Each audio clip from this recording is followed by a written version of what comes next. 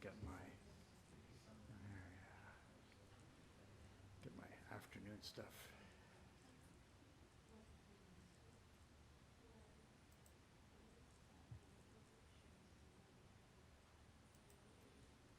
All right, good. Guys are here.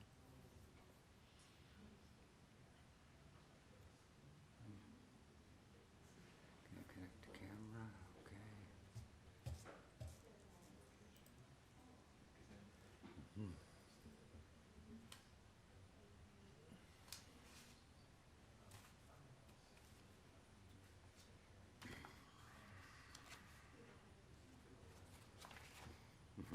Okay.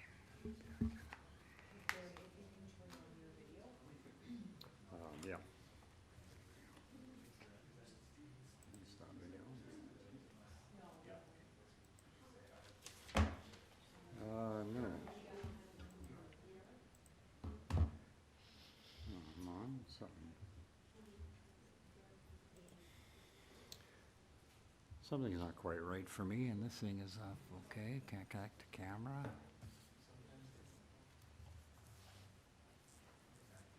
Let's ask for a little. Oh, got a little technical. Thanks, Kirk. Sure. No, I'm just. I generally like my documents, and they're on here, and then I put the faces and things like the other members on there. Oh, you want this over there? Yeah, if I sure, can. Yeah, I tried to. Oh, good for you. I tried to swing it over. Okay. Oh, Is that okay? that's perfect. Yeah. Okay, and then you have your PDF over here? Yes, I do. I gotta grab that second one. This Yep, one? Yep. That's your That's one correct. there? Yep. Okay. For 16 And- Arundel, I'm fine. And can I turn that off for me? Like do I have to turn my video on for me? Oh, yes, for sure. Sorry, yeah. it's not here. Start video. Start video. Yes. Looks So like- that's right there. Is this a good angle for you? This is a good angle, Okay. thanks. I remember meeting you first time I was, yes. Well, welcome aboard. We'll try to, If you have any other questions, we'll, let me know. okay, we'll try to get this done before midnight or something, yes, okay. Okay, we're back. Are you ready? Right there, yeah.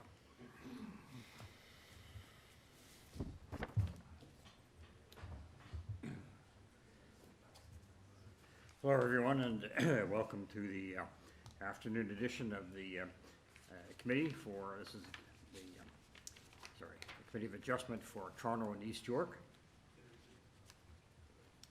There are a lot of screens today and it may not be quite as observant. I'll try to get in front. In any event, in accordance with sections 45 and 53 of the Planning Act as amended, this meeting of the Committee of the City of Toronto is being called to order. What the committee does, the Committee of Adjustment considers applications for variances from the provisions of the zoning that applies to property, permission to extend or alter lawful non-conforming uses, and consent to sever property to create new lots. Before proceeding this afternoon, we want to acknowledge that we're meeting on the traditional territory of many nations, including the Mississaugas of the Credit, the Anishinaabe, the Chippewa, the Haudenosaunee, and the Wendat peoples, and it's now home to many diverse First Nations, Inuit, and Métis people. We also acknowledge that Toronto is covered by Treaty 13 with the Mississaugas of the Credit. All right, I've got a bit of a lengthy introduction to make, but it's to explain both the procedures and what's happening here, etc. So, you should know that Committee of Adjustment public hearings are now conducted in a hybrid and in-person and virtual format. Some applicants and participants will make their submissions in person, and others will participate virtually by electronic means through WebEx, which is an online digital platform. The meetings are also being streamed on the Toronto City Planning YouTube channel, and anyone wishing to view the hearing may watch on YouTube. Those who want to participate virtually and have registered in advance will be connecting with their computer or smartphone or telephone, and they have the option of participating via video or audio only. All virtual participants will automatically be muted on entry.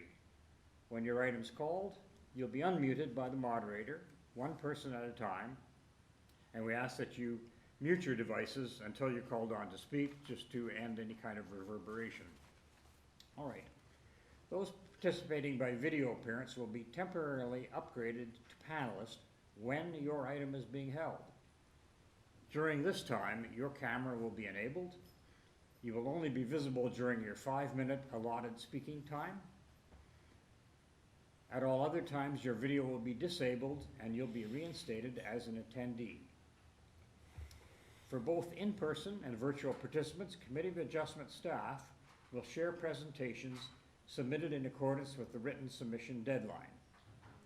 Those participating through WebEx are not allowed to use share screen or any other panelist controls during a video appearance. The host will remove you from the panelist role if you fail to respect this instruction. All right, just a little word about receiving a copy of the decisions that committee makes today. People attending in person today who want to receive a copy of the decision of the committee on an application must fill out a decision request card, and those participating virtually need to submit a written request for a decision by email. Please ensure that you include your name, address, and email address, because the Committee of Adjustment and the Toronto Local Appeal Body will be sending notifications and appeal updates by email. If you don't agree with the decision of the committee today, you may be able to appeal the decision to the Toronto Local Appeal Body, or in some limited circumstances, to the Ontario Land Tribunal. However, the provincial government amended the Planning Act and generally removed rights of third parties to appeal Committee of Adjustment decisions. Now, only the applicant, the Minister of Municipal Affairs and Housing, specified persons, and public bodies, as those items are defined in the Planning Act, are permitted to appeal decisions of the Committee of Adjustment. You'll also find appeal instructions will be set out at the bottom of the decision of the committee if you obtain a copy of the decision today. A word on hearing procedure. I'm going to call each item in the order on the agenda. We'll be starting with the afternoon agenda at item 16. Where an application is uncontested, the agent or applicant may proceed with their presentation if desired. When the committee does not require a presentation, applicants are to advise the chair should they wish to speak to the committee. The committee may ask questions and/or take the matter into committee for a decision. And essentially that means if it's only the applicant that is speaking, if there aren't other speakers either for or against, we may just take some of the matters into committee for discussion and for a decision. Here's something important. Each speaker, including the applicant agent, will be given a maximum of 5 minutes to address the committee. I'll comment when you're reaching the 5 minutes. Any presentation or other materials you want to submit to the committee must have been emailed in advance of the hearing. Staff and committee members can't accept materials at this hearing. When addressing the committee, please clearly state your name and address. Please remember to confine your remarks to the matters outlined in the application. In terms of order, the applicant or agent will proceed first and will make a presentation to the committee of the application. Please note that the committee may not entertain revisions to proposals at the hearing today. The committee may decide to defer the application if substantially revised, to ensure that the revised application is accurate and that all those entitled to notice of the application are informed of the changes. Then, individuals either in support or opposed to the application will be invited to speak. Generally, we'll call on speakers that are here in the hearing room first, and then those participating through WebEx.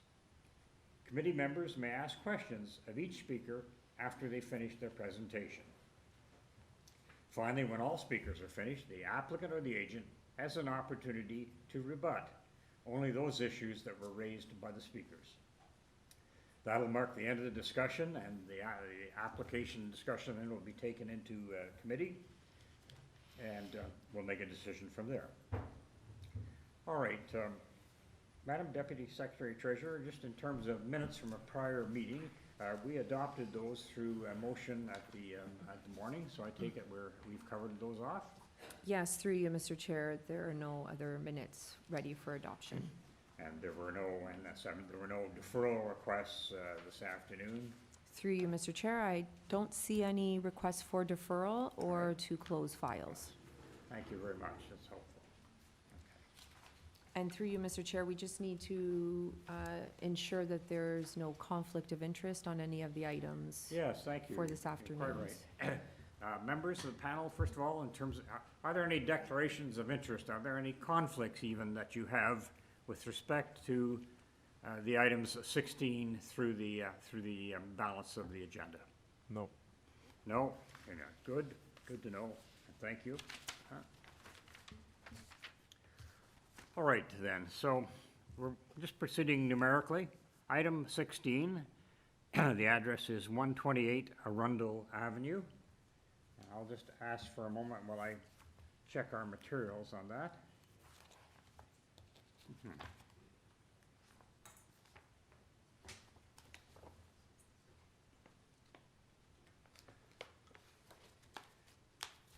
Okay.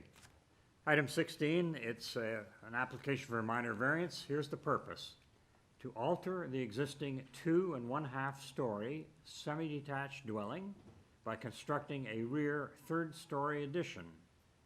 Also to construct a 1-story ancillary building, detached garage, in the rear yard abutting the laneway. Here's the material and communications the committee has received so far: copy of a plan of survey, site plan, floor plans and elevations, 3 photographs of trees on the subject property, and presentation materials we've received from Luca Penzo, agent. We have some support here. We have a total of 5 form letters in support, signed by owners or occupants of the following addresses: 95, 4, and 118 on Arundel Avenue, and then there are also support letters from 136 Arundel and 130 Arundel. Through you, Mr. Chair, we only have the agent speaking on this item today, no All right. registered speakers. All So right, thank at this you. time, we can unmute Luca Penzo. Fine, thank you. Well, we'll just take a look at the variances there. Good afternoon, Mr. Chair. Good afternoon. My name's Yes? my name's Luca. I'm the homeowner and the agent for 128 Arundel Avenue. All right, I see that you're asking for 3 minor variances. I'm just going to try to keep submissions as crisp and short as we can this afternoon, but Yeah, tell us basically, what you're looking for. Yeah. yeah. So my family's growing. My wife's pregnant with our 3rd child, and currently our house is 3 bedrooms. So we need to add a bedroom. That's the reason for the 3rd floor extension. Okay. We reviewed with community planning. They have no objections to our proposal. And then we also have the 5 letters of support, and one of which is our adjacent neighbor at 130 Arundel. Thank you. I have presentation material. I can make a presentation. I only really want to spend the time and do so if the committee feels that it is necessary. All right, I think we'll hold your presentation for the moment, and I'll turn to committee. If we have to, we can turn back, but any initial discussion then on the 3 variances that are requested? I'm looking at number 3. There's a diminution in the rear yard landscaping, but it's not huge. Height of exterior wall and additions to the rear do not exceed 0.69, so a little higher on floor place. On floor place index. Yeah, and the rear yard landscape one as well. It's to maintain, so we're not proposing any change to landscape. We're keeping the existing softscape, no decrease. And it's soft landscaping, as you were saying, so we're not like talking about pavers, but we're actually grass or bushes. Yeah, it's existing what's there in the photo on the second last page of my presentation material. It's staying as is. The new garage is not impacting the landscape. The garage is behind the back fence there. Members of the panel, are there any questions? Do you want to proceed with just this in-committee discussion? or do you feel you need a wider presentation from this applicant? Any thoughts? Oh, I'm okay. I think we have enough information. All right.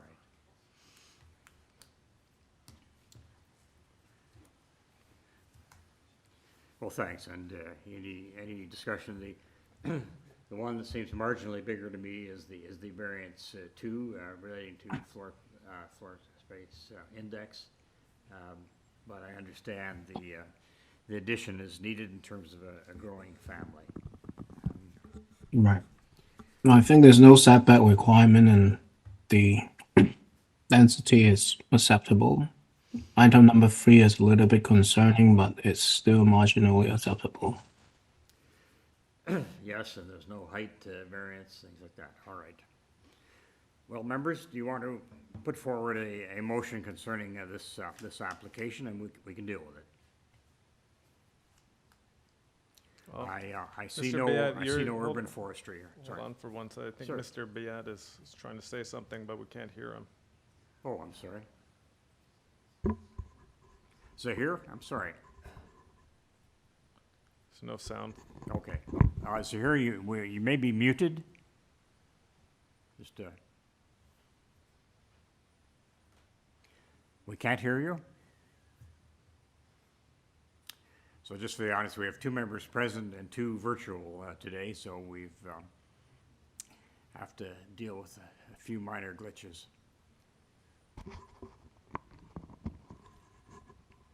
Zahir, can you hear me? I can. Okay. All right. Okay.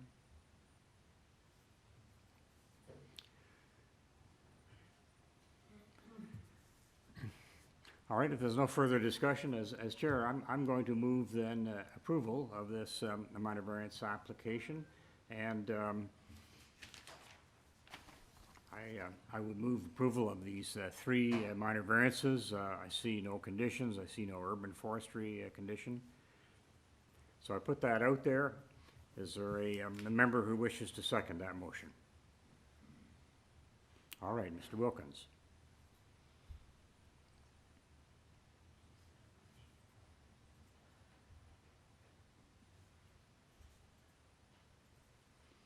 All right, okay.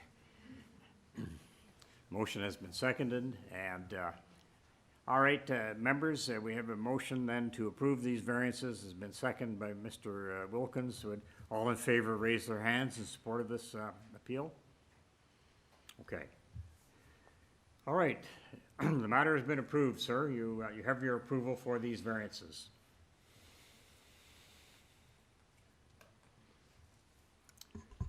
Hope you're still there. In any event, item 16 has been approved. We can move to item 17, which I expect would be a little more contentious. Properties at 170 and 172 Ossington Avenue. Just give me a moment. I'm going to let you know what the purpose of the variances are for, and just tell you what material has come into the committee for review. So at this property at Ossington Avenue, we're altering the existing 2-story mixed-use building by constructing a restaurant use to occupy the basement level, ground level, and second level at 172 Ossington Avenue. Here's what the committee has before it in terms of communications. We have a copy of a plan of survey, a site plan, floor plans and elevations, 4 photographs of the subject property, a covering letter from Owen Go, leaseholder, correspondence from Owen Go, leaseholder, and we have the following agency reports. We have a planning staff report from Community Planning. I believe that was just recent. And finally, in support, we have correspondence in support from Mona Zaidi and Eric Yelland at 162 Ossington Avenue. In addition, there are a total of 4 form letters in support signed by owners or occupants of the following addresses on Ossington: 148, 180, 170, and 170 to 176 Ossington Avenue. We also have the persons in opposition. We have correspondence in opposition from the following persons: Nicole Fellows, Philip French at 55 Halton Street, Ibai Dimitrash, I don't know, hopefully I pronounced that correctly, also at 55 Halton Street, Noreen Kanji, 45 Dovercourt Road, Nancy Presetto, no address provided, Mike Law at 148 Ossington Avenue, the Ossington Community Association, Sam Trace of 170 Ossington Avenue, Michelle Spivak at 57 Argyle Street, Janice McDonald, 106 Givens Street, Emily Gaynor, 55 Halton Street, and Justin Mackay at 55 Halton Street. Let me just check it. And there are more. Quite a few members here in opposition. We'll have to see how to arrange everyone, but we have further people then.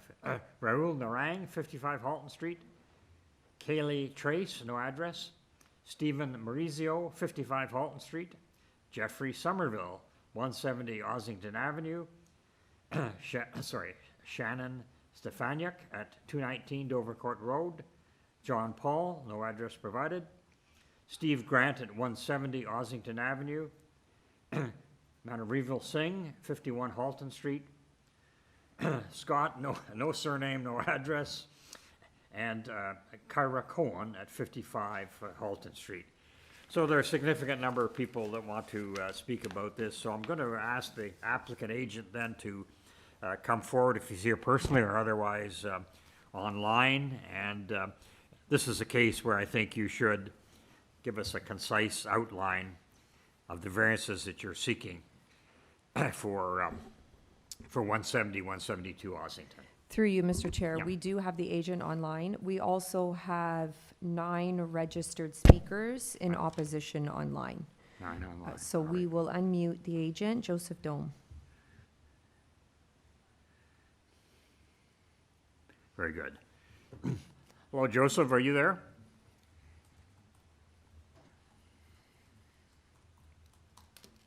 I just got to get that, move that down myself. Yes, my name is Joe Dome, 133 Torresdale Avenue, agent. All right, thank you. This is Chair, just ask your indulgence just for a moment. I pull up that particular one. It's here too, but.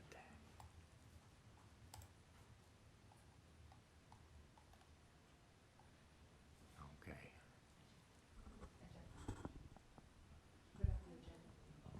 Yes, I'm doing that too, so it just tells me to get. Through you, Mr. Chair, we have the agenda page posted on the screen. Yes, thanks very much. Four variances are sought. All right, as the applicant on this matter, sir, would you proceed? Tell us what you're asking for, what variances you are seeking. Yes, the application is requesting approval for a 2-story combination eating establishment and bar, and there are 4 variances requested. I would note that planning staff have reviewed the proposal and do not have objections to the application. They're of the opinion that the proposal would result in an appropriate redevelopment for the site. They did have 2 conditions pertaining to noise mitigation for the rear second floor, that the second floor windows would not be openable, and there will be no outdoor music or amplified sound on the rear balcony, and doors and windows to the establishment will not be left open or propped open while there is music or amplified sound in the interior. And the leaseholder is okay with these conditions. And I would like to emphasize, there is a lot of neighbor opposition here, and I would like to emphasize in response to these comments that the proposal is not for a nightclub, rather an eating establishment and bar, and both of these are an allowable use in the zone, and there are many such examples in the surrounding context. Just to the south, 120 Ossington, which is an eating establishment and microbrewery with a front outdoor patio, was approved in 2019 for 6 variances, including a larger GFA of 340.6 square meters and a 411 square meter GFA variance under the new bylaw. And they do also, they have residential use above. The application before you requests a lower GFA of 304 square meters and is not requesting a GFA variance or setback to residential zone under the new bylaw. And variance number 1 refers to 172 Ossington, the second floor non-commercial use being next to the residential use and floor of 170.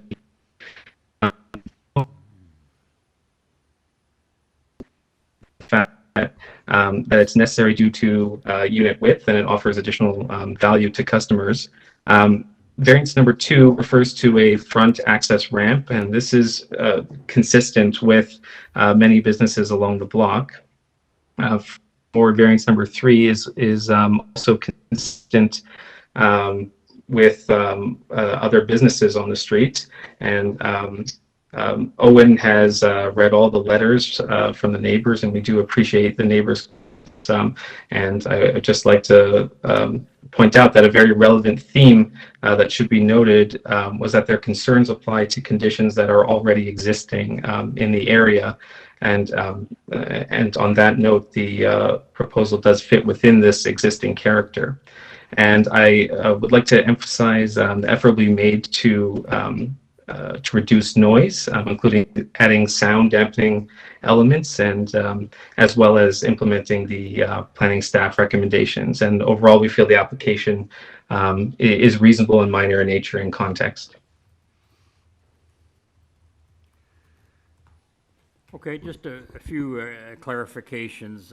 You've said sort of restaurant and bar, and I've seen some of the objections, and one issue is there a kitchen here? Yes, regarding the kitchen, my understanding is that the main floor would propose an open concept kitchen bar, like a sushi bar where the chef can make the dishes in front of you. And at the end of the day, the kitchen space, bar or other considerations would be required to satisfy the building code.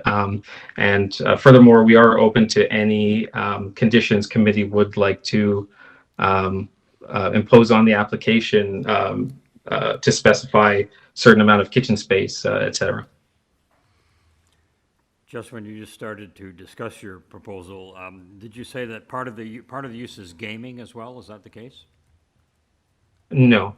No, it's not. No, and in fact, I believe that probably refers to the second floor. There's it's shown as beer pong tables, but given that was one idea that they were considering, but given the neighbor comments, those would be removed in favor of regular tables. Okay, all right. Other members of the committee, any questions or comments to this applicant?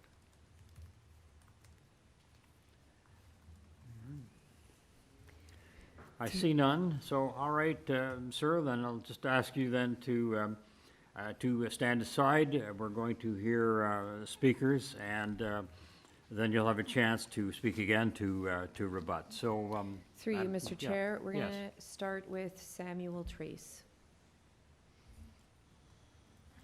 Okay, all right. Hello, can you hear me? Yes, we can hear you well, thanks. Mm-hmm. Great. My name's Samuel Trace. I live at 170 Ossington, so I live at the unit in question. I live on the second floor. You were just sharing a slide that kind of showed the layout of the upper floor. Yeah, That is actually my apartments you're looking at in there. I see. So for me, I'm opposed to this simply because I don't think there's any way where the noise won't affect my quality of life. I don't think I will be able to get good night's sleep. I work in this building. I work from home. And sure, you can take away the beer pong tables, but I think just the suggestion that there would be beer pong tables gives you a pretty good indication of what kind of vibe this bar is going to be. It will be noisy, and I think if it goes through, we're just going to end up submitting noise complaints to the city regularly. And that's about all I have to say about it, but yeah, in opposition. Do you have any special noise abatement measures in your residence? In other words, extra, well, almost anything, any baffling or anything like that? As far as I know, there's none. What I can tell you is we hear everything. I hear my neighbors. I hear the people outside. About a year ago, a women's clothing store opened below me. They also play music during the day for their shoppers. I can hear that, and that's a women's clothing store. So if we open a bar on the second floor, I think there's no amount of soundproofing that's going to make that not noisy. Okay, sir, thank you. Just taking a look. Members, any questions? No, seeing none, fine. Thank you very much, sir. We'll move to the next speaker and resident. Through you, Mr. Chair, I'd like to move on to Mike Law. I have him listed here as listening only, but I just wanted to ensure that that's the case. Mm-hmm.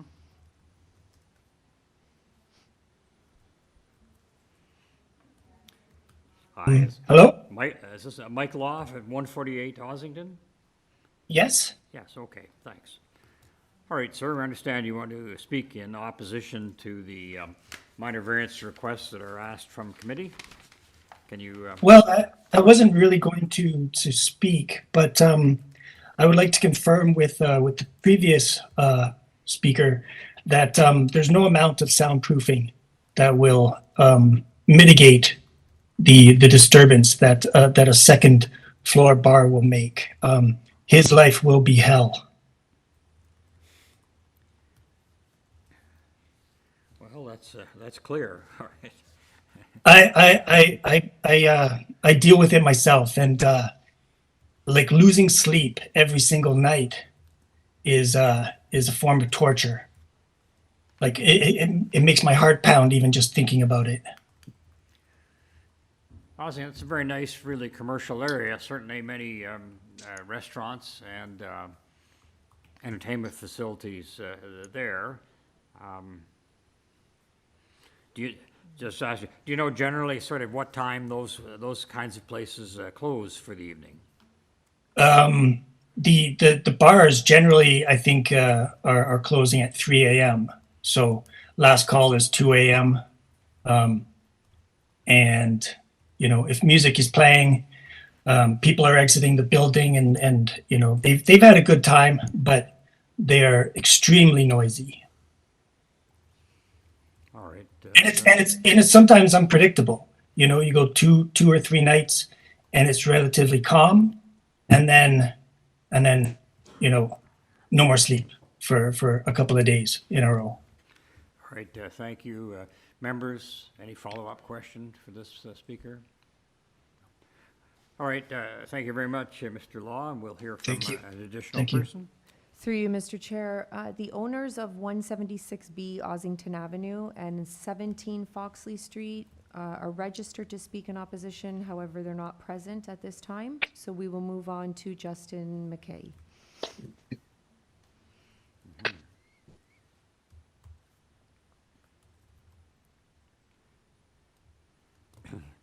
Hi, Mr. McKay, or maybe I should say McKay. Some difference in surname spelling.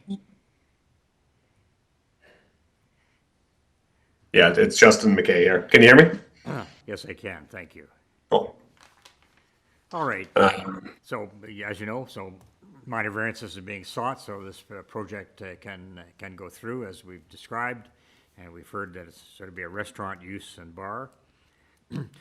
What are your comments about it?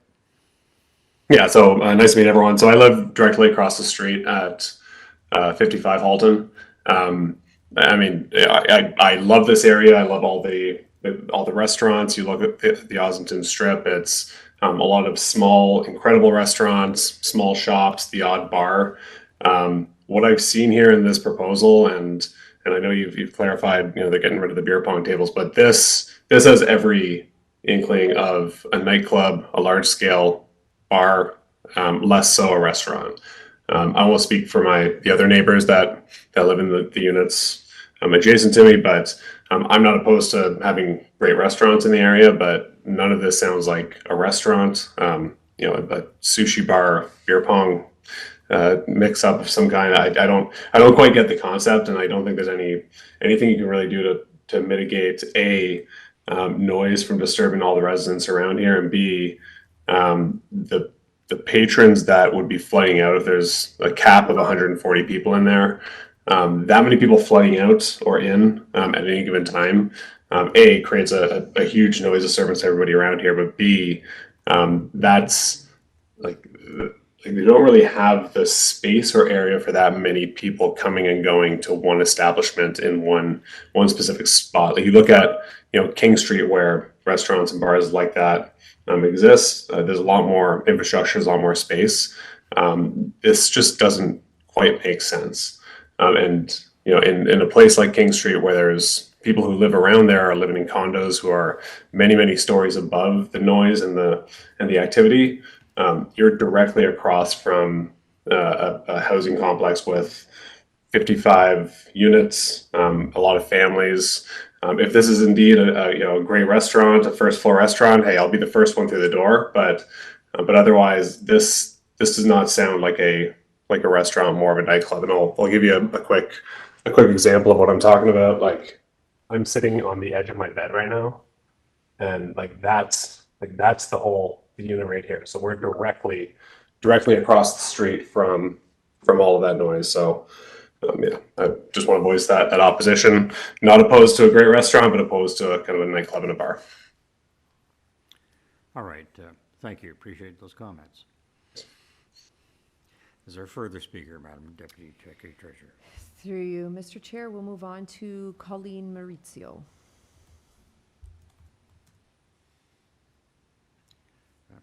Sorry, Colleen, last name was? Maurizio? Okay. No. Oh, there we go. Sorry, can you hear me? Yes, is this Colleen? This is. Okay, okay, we're hearing you all right. Okay, wonderful. Thanks so much for allowing me to provide some commentary here. You know, Justin kind of stole my thunder a little bit, because everything he said is kind of what I was going to say. I also live at 55 Halton Street. So again, that's the large townhouse complex immediately across the street from the site. My unit number is 114, which, kind of similar to Justin, looks directly onto the site. And my concerns are just kind of everything he said. I think that, you know, when I hear responses like, oh, well, the kitchen's not on there, but it's going to be a sushi bar, and, well, we'll get rid of the beer pong tables. To me, they're just trying to kind of skate through on technicalities and sort of change up these things to, you know, make it seem like it's more, you know, a restaurant, when as others have said, it's clearly a bar, and not just a bar, but like a party spot. And I think that even the suggestion of having, you know, the beer pong tables there tells you kind of what sort of crowd they're looking to attract. I think it's going to be a lot of people. I think they're going to be going there to drink, and I think that's really all they're going to be going there to do. The variance and the second floor expansion gives me a lot of concern for just the sheer number of people, and again, just not being able to control the noise just with that amount of people, and no amount of soundproofing, as others have said, is really going to stop that. And, you know, even just from a music standpoint, you know, I think maybe people don't really understand just bass as an example. The way that it carries, even just when a car is driving by with, you know, relatively sort of heavy bass playing, it might as well be in my house. And, you know, I live and work here too. I work from home. I have 2 young children. I need to sleep. They need to sleep. And I really don't see how that's going to happen. And then the last thing I'm going to touch on too is, I think that with, you know, there's the alleyway right adjacent to the building, and what I can see happening, just based on commentary from friends of mine who sort of live adjacent to alleyways, you know, off of Queen Street bars, is people just congregate there afterward. Large groups of people. They're loud. They're disruptive. They're, you know, there's fights sometimes, and I could absolutely see that happening. So, as Justin said, if this is really a restaurant along the lines of the fabulous restaurants on the strip already, I'll be the second one in the door. But I just don't think that that's what this is, and I think it's pretty obvious to everyone. Thanks very much. That's all I have to say. All right, thank you. Do we have a further speaker? Through you, Mr. Chair, we'll move on to Philippa French.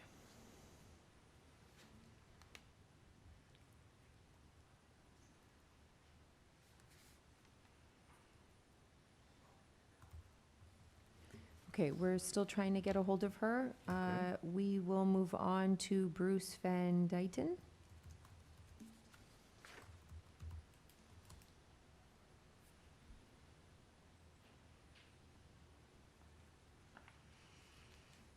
Can you hear me, folks? Yes, we can. Could you just identify yourself, please, sir?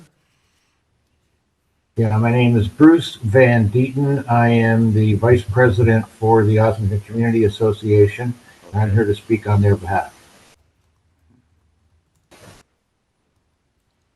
Has the association passed any kind of resolution or whatever that you should be speaking today? Yes. Okay, all right. All right. So I'm speaking today to convey the opinion of the Ossington Community Association by acclamation of its executive board in regard to this file at 17172 Ossington Avenue. The Ossington Community Association, OCA, represents over 3,000 residents, property and business owners, as well as people who work along the Ossington Strip, bounded by Queen Street West to the south and Dundas Street to the north. The purpose of the application is to amend the allowed usage of the property to alter the existing two-story mixed-use building by constructing a restaurant on the property to occupy the basement level, ground level, and second level at 172 Ossington. Currently, Ossington Avenue is not zoned to allow second-floor restaurants. This is to recognize the mixed-use nature of Ossington Avenue, which features a variety of residential types, including townhouses, semi-detached homes, and apartments above commercial spaces. The proposed bar restaurant would directly impact a large townhouse community directly across the street at 55 Halton. We've heard from these people today. The very scenario the bylaw is intended to mitigate. It has been noted that there are a number of neighboring restaurants which do have second floors, but none are precedential. There's no precedence for what this applicant is looking for. In the case of 164 Ossington, the OCA supported the amendment of the bylaw to allow a second floor to the existing modest footprint of what was then known as Hawker Bar, in exchange for the owners of the business abandoning their pursuit of also non-permitted backyard patio. Bar Kukla at 88 Ossington Avenue approached the OCA to get our support for their proposal and to add a second floor private dining space. A third establishment, Bar Banan at 227A Ossington Avenue, was created at an address which was previously licensed as a strip club. None of these establishments required or requested expanding their existing liquor license, meaning there was no increased capacity. There is also concern in the community that Ossington Avenue, while an undeniably lively and desirable area to live, work, and socialize in, is reaching, if it's not already at, its maximum capacity to accommodate licensed establishments. Issues such as pest control, garbage storage and collection, parking, noise, and transit accessibility have been growing since the pandemic, and no relief in sight. For these reasons, the OCA is registering its objections to the current proposed amendment and respectfully requests the Committee of Adjustment to deny this application in its current form. Thank you. Thank you, Bruce. Okay. Do we have a further speaker? Through you, Mr. Chair, Jerry Magnoli.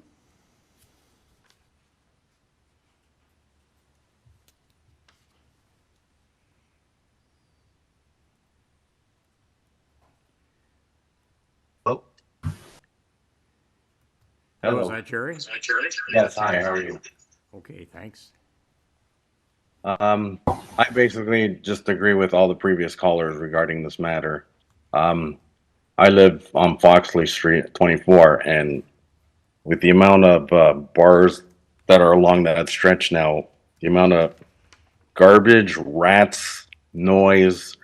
There's a lot of speakeasies in the laneway now, and they've created a lot of noise at night. Fights, people cannot sleep. I'm far enough away, but it's getting quite noisy.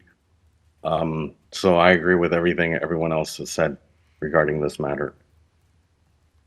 Okay, thank you. We've got that. Through you, Mr. Chair, our last speaker is Gus.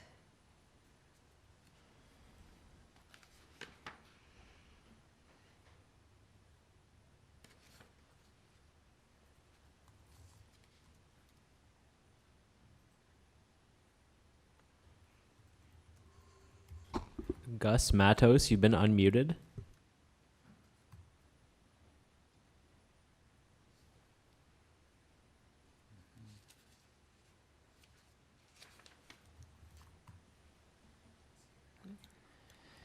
Hi, Gus. We are going to try and call you.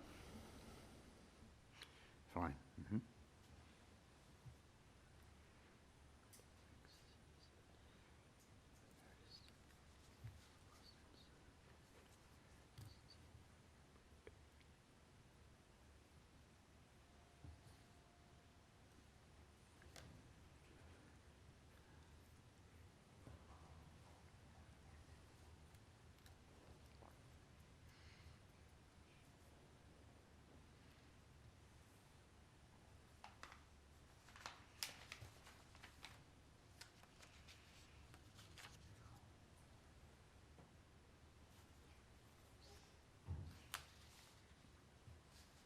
Thank you.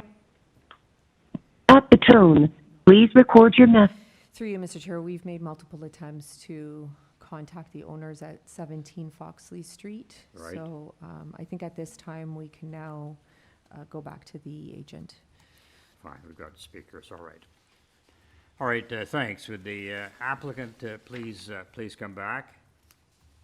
And I've got a couple of questions for you, and then you have a chance to rebut some of the points given by the residents. So, just forgotten the first name, but Joseph Dome. thank you. Joseph, are you there? And Yes. I'm sorry, just thinking of something else. Sorry, you're the owner, but there's a leaseholder who will run the. Oh, no, I'm not the owner. I'm the agent. Your agent, okay. All right. Well, maybe just a couple of things quickly, and that is, it's alleged that in terms of Ossington, and it is an active strip, but there are generally no second floor restaurants. That's a point that several residents have made. What do you say to that? So what I would say is that's not quite accurate because, well, in the comments by the OCA, they even mentioned in their letter and earlier that both 164 Ossington and 88 Ossington are both have second floor eating establishments, and it's definitely something that would not be precedent setting in the area. And the other issue or question I just had about capacity, at full capacity, with the number of people in your facility, would they be approximately 140 people? I believe they applied for 148. 148, okay. All right, thank you. Well, I've interrupted you, but this is your opportunity then to respond to the remarks of opposition persons. So please proceed. Yes, to speak to the previous comments and for the next door tenant, everyone can certainly empathize with noise concerns and also the neighbors across the street. And the leaseholder has communicated that they will add soundproofing material to the common wall, just to really anything they can do to help to mitigate these noise concerns, and also to follow planning conditions at the rear to further mitigate the noise. And that this is also just from many of the comments. Again, it is also an existing condition. It's a condition that exists in many of these areas where there are residential and commercial uses. And everything would have to follow the guidelines and the rules of the building permit process as well. So it would have to be approved in that sense. And some comments, however, are referring to the application as a different use than what is applied for. And I'd just like to reiterate the use is allowed in the area, and there are again many similar businesses in the area which have been mentioned by the neighbors. And overall, that they do want to make the establishment a trendy restaurant and bar, and obviously it's not always possible to get the neighbors on board with the idea for the establishment, and it's just a matter of the fact that that this is really in line with many of the existing uses and approved variances of the other establishments in the area. And there was also 120 Ossington, which I had mentioned earlier, which was also eating establishment and microbrewery with an even larger, they were approved for a larger GFA of 340.6 square meters, whereas what's being proposed is smaller in scale. Okay, thank you.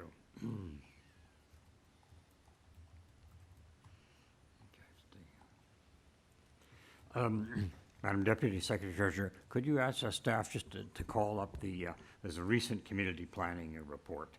I was just looking for it in my materials. It might be helpful just to put that up. And then I think we can cover that Through you, area. Mr. Chair, that's presented on the screen at this time. Thank you.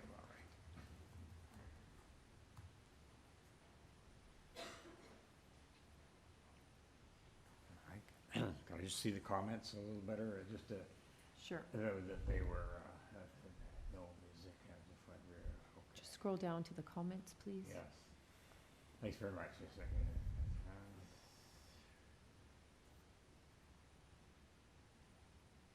Well, those comments are recognizing that noise would happen. They're saying that could be ameliorated by second floor windows and things like not being not openable. Okay, all right. Through you, Mr. Chair, I would suggest that the term be used fixed windows. Fixed windows, all right. Yes. All right, just wanted to see what community planning staff had done. All right, members, there's been quite considerable discussion, but any comments before we move it over to committee for further discussion and motion?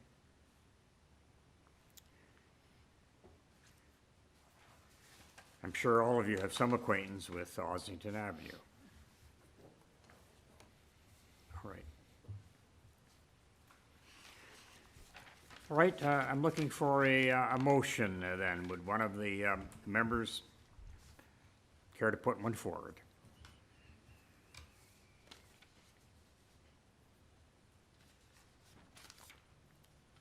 Mr. Biat's trying to speak again, but there's no sound. Oh, okay, hang on. Hi, Zahir, can you hear us? Yes, okay. Perhaps maybe if you want to try using a headset, we'll be able to hear you.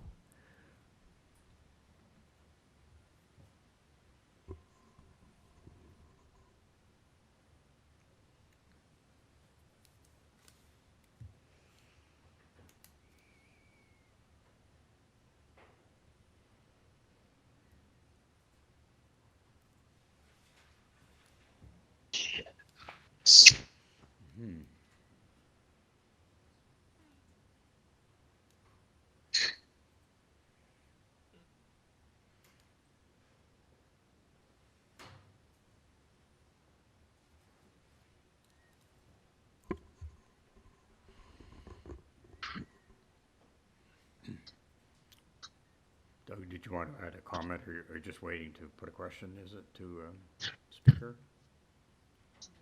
No? Oh, no, I was just pointing out I could see Zahir trying to say something. Oh, okay, sorry. And so, Zahir, the other option is to call in as well, and then we can, Okay, right.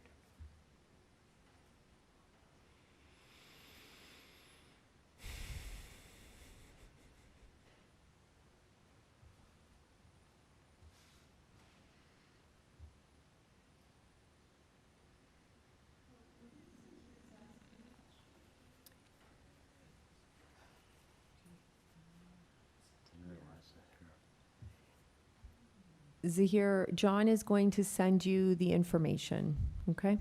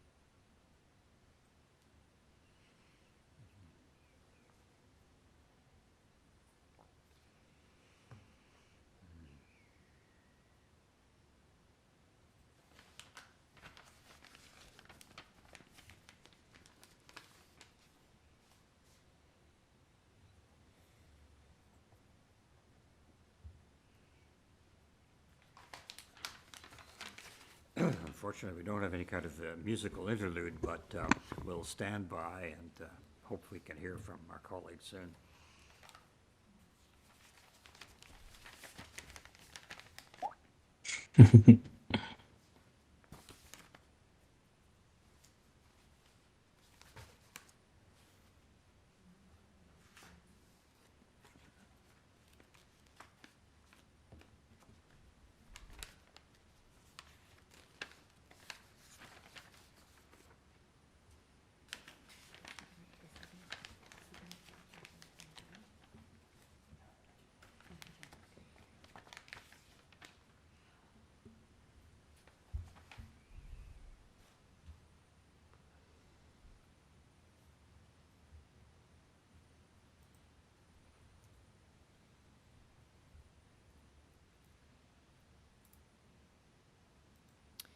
Zahir, the other option is if you can just send us your phone number, then we can call you in.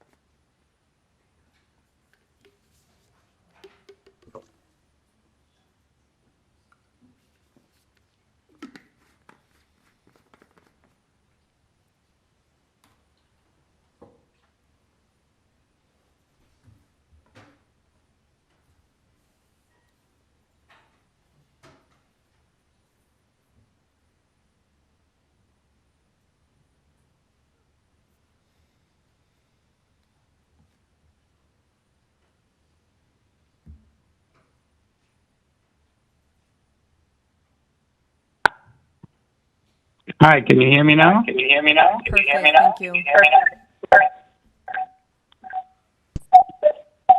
Okay.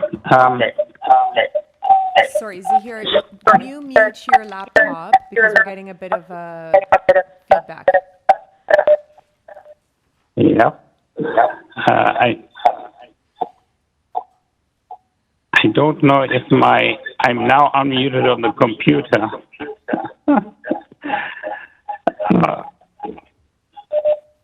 I'm going to hang up.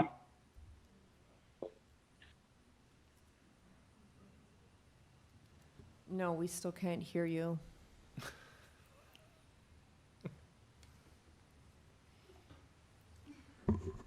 Okay, we're gonna call you back, and then just move away from your computer, and then at least that way we can hear your comments about this application.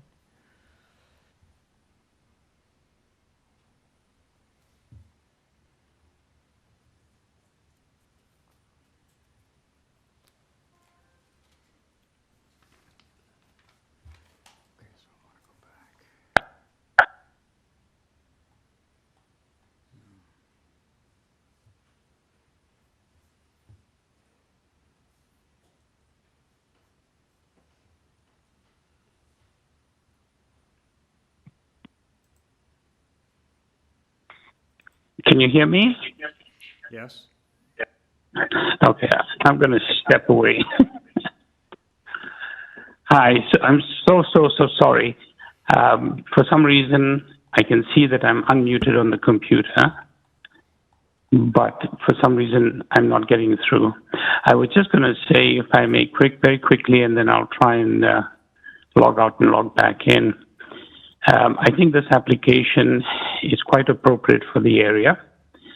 I think it's been very clear, and planning has made it very clear that there are certain conditions.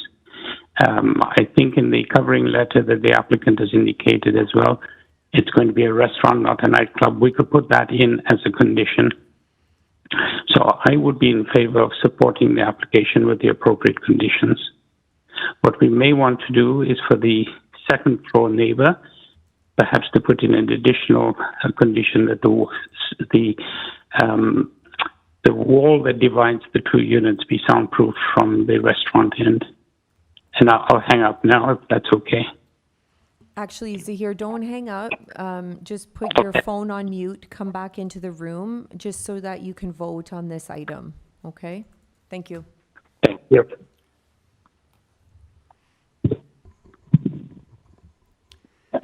Aaron, do you wish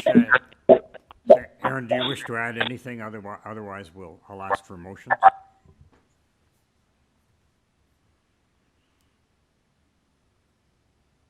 Mr. Chang, do you have anything to add? No, I don't have anything to add.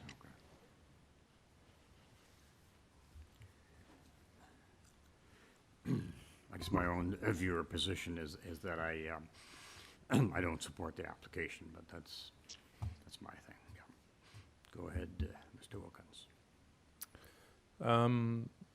I'm still a bit on the fence here. I understand that the conditions suggested by the city will help the noise emanating onto the street or on the back. I don't know how the issue gets resolved with noise traveling through the wall to the person beside. I know perhaps we could put some kind of condition for soundproofing, but I'm not sure which, kind of rating of soundproofing we would have to indicate to make that happen. But I do think there's a reason that the bylaw is there, typically preventing second-story restaurants and sharing the space with,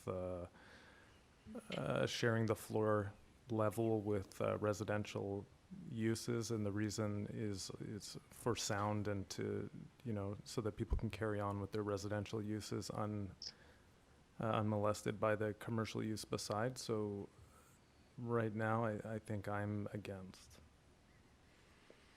Okay, I see.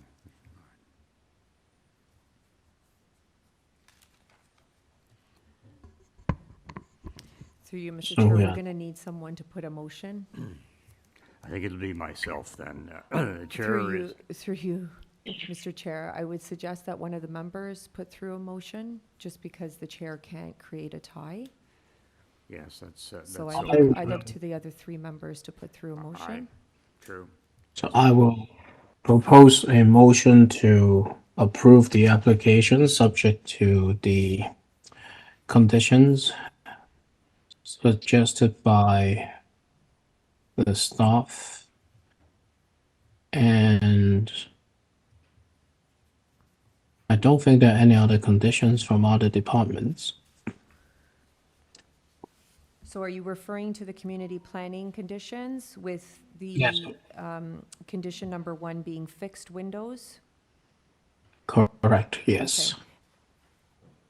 Are you also Me- referring to the conditions that Mr. Bayet had raised about the soundproofing? Yes, correct. I just don't know how to verbalize that soundproofing condition. And are we giving them is it really even possible? Because you can use an STC rating to, but I don't think that's planning. That's more like a building code thing. That's correct, it is a building code matter. Yeah. So I think the fixed window would be the only enforceable condition that we can have in this application.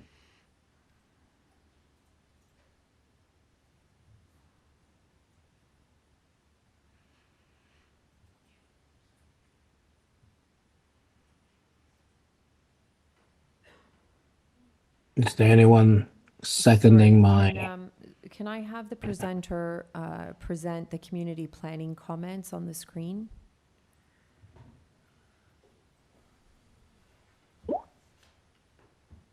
So there's 2 conditions here imposed by community planning. So the first will be the fixed windows on the 2nd floor, and then the second would be there would be no outdoor music, Correct, yes. as it reads, number 1 and 2. Okay.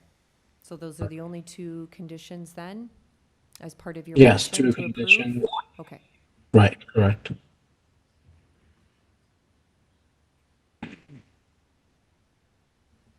Is there someone that will second that motion? Mr. Bayat?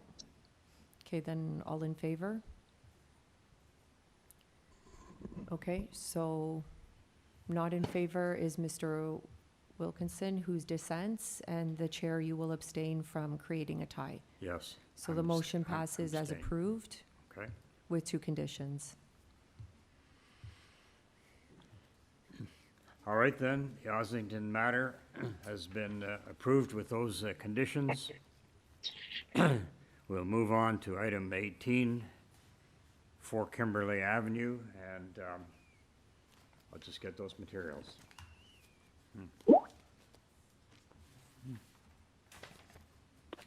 Chair, if I may, I don't know if you can hear me. Yes, I can. I'm just restarting my computer, so I hope I'll be back online. Bear with me. You carry on. All right, thank you. Okay. Thank you. Okay.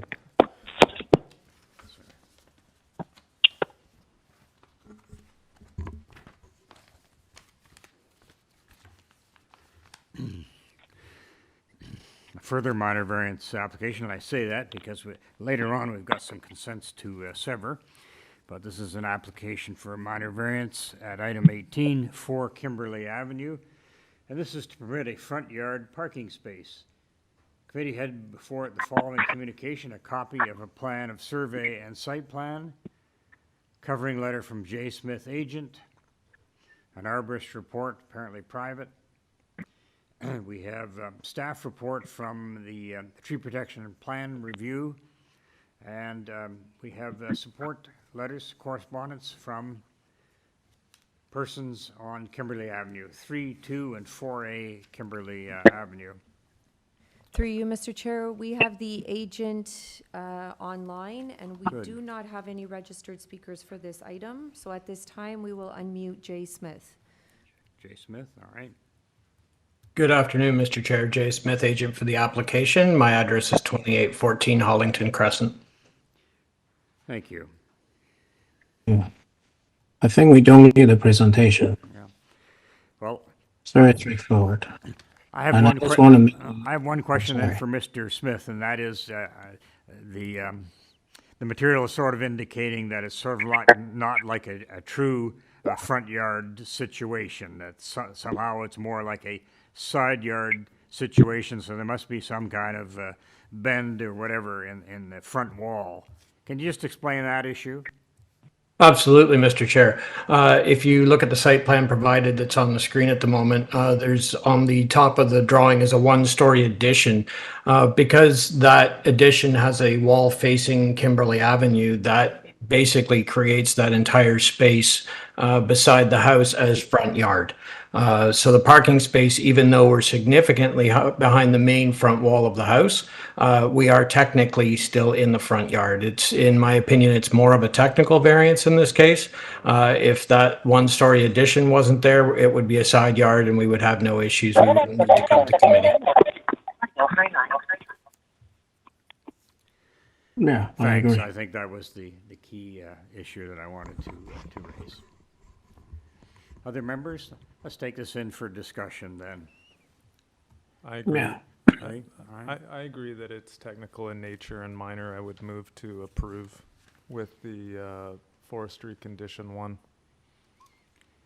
Fine. There's a motion to approve I'll with second that. urban forestry condition 1. All in favor of that?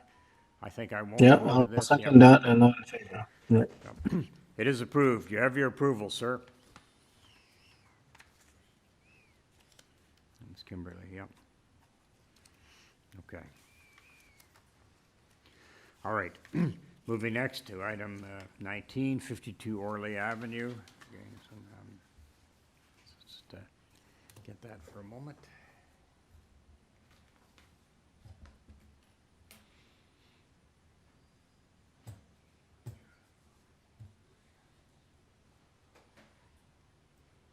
Okay, so, yes, okay. 52 Orley Avenue, then, minor variance application. Its purpose: to convert the existing 1 1/2 story detached dwelling from one dwelling unit into 2 dwelling units by constructing complete second and third story additions and a rear third story addition with basement with a rear third story balcony. Also to construct a rear ground floor deck with stairs, as well as a rear basement walkout. The existing 1-story rear addition will be demolished. All right, there's a fair bit to unpack there, but the committee has the following: has a plan of survey, site plan, floor plans and elevations. We have 2 photographs of trees. And opposition, we have a correspondence from Reginis and Lenice Reedy from 54 Orley Avenue, so it must be a next door property. Through you, Mr. Chair, we do have the agent online, as well as one person in interest online, and we do have the owner from 54 Orley Avenue here in person to speak in opposition. All right, very good. All right. So at this time, we will unmute the agent, Tony Henriquez. Hi, Tony?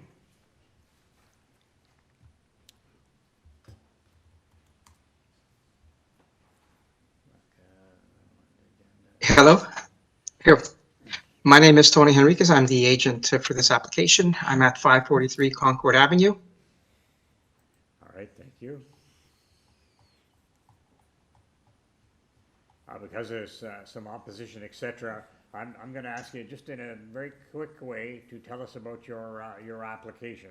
There seems to be a lot going on, so you should deconstruct some of it for us.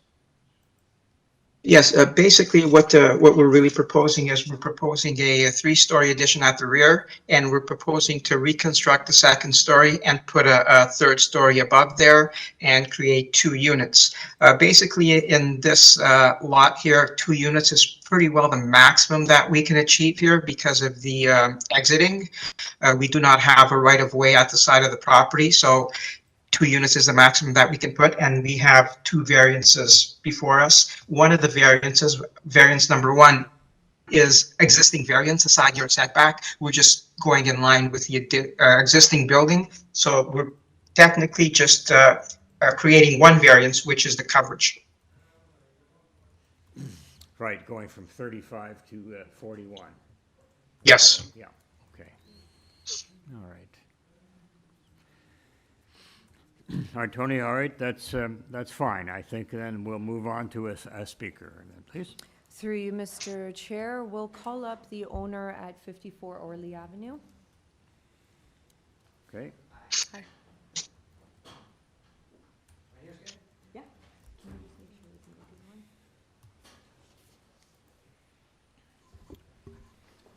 Thanks. All good? All good. So just your name and street address. Oh, we've got it at 54 Orley, yes. Yeah, good afternoon, Mr. Chairman. I'm Reed Ginnis. I'm the homeowner at 54 Orley Avenue. So it's the house directly east of 52 Orley Avenue. I just have an objection about the 0.65 meter variance side yard setback. My big concern is it's very narrow between our two houses, and there's a narrow walkway there. I believe the agent said something about not having a right of way there, which actually answers one of my questions. If we can bring up one of other things that I sent, the 52 Orley plans notated. I just did a little diagram just to make this really easy to see. Not a big objection here. I mean, it's 2 units, but we're mostly just concerned with the space between the two houses.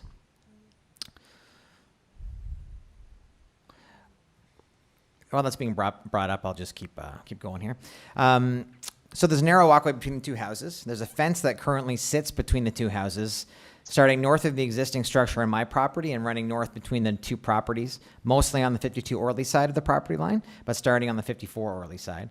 This fence provides privacy for the backyard patio, storage, and access to the barbecue gas line. Here's some pictures, and then I have a diagram, which is that document right there. Just showing where that fence is.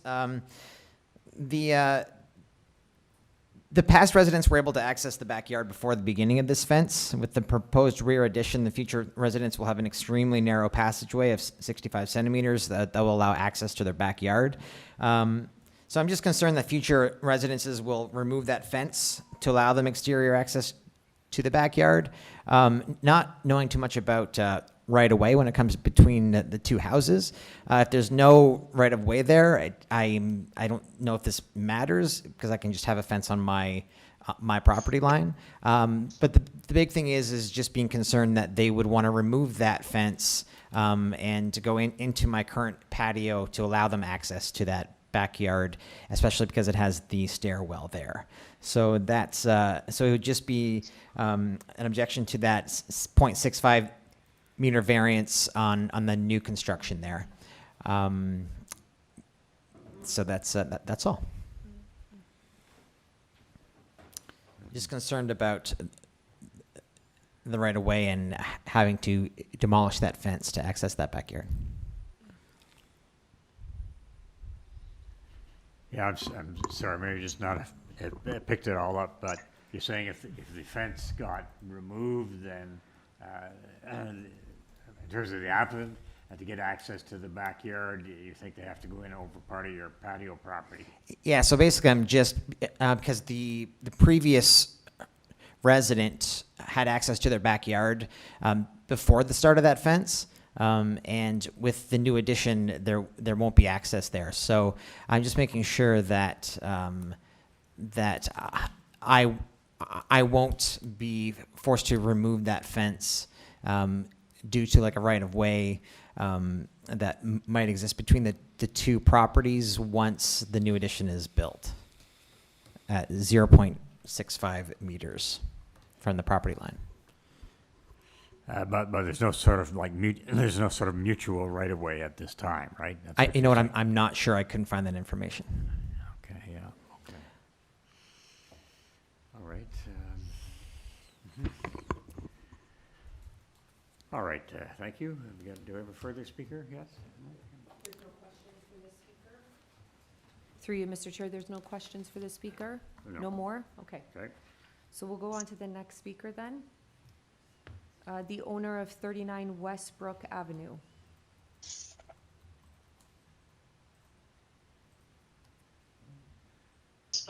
Thank you. Can you hear me? Yes, we can. So there is already a house being built high on Orley down. Maybe I forgot. I don't have the exact number, but I think maybe it's 44 or something like that. And just wondering if you, as a committee, you're only looking at one request, but do you realize that there are cumulative impacts around the shadow? Already I can see the height of the 44 one. So I worry about now this one and the height of it and how it will block the sun onto my my backyard and my garden. So I didn't know, but you know, when you look at one request, there is implications in terms of cumulative work on the street. Can you also state your first and last name? Oh, sorry, Sylvia. Yep, Sylvia Pivko, Pivko. Thank you. And Sylvia, the subject property is 52 Orley. Correct. What's yours? I'm just trying to look at the I'm sketch. 39. I'm 39 Westbrook, so I'm diagonally behind. So already my backyard is being impacted by the height of the work being done at, I think it's 44. And now with 52, I feel I'm going to be surrounded. And I mean, obviously these things, requests are made and blah, blah, blah, but I just don't know if you guys take into account the shadow impact and the blockage of the height, and when there's more than one property being developed at the same time. I go in my backyard and I'm going to have these two huge houses blocking my backyard basically. But I don't know. I don't know if that is important or not. Anyway, thank you very much.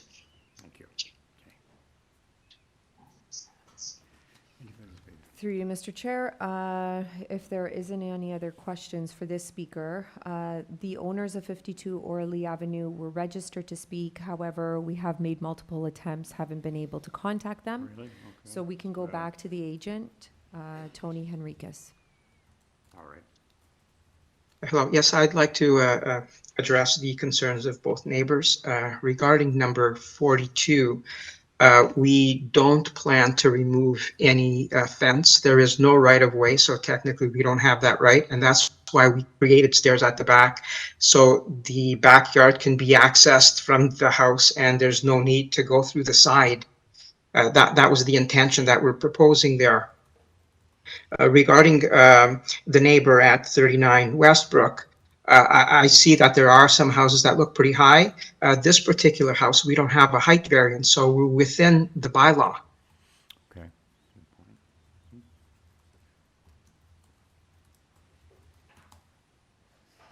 All right, thank you. Okay. So I'm going to take the matter into committee for comments or motion. Two variances in front of us. Just checking out. I don't see any urban forestry condition.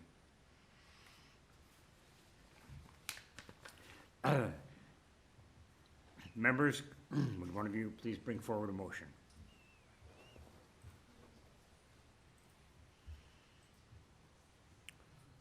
Sure, I'll go ahead. I think there's just two variances. I think they're both quantitatively quite small. I think perhaps I have to bear in mind the concerns of the second speaker, but I agree with the representative of the owners of the property that there's no height variance required. So I think overall, if you look at the limited number of variances, the size of them, it's hard to predict, it's hard to see that there would be any impact that's more than minor. So I would support this as is. Other members, is there a seconder for that motion? Yes, Mr. Chang. Okay. Mr. Chang seconds the motion. All right. All in favor, the mayor, the chair is going to abstain on this. All in favor then of approval of those two variances? Raise your hands, okay? Okay, this one, I never, sure. Through you, Mr. Chair, will you be dissenting on this one? No, Okay. no, I was Oh, going to okay. abstain just in terms of the numbers Oh, okay, again. okay. That was my, Okay. so I'm members. not sure if you can hear me, Chair. I'm sorry? Can you hear me, Chair? Yes. Oh, wonderful. I'm so sorry. I found my headpiece. I'd like to vote in favor as well, so you don't have to abstain. All right, and also support the motion, so it'll pass unanimously then. Thank you. And that is the case, so that variance application has been approved for 52 Orley.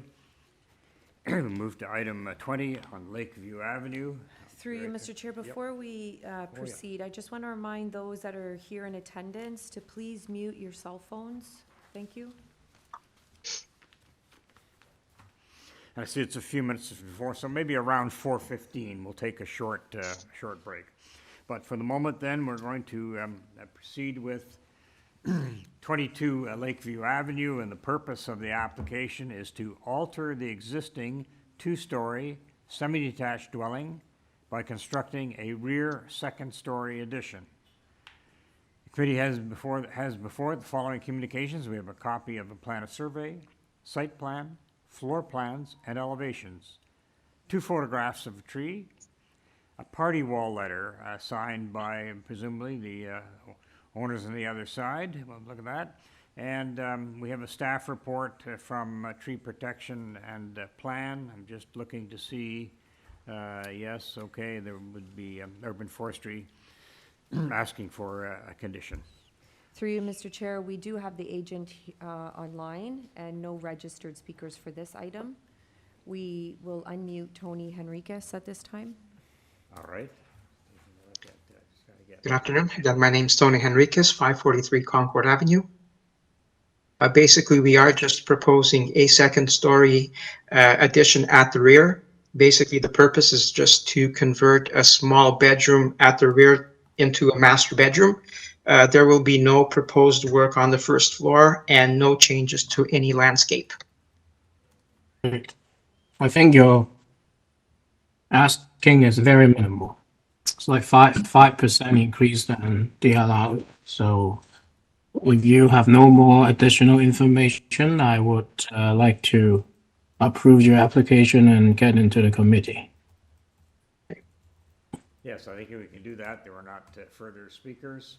I think we have a motion from Mr. Chang then to approve this, and I guess he'd go with the urban forestry condition number 2 attached. Is there a seconder for that motion? Correct.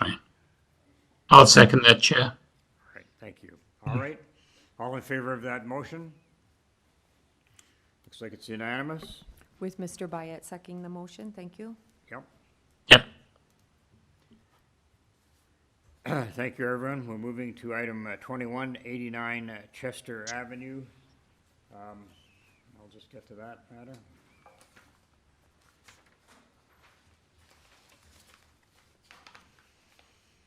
Okay. All right, on this particular item on Chester Avenue, we have a situation that sometimes comes to committee, and we find it that way, but we have to consider the various tests independently.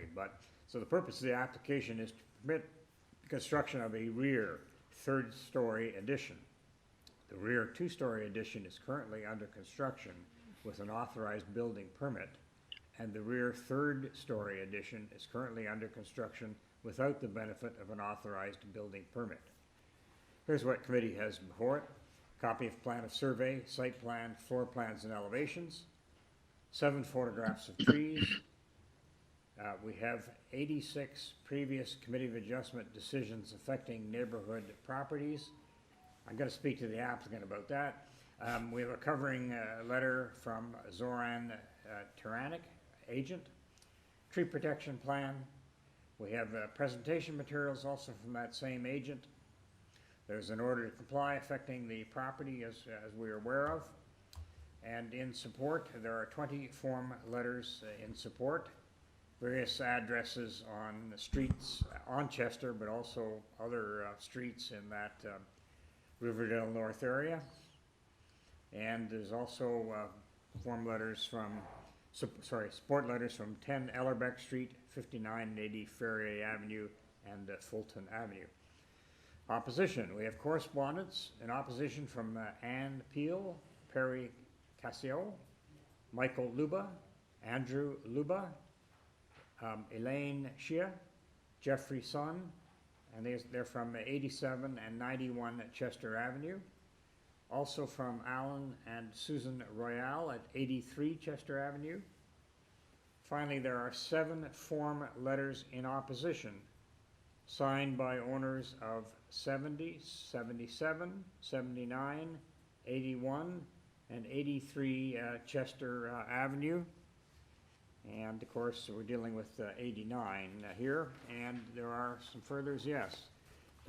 Committee also has this, an 18-signature petition in opposition, signed by owners and occupants of properties on Chester Avenue and Arundel Avenue.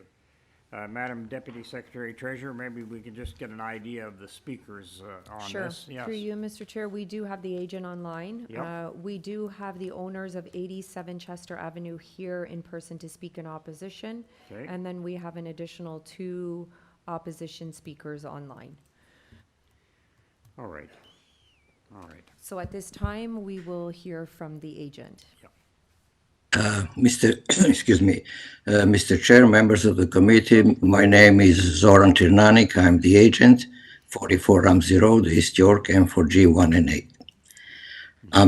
Do you hear me? Yes, we do. Thanks. Okay, thank you.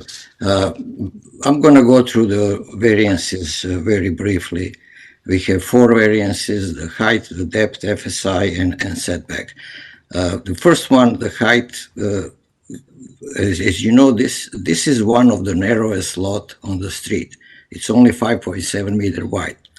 We tried to respect the setbacks at the rear, and we're maintaining the existing setback of which is required by the zoning of 3 feet. We didn't want to ask for variance of that. And then we end up with the rear addition on only 4.2 meter wide. When you have such a narrow addition and you try to build a 3rd floor, which is allowed to be built, you have a problem maintaining the 8.5 meters of the side wall. It's just not doable. If you cut the roof at that height, you don't have a 3rd floor. If you try to construct some kind of slope roof, it's so narrow that it cuts interior space, and that doesn't make a sense. And this is a typical variance you can see everywhere in the neighborhood. Everybody has the same problem. Everybody is asking for additional height in variance. We went through the numerous number of samples. We have a list of all the similar and higher variances in that matter. So we believe this is a very typical and characteristic of this neighborhood, which exhibits tight fabric and narrow lots. We consider this a minor. The second one, depth, is that before we decided how far we go, we also went through all the committee decisions. We went through about 270 of them. And we have a list of the similar or higher decision. We also find out, we also find out that our immediate neighbor, 91 on the north, received the approval for the variance in depth of 1.41. And that was the reason why they decided to go only 1 point. Sorry, I lost it. So we are only going for 18 meters. In the neighborhood, and the neighbor on the north has 18.41. So we decided to go less in a good faith. And we think that there are depth in the neighborhood much bigger, much larger, and especially if you look around the street, It's just they go up to 120, 130 in difference. The number 3 FSI, we know how the zoning is working and how the FSI is calculated. We are not objecting this. We know that the FSI is calculated including the existing attic, and we go for that number. It's 1.07. However, I already wrote in my report, and I want to stress this out just for your consideration, that we have no plan to use the existing attic. It costs so much money, and it's unusable space. It doesn't have a floor. It has a ceiling joists who are only 2x4. The rafters are 2x4. They have the rafter ties are at 5.6 inch from the floor. You cannot stand. You cannot use it. It's unusable. The cost to do this is big, and my client refuses to do this. We kept the same roof without revision, and this was also benefit for the streetscape. You don't see our addition from the street. The building looks the same as it looks right now. So if you deduct attic space, our actual FSI is 0.91, but we know that the zoning looks this differently. So I'm just pointing this out, that 1.7 is not what we are getting, even though we have to ask for that number to be approved. And the last one is setbacks. It's extremely minor. We took so much effort to maintain the 3 feet setbacks on the south, which is required. And we didn't want to ask for the variance for that. And the north setback, we are asking to continue the existing wall. The entire existing house has 1 foot of setbacks. And now to jump in and jog in for 6 inches doesn't benefit anybody. Doesn't make a sense. We think it's logic to continue in the same length, in the same setbacks, and we think it's extremely minor. And we'll just make some quick conclusion that we believe that the variances requested are typical in recent development in the area. And I just want to point out that our variance is almost identical as 128 Arundel, item number 16, which was just approved like 45 minutes ago. So that's all I have to say about our variances. Thank you for listening.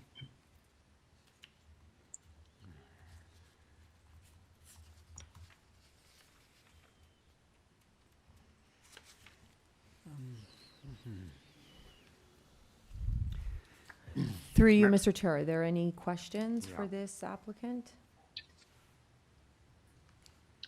I'd just like to ask one question, if I may. Yes.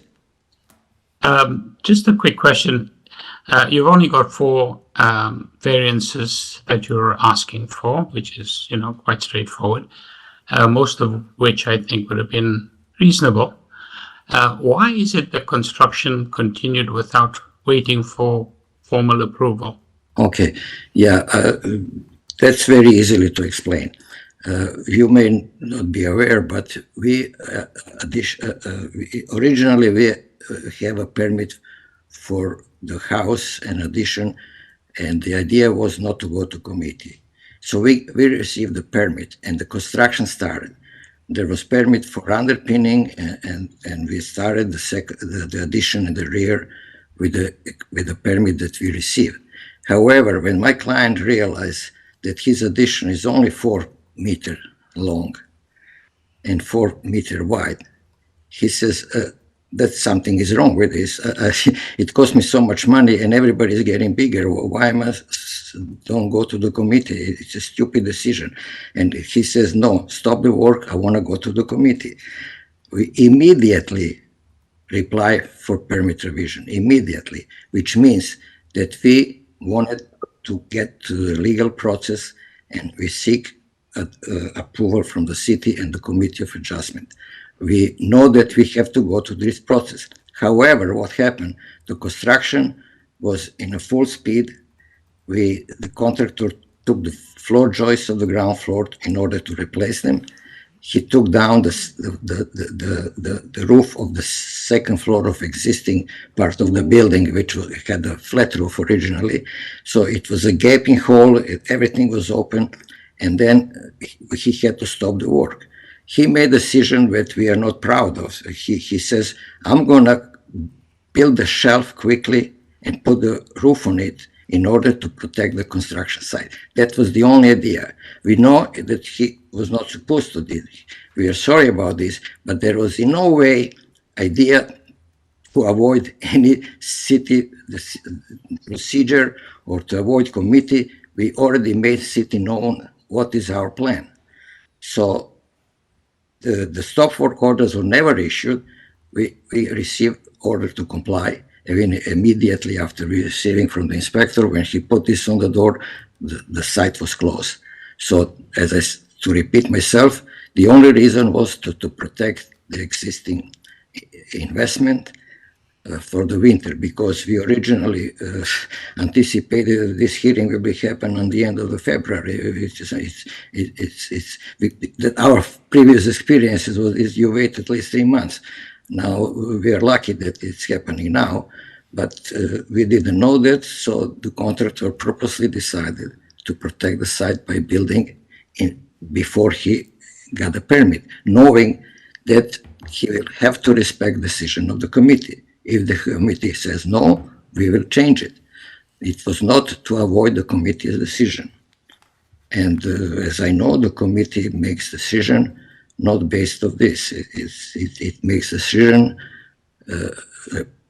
on the like it's like never built. We are not trying to build something and seek approval after that. No, there was no illegal. I think it's we understand it. I think we can listen to the opposition and see what they have to say about the proposal. Thank you so much. Thank you. At this time, I'm going to call up the owners of 87 Chester Avenue.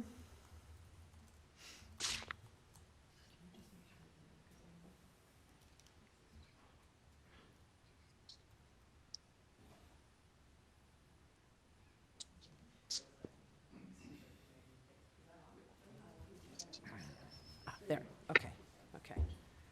Good afternoon. My name is Ann Peel. I live at 87 Chester, and we've made a joint submission with 91 Chester, the other adjacent neighbor to 89. The applicant clearly wants you to believe that their build is just like any other in the neighborhood, but it isn't. To be clear, I'm referring to the houses on Chester and the west side of Arundel within the 60-meter Committee of Adjustment public notice zone, because that's your focus, and those are the people who interact most with number 89. I think it's very important to note that Chester is a very different street. At its south end to where 89 is, the south end is commercial, the north end is, by 89, is very modest residential homes. And for the reasons in our submission, and which I'll outline today, 89 Chester in its current state is out of place among those houses. And I, on behalf of 18 households who signed the petition, ask that you refuse this application. Before I get to the 4 tests, I just have 2 points about the applicant's submissions. First, most of the applicant's support comes from houses beyond, often far beyond, the 60-meter neighborhood zone, of households in the 60-meter neighborhood zone that have declared support or opposition. 14 of 19 oppose the application. To be clear, of the 19 houses closest to number 89, 14 are opposed. Second, unlike the photos in our submissions, the applicant's photos are taken at strange angles and don't show the current state of the building, a building which, by the way, they've acknowledged is already built and was built taking for granted your approval. I'm going to discuss the 4 tests, which 89 fails because it is a gross overbuild. The first test, 89 is not aligned with the official plan's goal of increased density to serve larger households and address affordability. It was a 3-bedroom house when the applicants bought it, and it remains so. Test number 2, the purpose and intent of the zoning bylaw is the regulation of land use. I understand that this committee is concerned with buildings, not processes, but effective regulation requires respect for process. Construction on the non-compliant foundation of the rear addition to 89 began in October, before this application was made in December. From that start, the applicant has ignored and undermined the bylaw's purpose and intent. Test number 3.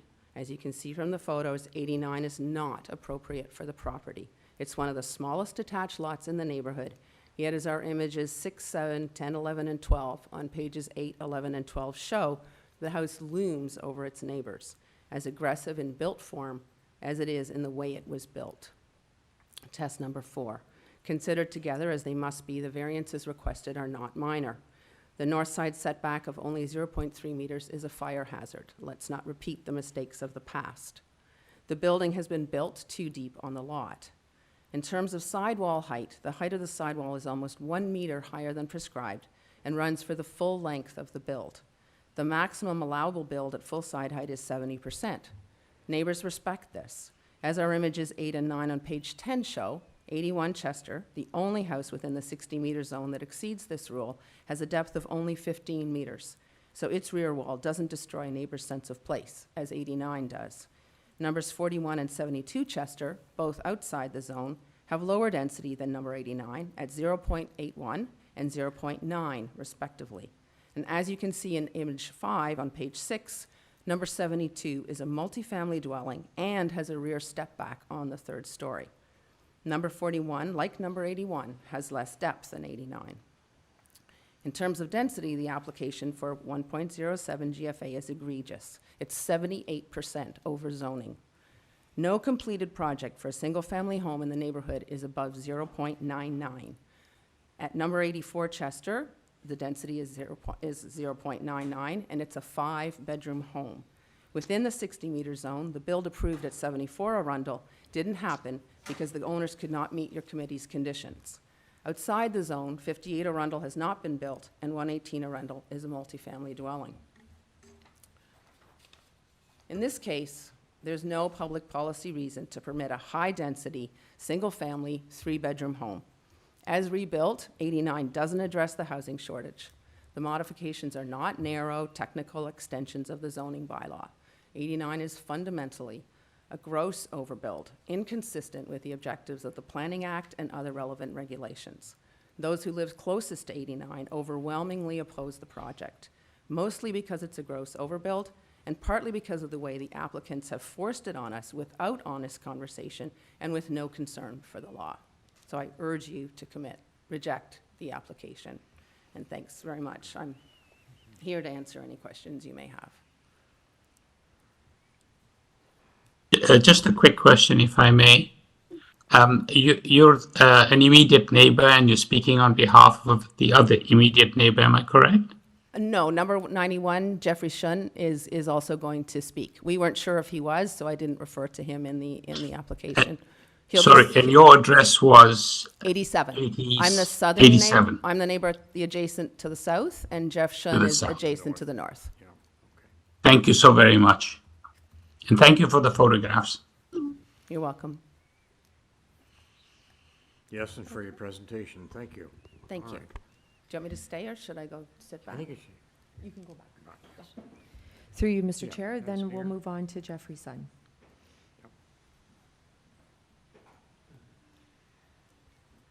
And is that 91 Chester, we understand? Yeah. Okay. Oh. Hi, everyone. I hope you can see me and hear me, hopefully. My name's Jeff Sun. I'm the owner and representative of 91 Chester Avenue, the semi-detached house on the north side of 89. This is my childhood home. I've lived in this home and nearby for 40 years. Everyone knows me in the neighborhood. My wife and I are actually about to gut reno this at my childhood home and actually live in there with our 2 young children who go to Jackman. A couple of years ago, I actually got committee approval, as Zoran pointed out, for some modest variances to 91 to do a gut reno. And the depth really there in question is really because we're just making a small enclosed vestibule in the front porch, right? So that's just kind of making a little powder room in there. So anyways, it's not that it's extended so far back as you will see in the pictures. So I just wanted to really quickly kind of, again, just make that quite quite easy to see here. That's me. That's me right beside the build. Okay. So you can see how far it sticks out. It's like a giant tumor, like the Great Wall. Anyways, so anyways, just to make a long story short, I was pretty shocked.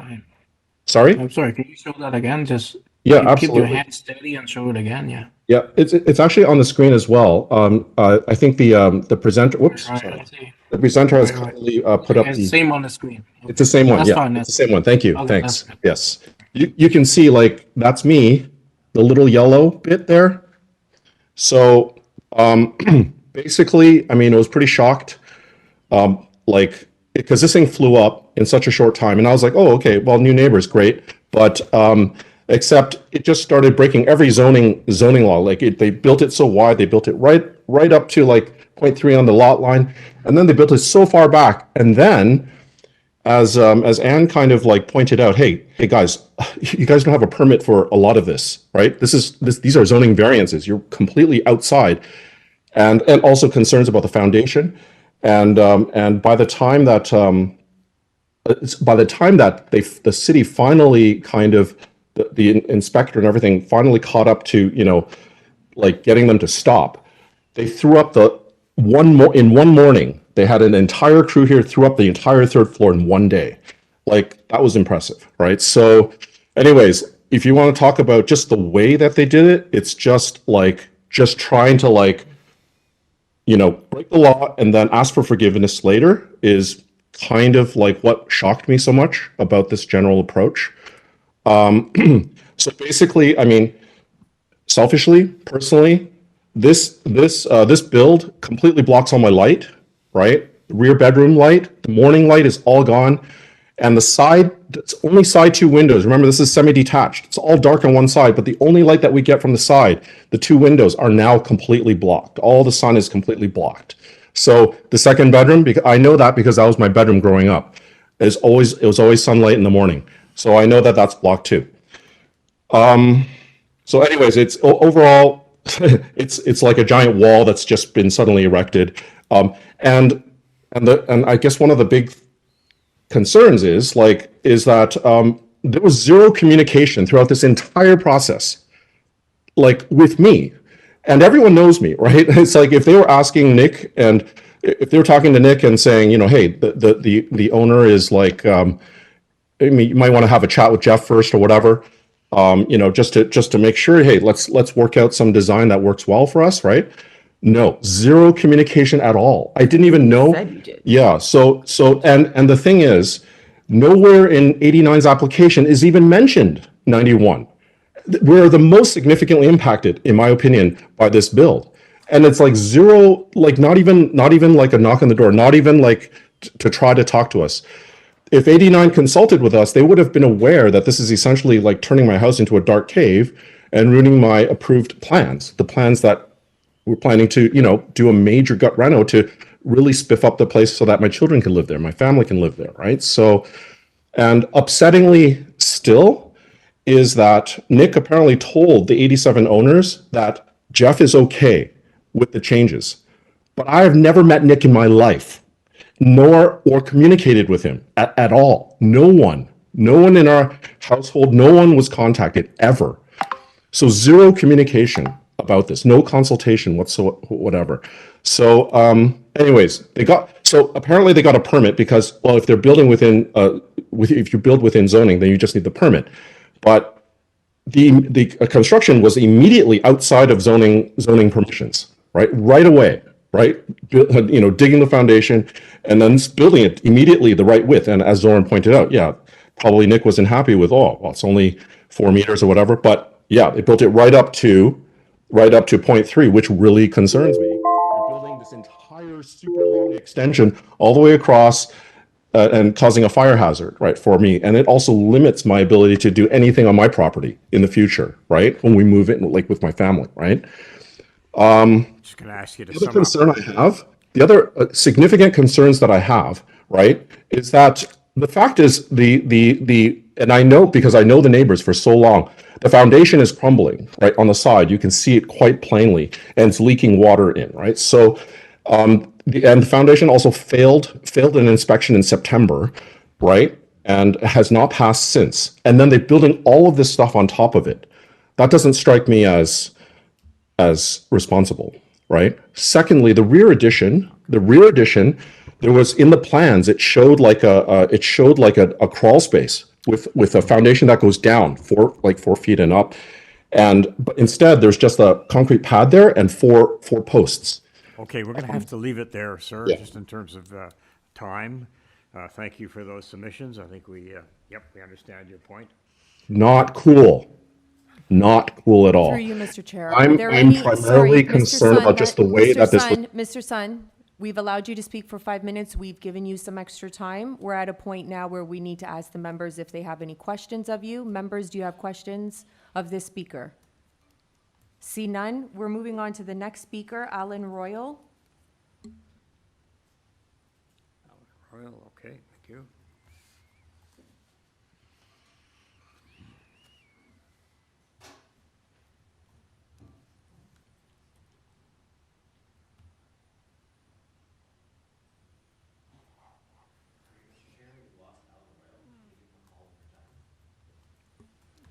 Through you, Mr. Chair. We're just going to try Alan Royal one more time. Yes, all right, thank you.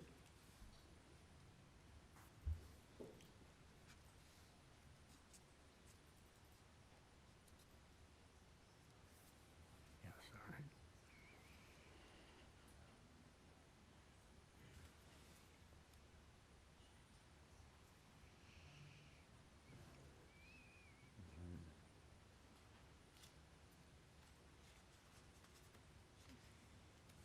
Chair, we're just going to try one more time. Alan Royal, is that you?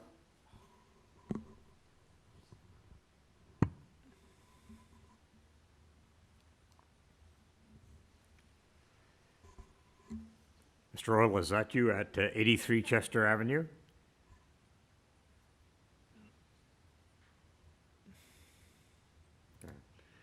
No response. Alan Chair, Royal? we're just going to try one more time. Hi. Alan Royal, Hi, is that this you? Alan Yeah. Royal? Yes, can you hear me? Yes. Okay. My name's Alan Royal. I live at 83 Chester. Mr. Royal, was that you at 83 Chester Avenue? Yes, that's right. I just have to plug in my phone now. I've been waiting. And my phone ran out. Alan, Chair, we're just going to try. There we go. I don't know if I can. Alan Royal, is that you? Yes. Sorry, Yes, Alan can you hear me? Royal. We're hearing a lot of feedback and other people speaking in the background. I live at 83 Chester. Royal, was that? Okay. Can you hear me now? Yes, we can hear you now. Okay, great. As I said, my name's Alan Royal. I live at 83 Chester. I'm 2 doors, I'm 3 doors down from 89. I don't know how much more I can say after Jeffrey and Anne filled you in on what has happened there. But I was appalled at what they were building. I didn't even know that we could build anything like that in this neighborhood. It is so deep. It's so big. I mean, even when I step out into my backyard and I'm 4 houses away, all I look at is an enormous wall. Secondly, I think that the builders didn't care. They didn't care one little bit about the neighbors. And they certainly didn't care one iota about the building department. From what I understand, their foundation, if it didn't pass the first time, wasn't inspected at all. And they built on top of it. Now, I have a permit to build a laneway house at the back of my property. I follow all the rules and regulations, and I don't know what you can do about this. This gets to a point where people don't have any respect for the building department at all. They just build whatever they want. And then they come back to you later with the so-called big V variance. Well, I think you should actually turn this down. That is the penalty he has to pay. And there should be a penalty involved. And it shouldn't be $200 a day. All of us live in this neighborhood. And we all respect one another. He did nothing. I mean, Jeffrey was right. That third floor, when they finally did go and apply for a so-called permit, was put up in a day. And the roofing was done. I mean, this guy worked 24 hours. And I wonder why. Anyway, I was just very upset about this entire thing. And when Anne came to me, and I hooked up and she said she was going to oppose this, I said, put my name on that. So I encourage you to make changes in this.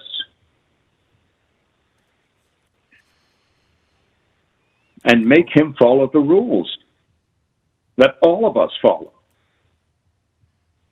Otherwise, you folks, you don't mean anything to us. I mean, he's building a third story without a permit. Right. And no inspector has walked into that place. Right. I think we get your point, and the time is no kidding. But thank you so much for your input. Thank you. I know it's not our area, sir. I see there was an order to comply, and I don't know what the history of that is, but we do hear you. We do hear your point. Thank you. Okay. Thanks a lot. Are there other Goodbye. speakers? Through you, Mr. Chair, if there's no questions for this speaker, then we can go back to the agent. I think we should go back to the agent. Okay, am I on? Do you hear me? Yeah. Okay. I would like to deny all the allegation of the people from 87 and 91. What's not cool about is that Mr. Jeffrey from 91 doesn't live in the house. The house is vacant for 1 year. And we knock on the door and he's not there. He doesn't live. The building is vacant. The second point is that the person from 87 told him that Nick told him that he's okay. It's a lie. It's not true. Nick never talked about this to the lady. They're inventing things. When we went to talk to the lady on 87, she slammed the door on us. She didn't want to talk, and she told in the face of my contractor, "You're never going to be allowed to build a third story. I'm going to put everything in my power to stop you to build a third story."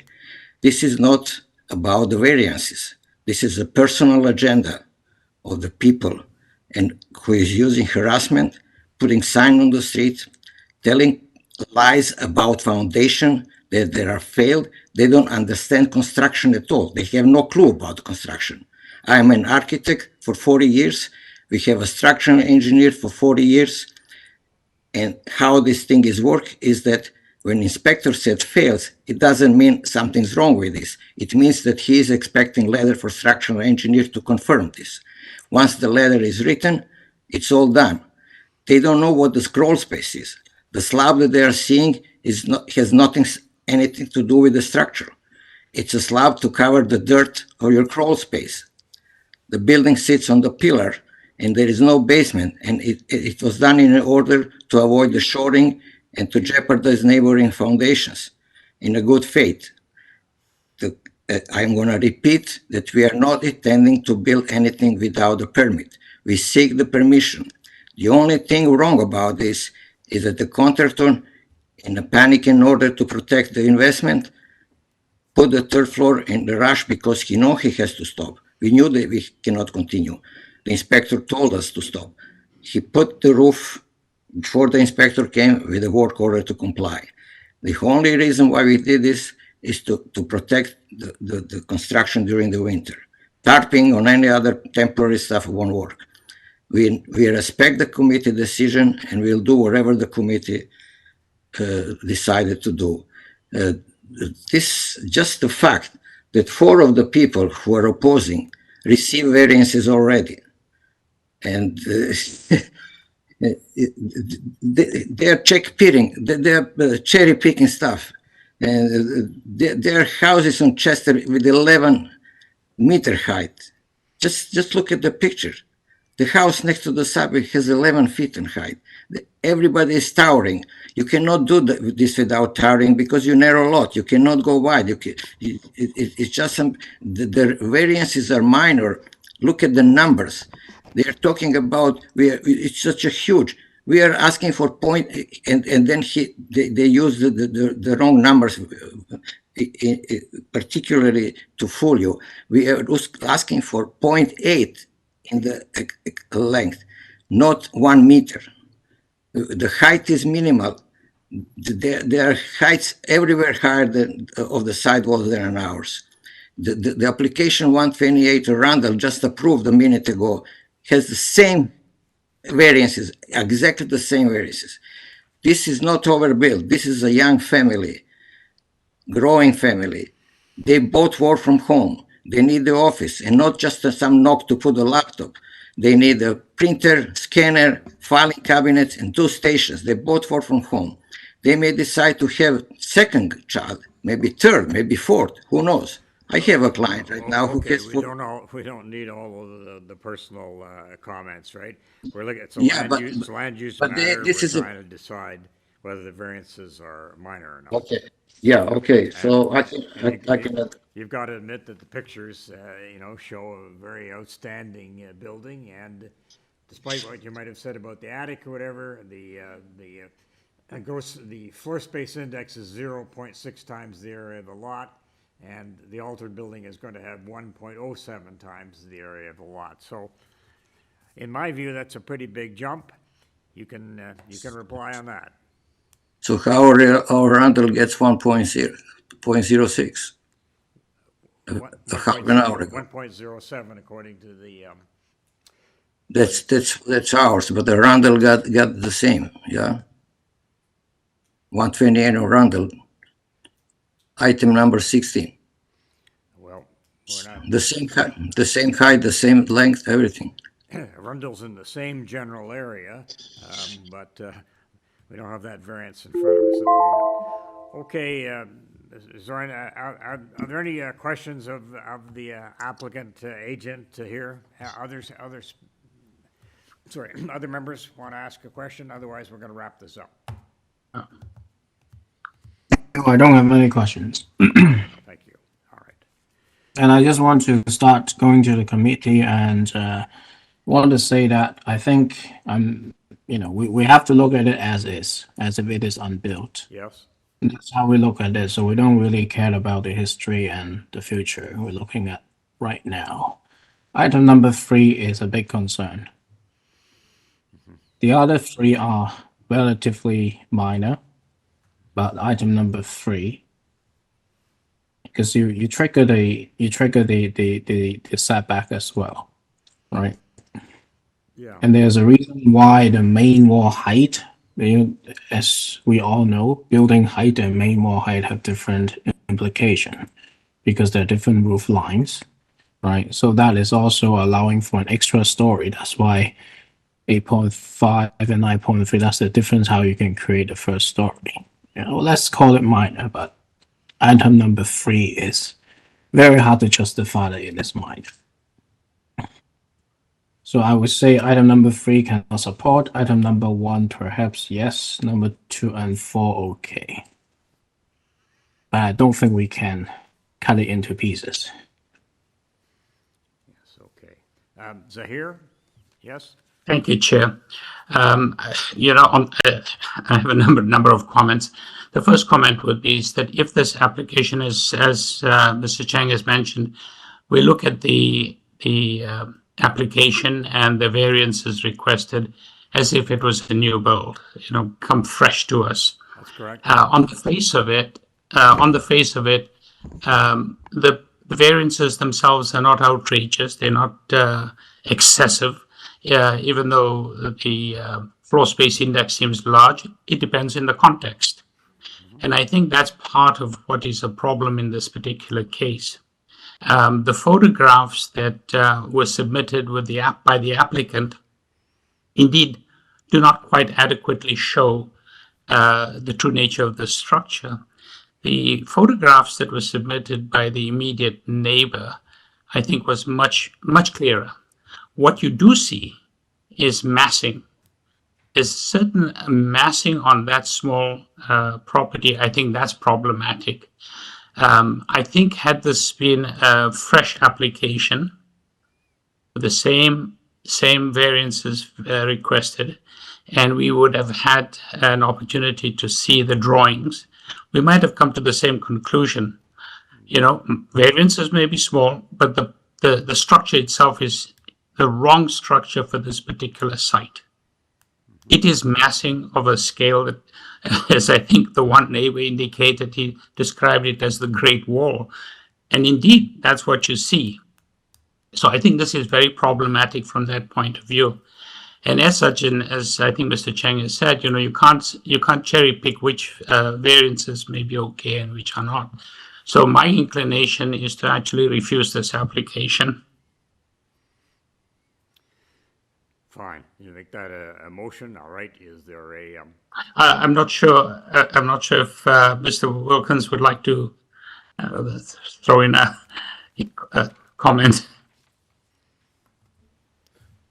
Well, I will just say, I've been struggling with this because the numbers on the variances are not that large, but I take the point that we have to look at the impact, and the impact may be a lot bigger than what the quantitative numbers are. But I do think that what Ms. Peel said was important when I think when I'm looking at the Planning Act and I'm trying to understand what a minor variance is, and when I'm looking at the impact, I think we should be more concerned with the impact on the immediate neighbors, and so I'm inclined to agree that I would refuse. All right, members. Will I put a motion forward? Please do. Thank you, Chair. I'd like to move a motion to refuse this application, Chair.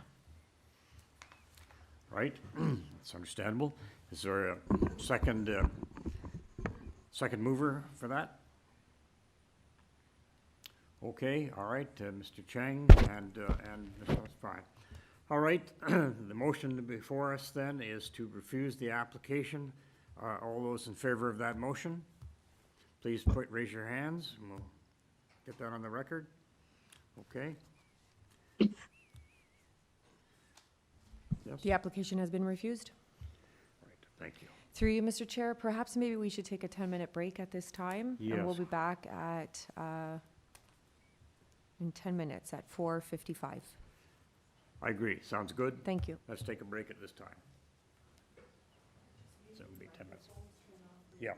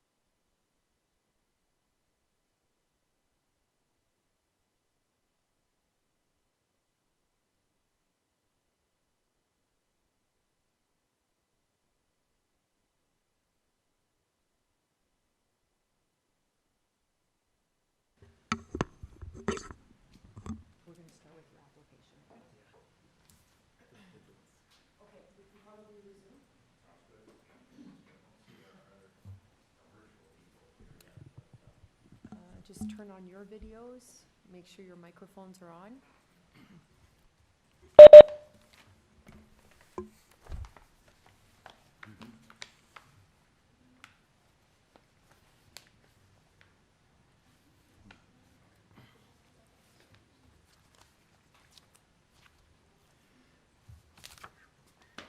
Mr. Chang and Mr. Bayat will be starting again.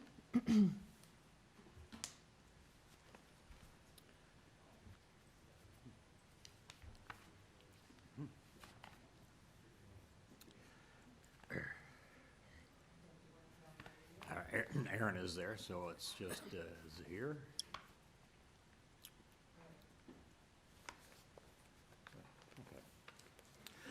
All right, everyone, we're continuing. We're working our way through the agenda. We've come to item 22.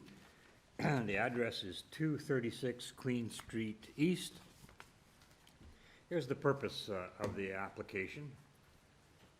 It is to alter the existing three-story mixed-use building by constructing rear second and third-story additions with rear second and third-story balconies. The altered building will contain a total of 4 dwelling units. Committee has the following communications. We have a copy of the plan of survey, site plan, floor plans, and elevations. 1 photograph of the subject property that was received on July 15th. We have commenting agencies, Metrolinx. We'll see if it's a warning or easement, and we're probably not going to give them an easement. And then there's a 2-signature petition in support signed by owners of 224 and 242 Queen Street East. And I remind you, the application is 236 Queen Street East. Through you, Mr. Chair, we do have the agent here in person with us today, Good. and we do have 2 registered speakers in opposition online. And they're online, okay?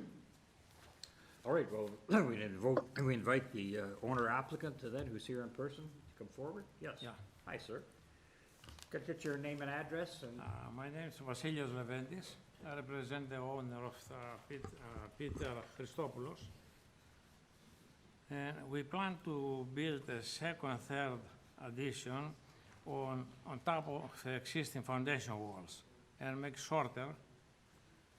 We keep a balcony on the 3rd floor. On the 2nd floor, instead of balcony, we make a Juliet window in case of fire. There's no balcony in the 2nd floor.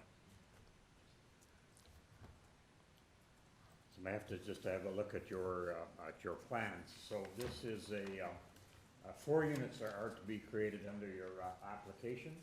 Yeah. Yes, and what's there now? Is it 2 units? Right now it's 2 units. Yeah. Becomes 4 bachelor units with proper bathroom, washer dryers for every unit, according to the bylaw. And we make more setback.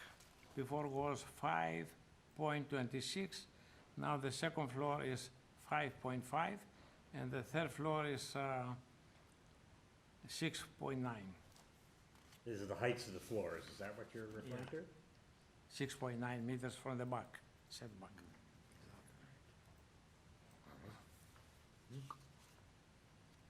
You had any discussions with community planning staff at all about your application?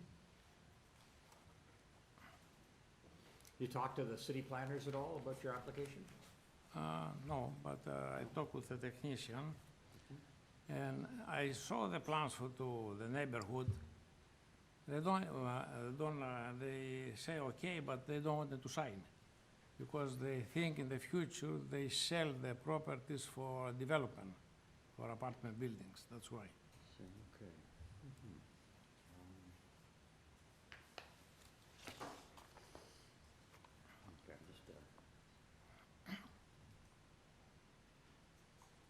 So you've got 3 variances, so just very briefly, then Yes. I see floor space index, not too large an increase. Yeah, it's not so much, yeah, it's okay. only Minimum required is 0.17, yeah. Rear yard setback, it should be 7.5, and it's going to be a little close. Yeah, 7.5 is the, but Going to this, 5.5. right now it's 5.26. 5.26? Yeah, the existing. Okay, that's 526, okay, not 545, all right. All right, and the third story is to be located 6.9 meters from the rear Yes. lot line. And we make this to have a balcony for 1.4 meters balcony. And Sorry.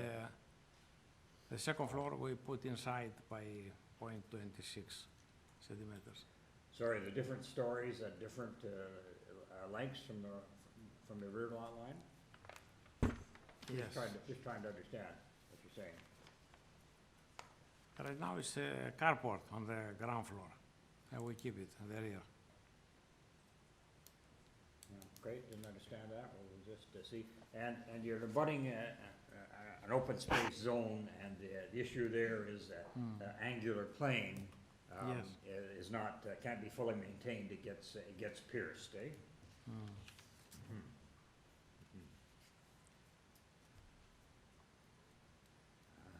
right, just thinking what else to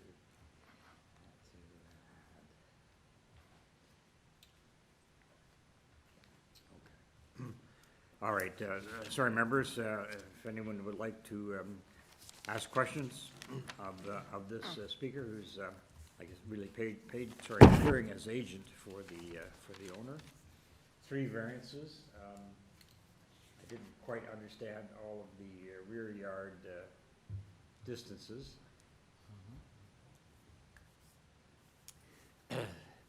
Anyone? No questions? Okay. All right, sir, thank you. We're going to ask you to step back. We're going to hear from other speakers, and then we're going to call you back up. Through you, Mr. Chair, we can hear from the owner of 234 Queen Street East at this time. Casey Binkley.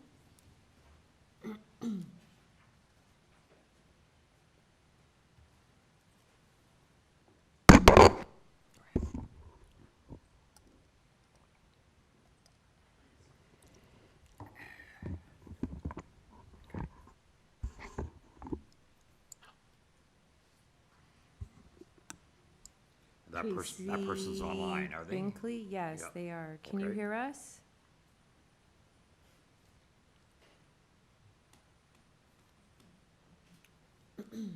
Casey, can you hear us?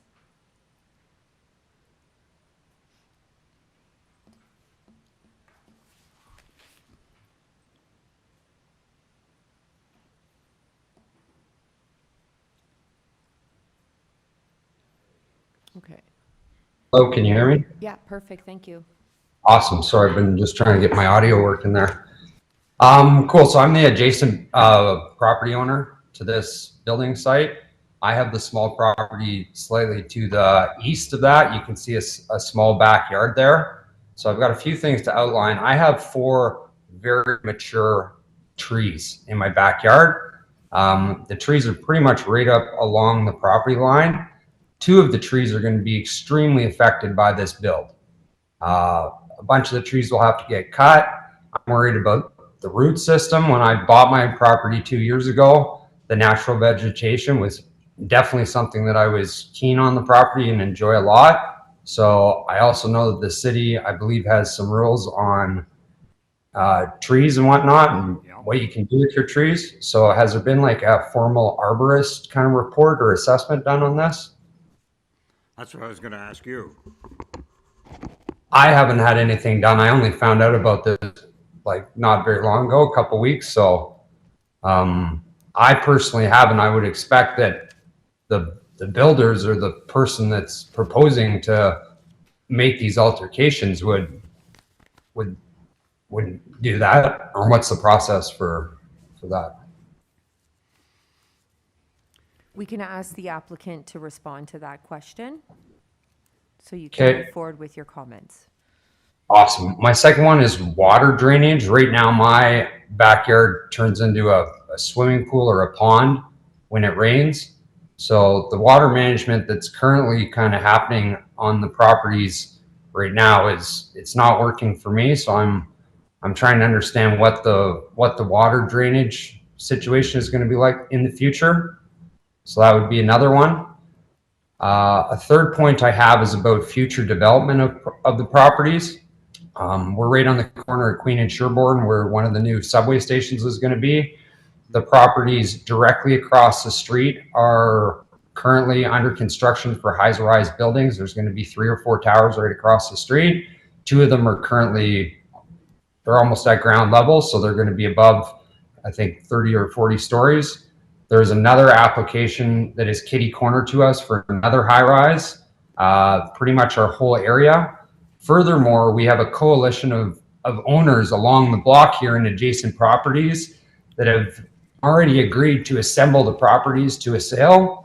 I've talked to the current applicant, and the applicant has also told me that they are in agreement, should a sale come, a sale opportunity arise, that they want to get involved. So it seems a little bit weird to me that the applicant wants to spend hundreds of thousands of dollars on a renovation or expansion when we all hopefully plan to sell in the next couple of years, 2 or 3 years.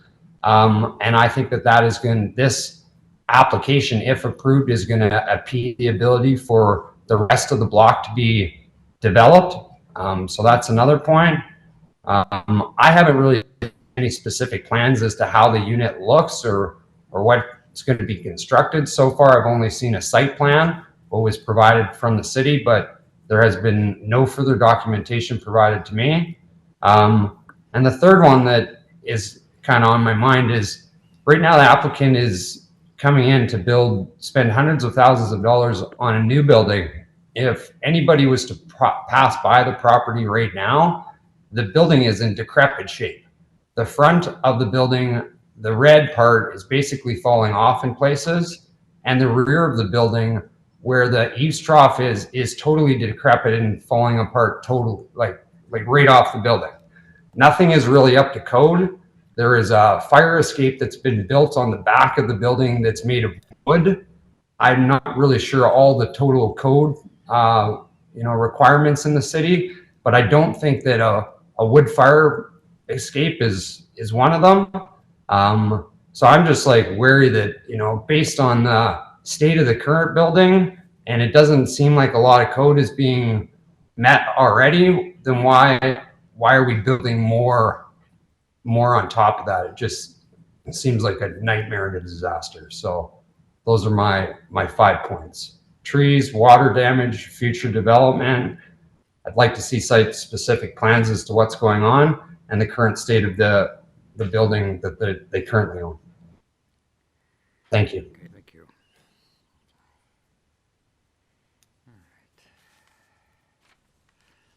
Through you, Mr. Chair, if Yeah. there isn't any questions of this speaker, then we can move on to the owner at 238 Queen Street East. Yes, I think we should do that. Hello? Hello? Oh, you can hear me? Yes, we can. Great. I'm Louise Gordon, and I'm on the, sorry, I think I'm getting an echo here.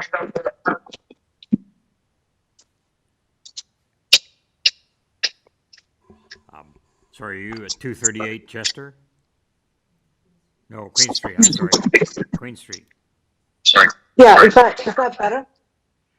It's not.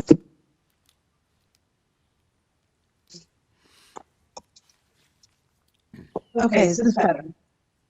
No, it's still echoing. I don't know why.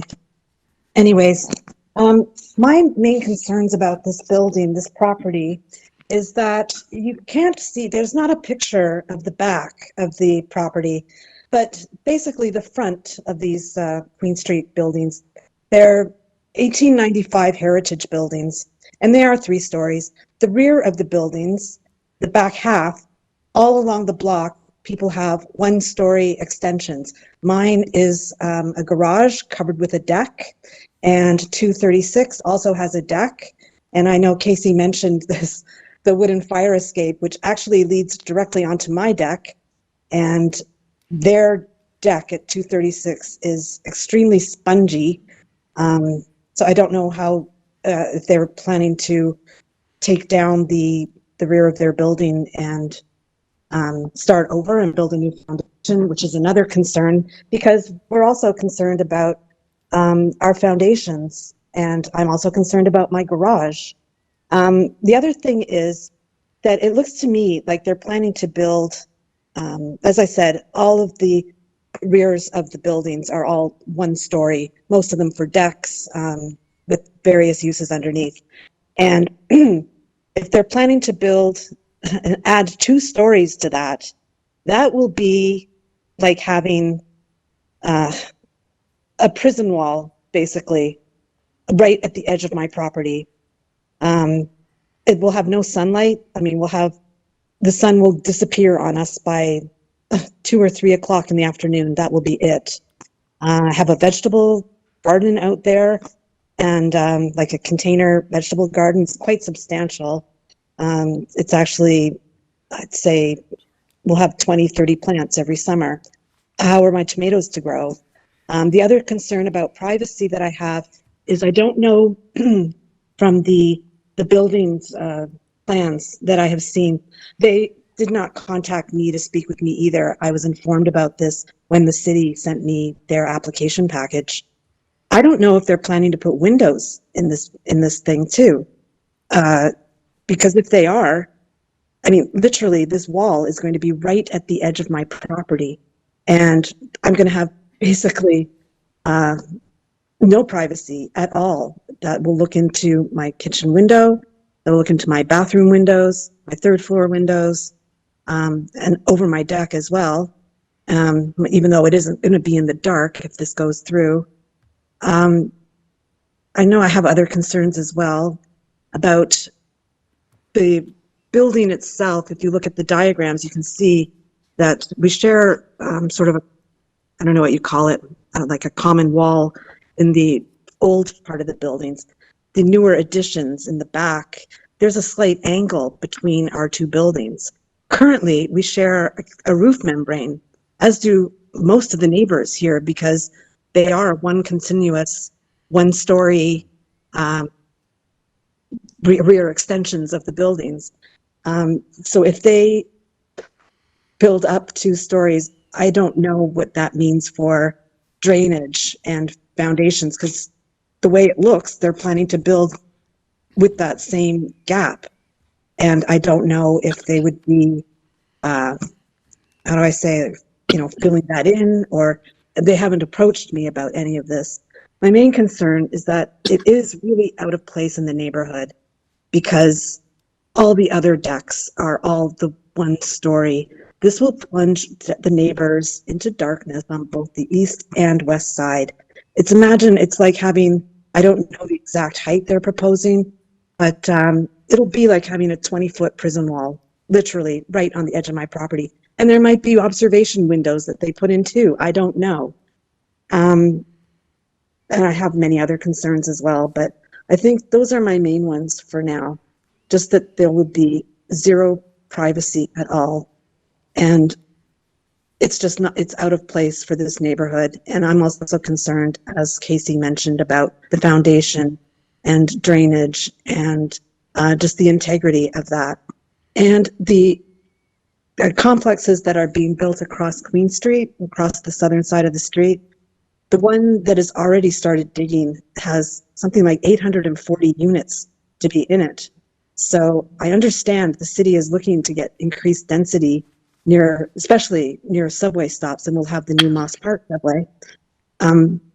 So I don't think that adding these 2 extra units here, I don't think it's worth it for the loss of quality of life for the rest of us, and especially the privacy. And Casey's trees, one of his trees is 5 stories tall, and it's the tallest tree for blocks around here.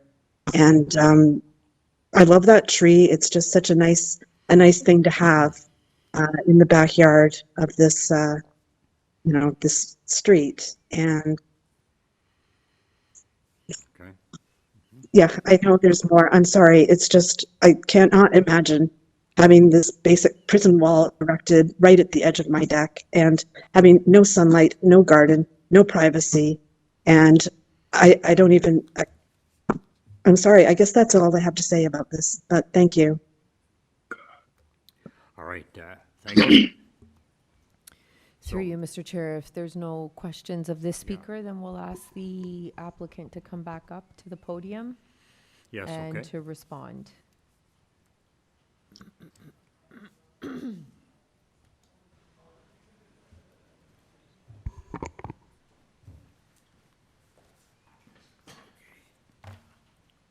For the drainage, we take care, because we hire a high engineer, is from the building to the out, drains the water. And the other thing, we don't make excavate, no excavation. Everything will be on the existing foundation walls. As for the privacy, we don't intend to put windows to the neighbor's property. It's only to the rear, the windows.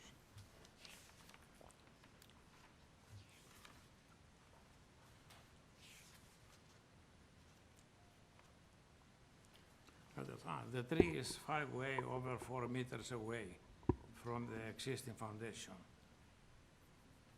I don't think it bothers the roots or something. Also, just on that subject of trees, which is one complaint of It's cases. one tree, actually, in the middle of their property, is 5 way over 4 meters. So you're saying it's far enough away you don't have to worry about it in terms of impact on those trees? 4.4 meters away. It is like this, nobody can build. Everybody has a tree there. Okay. Drainage isn't really an issue for Committee of Adjustment, but I'll mention it briefly because the gentleman brought up ponding on his property. What can you say about that? Are you draining towards his property? Yeah, if you see the site elevation, the water drains to the rear. Okay. If you see the west elevation and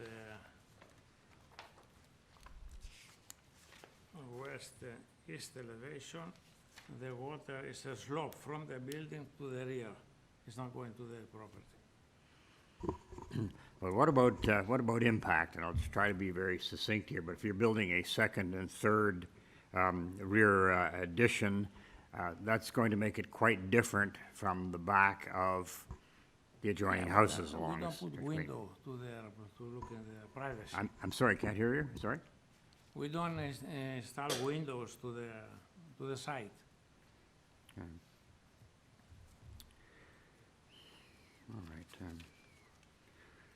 All right, any other comments you want to make? And I'll just, as I said, if the other members of the panel, if you, just let me know if you'd like to ask something. Yeah. Anything else from you, sir? No, the front, we don't touch the front. It's historical building. And the Heritage Board, they sent me an email last time. They don't have objection because we built at the rear. Chair, I wonder if I could just ask a question of the agent. Please, yes. Just a quick question on the second and third floor at the rear of the building or the proposed building. You have balconies. Would you be okay with privacy screening to 1.5 meters so that your neighbors don't have an issue with privacy with people in the back balcony? There are no windows on the sides of your proposed building. That's good. Windows on the side. But would you be okay with screening, privacy screening on the balconies? Okay, the second floor has no balcony. It's a Juliet window. Your purpose for this in this application says with rear second. Your purpose. No balcony. But the purpose says rear second and third story balconies. So does that need to be changed? Sorry, did you say something about there being a Juliet balcony? Is that what you said? Juliet window, they call it. They have, Juliet the window. is like a door, has a railing in front. So nobody can. That's the one on the second Nobody floor? goes out. And the third floor is walk out. The building is shorter, and they use the roof of the second floor to walk out. It's not You can see the page A4. You can see it says there's railing outside the door. So in theory, you can't really walk to the rooftop. A4, I think. That's the one, right? See at the back. they have bubbled that door with a nook saying railing. Is that the second floor, Aaron? The second floor is Yes. Juliet window, they call that. Is Juliet. Yeah, this On is the third second floor? floor. It's a railing in front of the door. The third floor is a balcony or railing? Third floor is walk out. It's walkout. So on the third floor, would you be okay with privacy screening on the north, east and west sides? Oh, we can make that. Okay, we'll put the screen. Now to see the Good, thank you. write down screen. I think he's trying to help you, suggesting that if balconies are to be there, that there might be. It's not it's walk out. I put the screen on the other side. To the north, south, to the west, yeah. East and west sides. West screen. Okay. Yeah, to 1.5 meters. Yeah. I write down 1.5 Thank you. meter screen.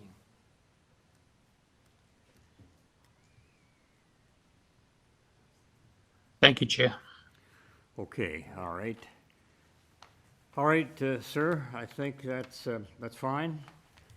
We'll take it into committee here.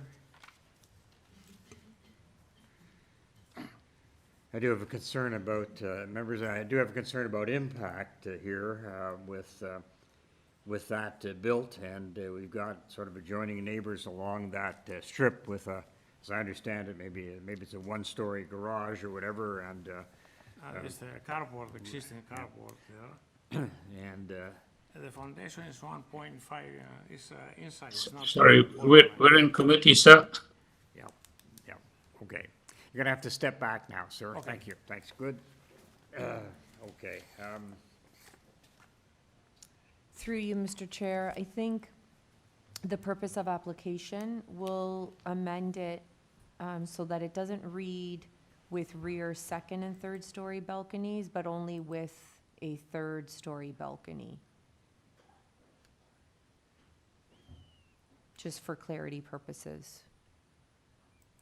If the members are amenable to that. Sorry. Think so. Thank you. Okay, fine. Good. All right. And I have to pause just for a moment for a little technical help. I've just, on the big screen, I've lost, thanks, I've lost view of our fellow panelists. I just went back to the regular screen. Sorry, we're doing that? No worries. Terrific. They're all back in. All right. All right, members, what do you think of this? What do you think of this application? Applicant's not very clear or forthcoming, I find, in terms of what exactly he's going to build, but having heard from two essentially adjoining owners, it sounds like impact to me. That's my take on it. What is yours? If I may start off, Chair, I think this sort of development proposal is not unusual along not only Queen Street, but some of the other major streets downtown where we've got storefronts. And at the rear, there may be an additional 1 story, 2 stories, and sometimes 3-story structures. It is in a part of the city where we end up with a lot more density. It's unusual, that you may have a residence next door that doesn't have an addition, but I think a lot of the structures at the along these strips have these additional structures behind the stores. So I don't think, just from looking at it, I don't think it's an unusual ask and one that is unreasonable. Thank you, Mr. Wilkins. Mr. Chang? No, I don't have any specific comment. I agree with my colleague. Okay.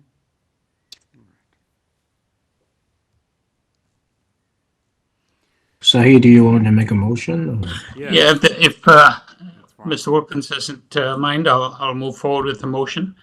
So I'd like to move a motion to approve the application, and it's going to be an amended application because I believe the applicant indicated that variance number 2, there's a change in one of the, I think it's the second sentence, the altered building second story will be located 5.5 meters. And I believe he said that that's something like 5.2 meters or something of the sort. So that and the purpose being changed would be amended. The only condition I would add is that the third story balcony have privacy screening to the height of 1.5 meters on both the east and west sides. And forestry doesn't have any conditions attached to this, so that'll address the issue of trees. Yes, I agree. I see that. No urban forestry. All right. All right. Is there a seconder for that motion to approve an amended application? Okay. Mr. Wilkins seconds that. All right. All in favor of the of this motion to approve subject to the amended application? All right. Thank you, Mr. Chang. Okay, all right. So we have a 3-1, sorry, chair is dissenting here. All right, 3-1, but approved as amended. All right, thank you, everyone. We're moving on to 23. We're moving through this 504 Scarborough Road. And I just need to take a look at the material here.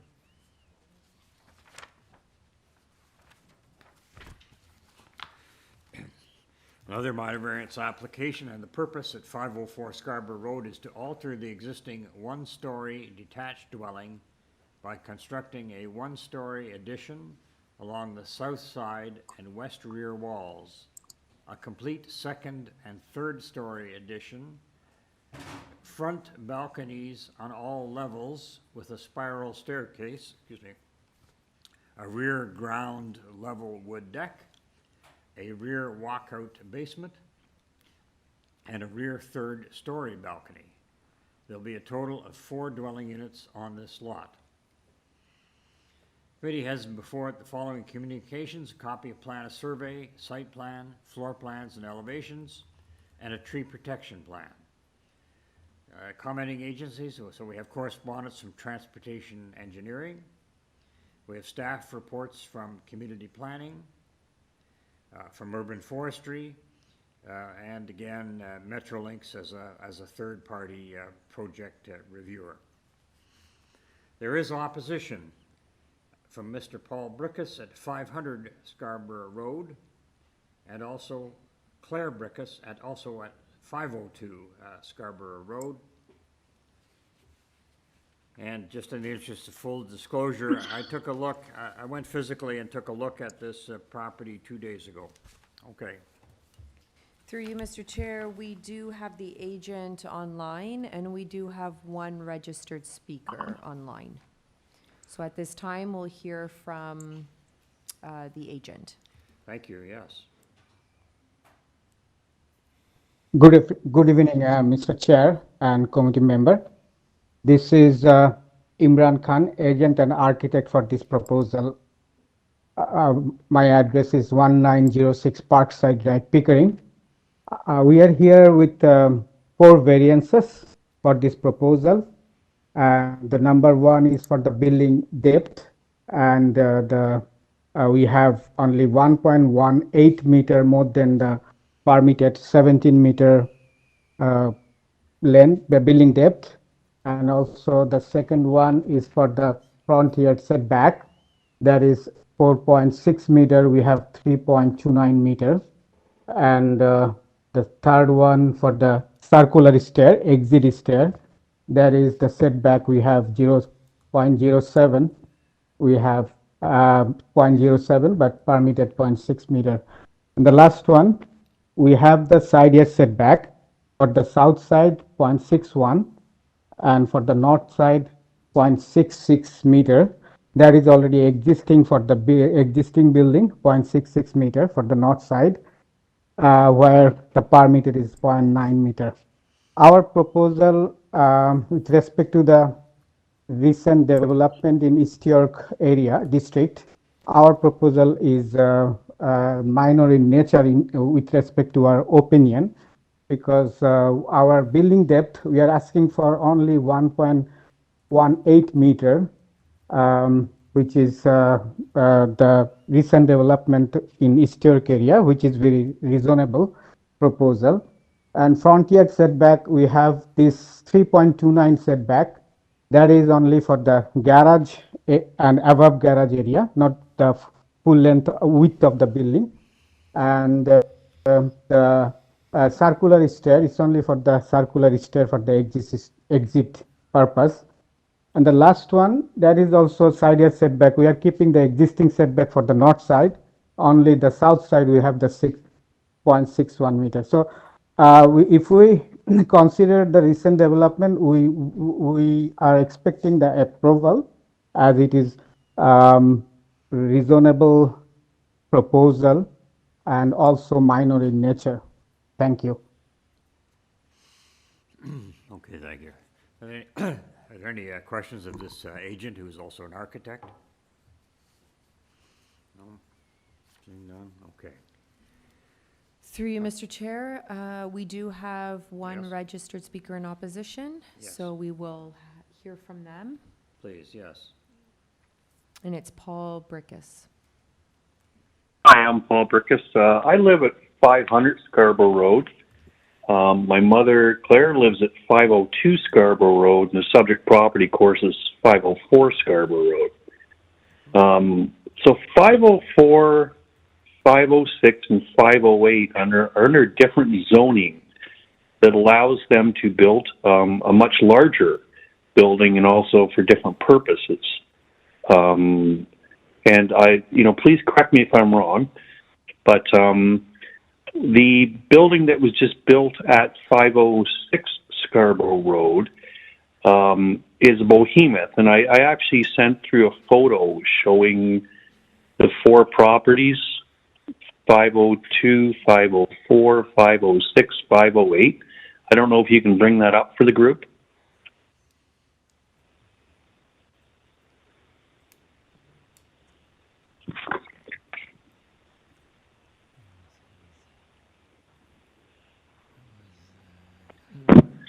So Yes, that last picture. at the top, yeah. Sorry, just from what sorry, the next picture, there was just there's a house right at the corner. He's correct that it has been, it was quite large, and it's right near, what's the cross street there, sir, the east-west street there?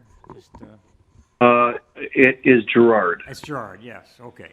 So that, Right. that big house is really at Gerard and at the end of 506, sorry, at the end of Scarborough Road. Yeah, okay. At the north end of Scarborough Road, yes. So it came a bit of a surprise to us a couple of years ago when the variances were made for this, and it was a learning curve for all of us that the properties within, 3 properties of Gerard, and I'm learning this is something throughout the whole city of Toronto, are treated differently. In other words, that there's a different zoning for them, and I guess developers are learning this as well and taking advantage of it. So what happened at 506 Scarborough Road, and that's the large behemoth that you see, which is just finished actually a couple of weeks ago, by the way, finally up for rent. You can see how it kind of towers over everything else.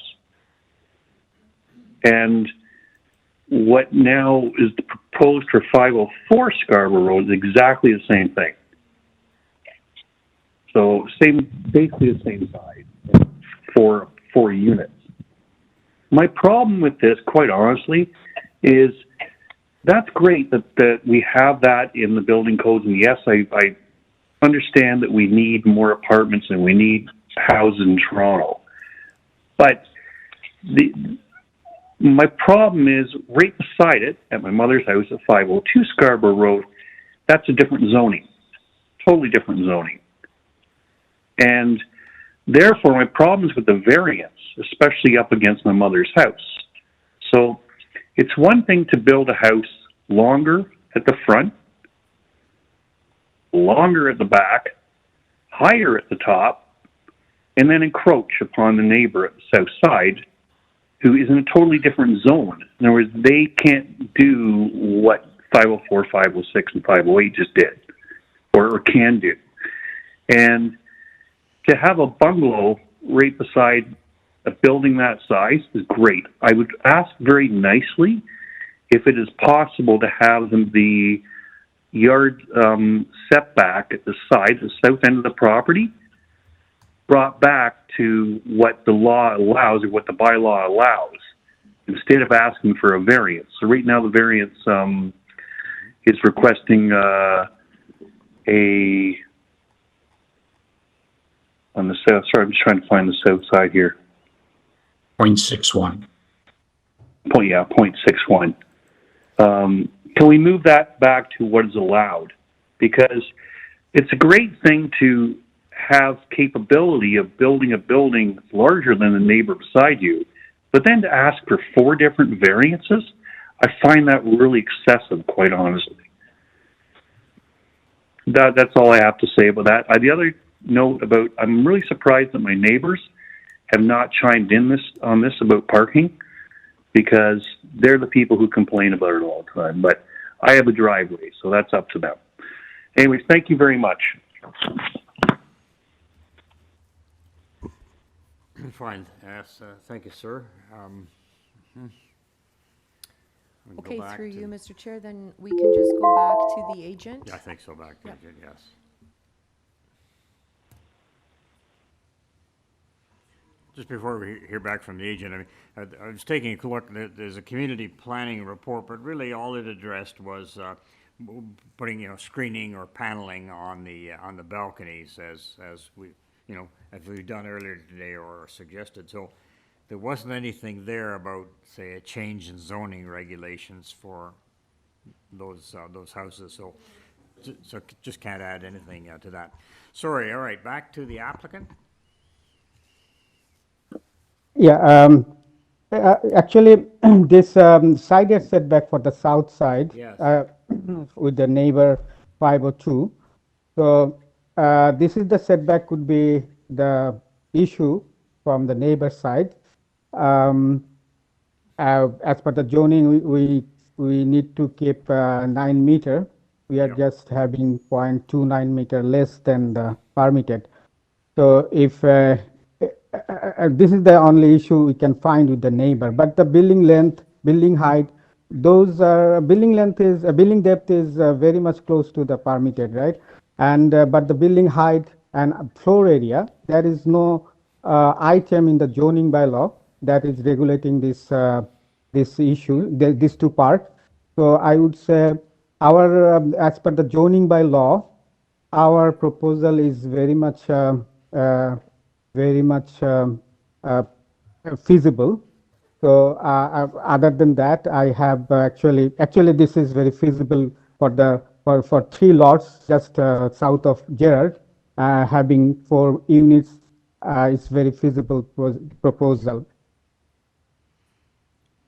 Okay, sir, just on that item then of variance 4 and the side yard. So the request was, would you go back to the standard, which I guess is 0.9 meter setback on that south side? Do you agree? Yeah, we can go for this 0.9 meter for this south side. All right. Okay. Anything else, sir? And then we'll take, if not, we'll take it in for discussion. Okay, I'm not hearing anything. So, members, just any ideas or views? And I mentioned the community planning report related to, putting, can't think of the words, but I'm sort of paneling or putting opaque glass, perhaps, on the sides of the balconies that are proposed.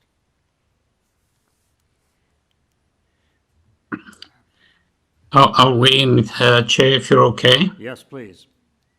Thank you. So, first of all, I take it with the comments that the agent just made with regard to variance number 4. Yeah. would that now be deleted? Yep. So it would only have three variances.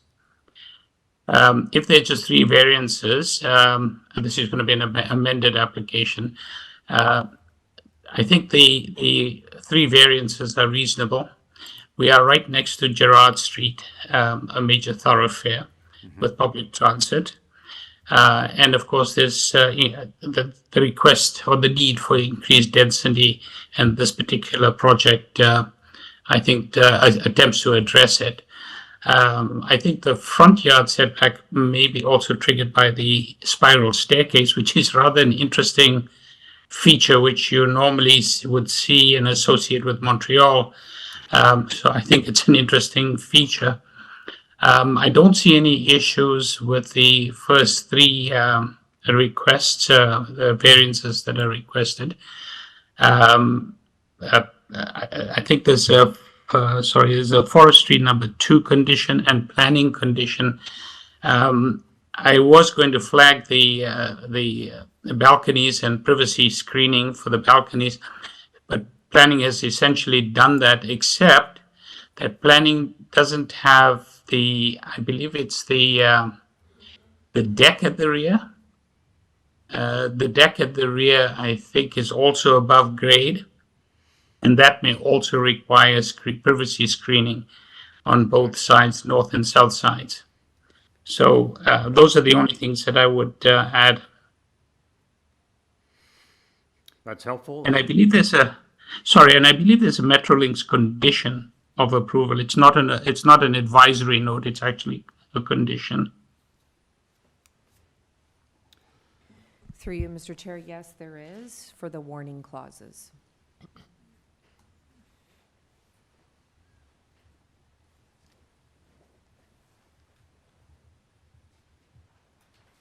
Yeah, if there's nothing more substantive than that from Metrolinx, I think we can take that as an advisory comment or issue.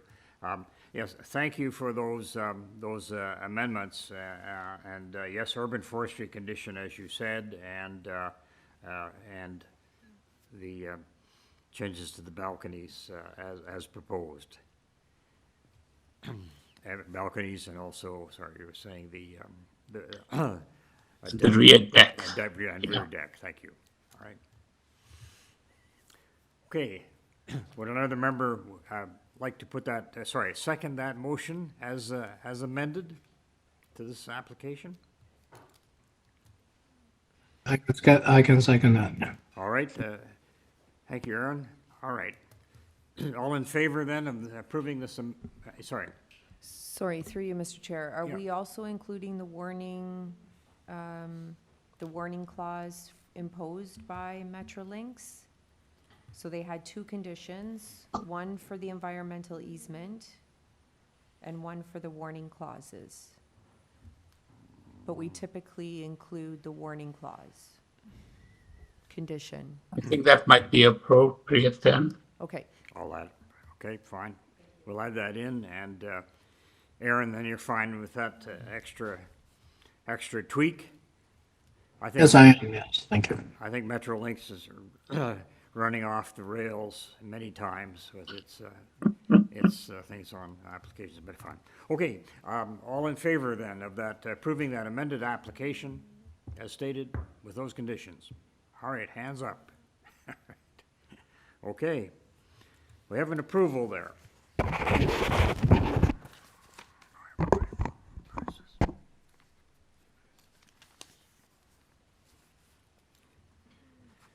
Thank you. That would move us to item 24, which I note rather happily is a consent to sever application, and doesn't seem to have any affiliated minor variance applications. For 20 Gladstone Ave, I just need to read out what we have on that and its purpose. 20 Gladstone, consent requested. They want to obtain the consent to sever an existing retail unit with a within a 7-story mixed-use building into 3 separate ownership units. The application also includes the creation of new easements and rights-of-way.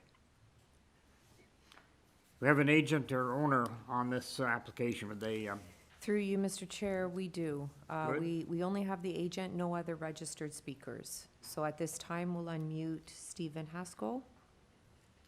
Good afternoon. It's Stephen Haskell. I am the agent for the owner of the ground floor retail at 20 Gladstone. And yes, there is one contiguous retail unit there right now, but has 3 separate entrances. And we'd like to just convert or request a consent to take the one lot and make 3. yes, I can't remember in your case, is it a colored draft plan that you? There was, yes, Yeah. there was. If you've got that, can we put it up on screen just so we'd sort of understand the separate parcels that are being created? Okay, yeah, there it is. Thank you. Okay. That's it. Yes. And I said, and I guess there would have to be associated easements and whether the services or rights of way. Yeah, no, there's a combination. There's a shared facility agreement with all parties because there's several condos in and around the area. So it's just that needs to get attributed to those new lots. That's all. Okay. Retail. And sorry, and the severance is cutting right down. Then is it through the 7-story building or? No. This is only for ground floor. It's just ground floor. Okay. Yeah. Ground floor being severed. Okay. Yeah. All right. I don't believe we have any. No, I don't believe we have any planning report on that.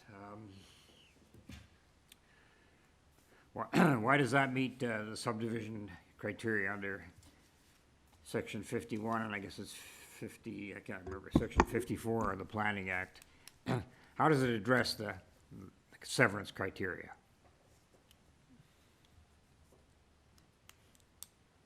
Sorry, are you asking myself? Yeah, it's a question for you, yes. Oh, I am not 100% sure. I do know that it's an existing space, and as part of site plan control, the whole 9 yards when we got it approved, it's actually divided into 3 spaces, but presently we were able to rent it to one individual, and that individual's now left. So we'd like to bring it to a point where you can actually have 3 separate lots. I don't know if that answers your question or not. Well, not exactly, but I'll take that for the moment. Other members of the panel, any questions on this requested severance? 20 Gladstone. No, saying none. All right. All right, so we're just going to take it into the committee, and I think for a motion. Someone other than me then prepared to make a motion to approve the severance into three units here.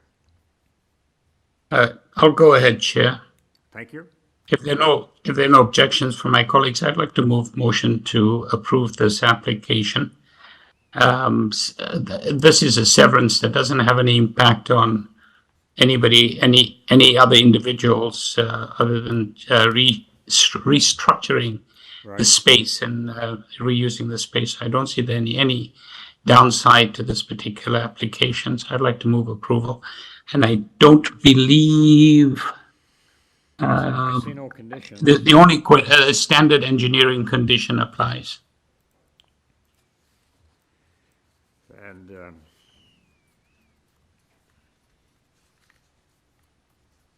have to check.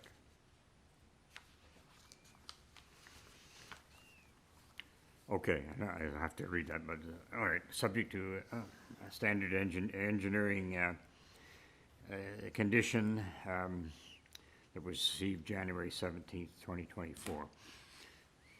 Mr. Wilkins, would you like to second that? Sure. Yeah, I'll second that. It makes sense to me. It doesn't seem to have any kind of, doesn't seem to run up against any, any opposition in terms of the official plan. It looks suitable for the purpose of the land and where it's located, so I'll second it. Thank you. All right, all in favor then approving of this severance? I'll just say subject to engineering correspondence. And I'm putting up my hand.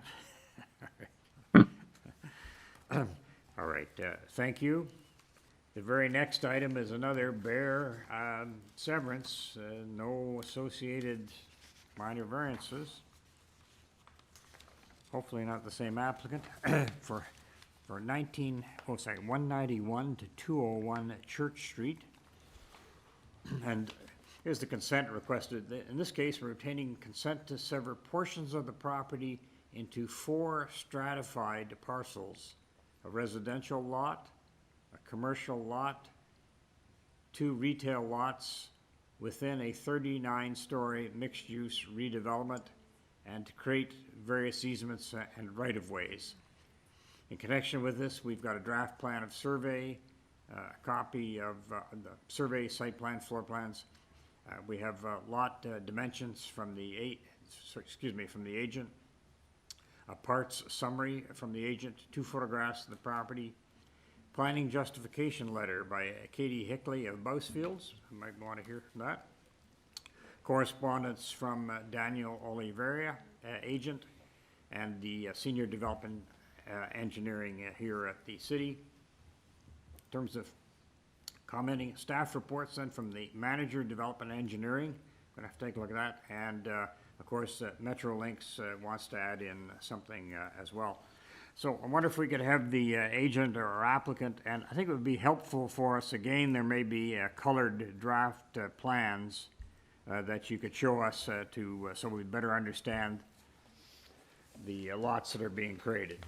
Through you, Mr. Chair, we do have the agent online. Great. No registered speakers for this item, so we'll unmute Daniel Oliveira at this time. All right, thank you.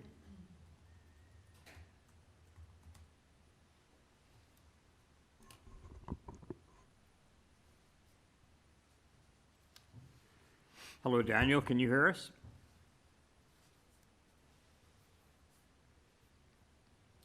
And thanks, staff, for putting up that colored draft plan. Get a better understanding of units being created. Daniel, can you hear us? Yes, I believe I was just unmuted. Okay, Can you hear me? Yep. Yep. Good afternoon, Mr. Chair and members of committee. My name is Daniel Oliveira, and I'm the applicant for 191 to 201 Church Street. My address is 134 Peter Street, Suite 200. I don't have anything to add in addition to our planning justification part summary, but I can explain this colored reference plan if that helps at all. Basically, we're doing the severance for part 2 in blue, as you'll see on the south side. That's an office space. And then we're doing a severance for part 6 and part 1. Let me just confirm. Yeah, part 1, those are the 2 retail spaces. And as you mentioned, there's easements and right-of-ways for access. For example, that part 7, which is the shaded area behind part 1, the purple, and that's just an easement for the ramp there for barrier-free access. Is this all at ground floor, Daniel? Yes, this is all, yeah, so the building was assembled. Yeah, exactly. This is stratified, but the building was assembled. There was existing retail context and office context there, and we're just reinstating it, basically. Okay.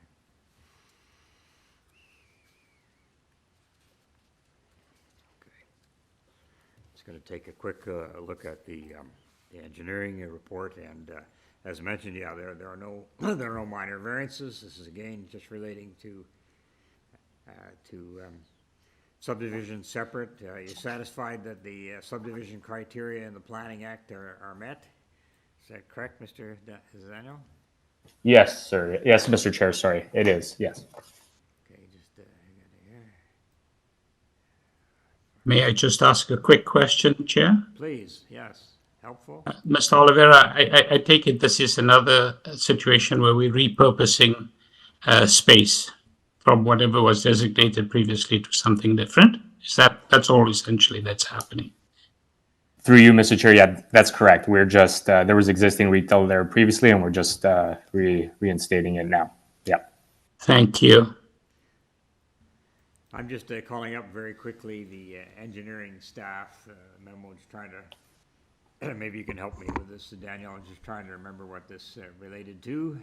Through you, Mr. Chair, there are no conditions being imposed by Engineering Construction Services. I believe they're speaking to the site plan and condo application. Fine. So it would just be the standard consent conditions that would be imposed if committee finds merit to approve this application. Thank you. You're right. And just seeing that, and I said, well, there are no concerns. So thank you. All right, members, can we have an application, can we have a motion then to approve the severances on this property? And yeah, they would be subject to what the city often calls standard conditions, everything from a reference plan and proof of paying taxes and things like that. So, all right, can we have a motion? We can deal with this item. Thank you, Chair. If you don't mind, I'll go ahead. I'd like to move motion to approve. And again, there are no conditions attached. It's just recommendation from engineering. Yes, second. I'll just say, but we should say standard conditions of consent. Perfect. That would suffice. Yeah. Thank you. Thank you. Is there a seconder for that? Yes, there is. Mr. Prine? Mr. Wilkins? All right. All in favor then of this consent approval? All right, I think we're there. Thank you all. That is approved. Thank you. And we're down to 3 minor variance applications. Moving to item then 26. Address is 173 Northcliffe Boulevard. And I'm just going to need to check on our material on that. Okay, that's some kind of.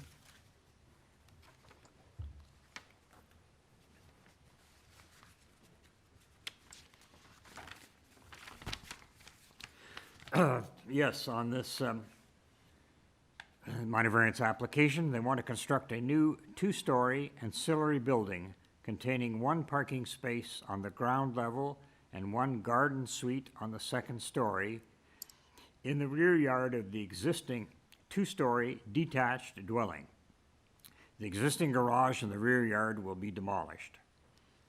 Committee again has, all right, we have copies of minutes from the committee meeting in August of last year.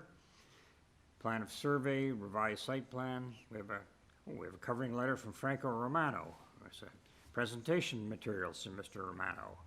All right. And we have, just checking, we have, looks like an urban forestry condition. And finally, in opposition, we have correspondence in opposition from Christina Hronis at 240 Lauder Avenue, received January 9th, 2014. Also, there's 11th signature petition in opposition, signed by owners and occupants of properties on Northcliffe Boulevard and Lauder Avenue. This was received in January of this year. So, must have the applicant agent, and then we have opposition, maybe someone in person or someone online. Through you, Mr. Yes. Chair, yes, we do have the agent online, and then we have 2 registered speakers online speaking in opposition. So at this time, we'll hear from Franco Romano. Good evening, Mr. Chairman, members of the panel and staff. Thank you kindly for bringing up my slide and for the opportunity to address the panel. Slide number 1 is an air photograph. The subject site is located on Northcliffe Boulevard, which is generally east of Dufferin Street and north of St. Clair Avenue West. It's an area that's zoned for multiple residential, and there's a variety of physical form of residential, single, semis, and multiple units. On this air photograph, we're going to see that the subject site is shown in outline in red. There's a primary building towards the front of the building, and then there's a 1-story bump out beyond the 2-story structure. And that roof also shows the covered porch towards the front. In the rear yard, there is an existing detached garage which is located upon, in some instances, over the property line. You'll see that it's tucked in at that northwest portion of the lot, or the northeast portion of the lot. The rear yard is largely hardscape. It's pavement. It's asphalt. It's used for vehicular maneuvering. So the proposal for landscaping in the rear yard is actually an increase to what exists today. It's an improvement to what exists today.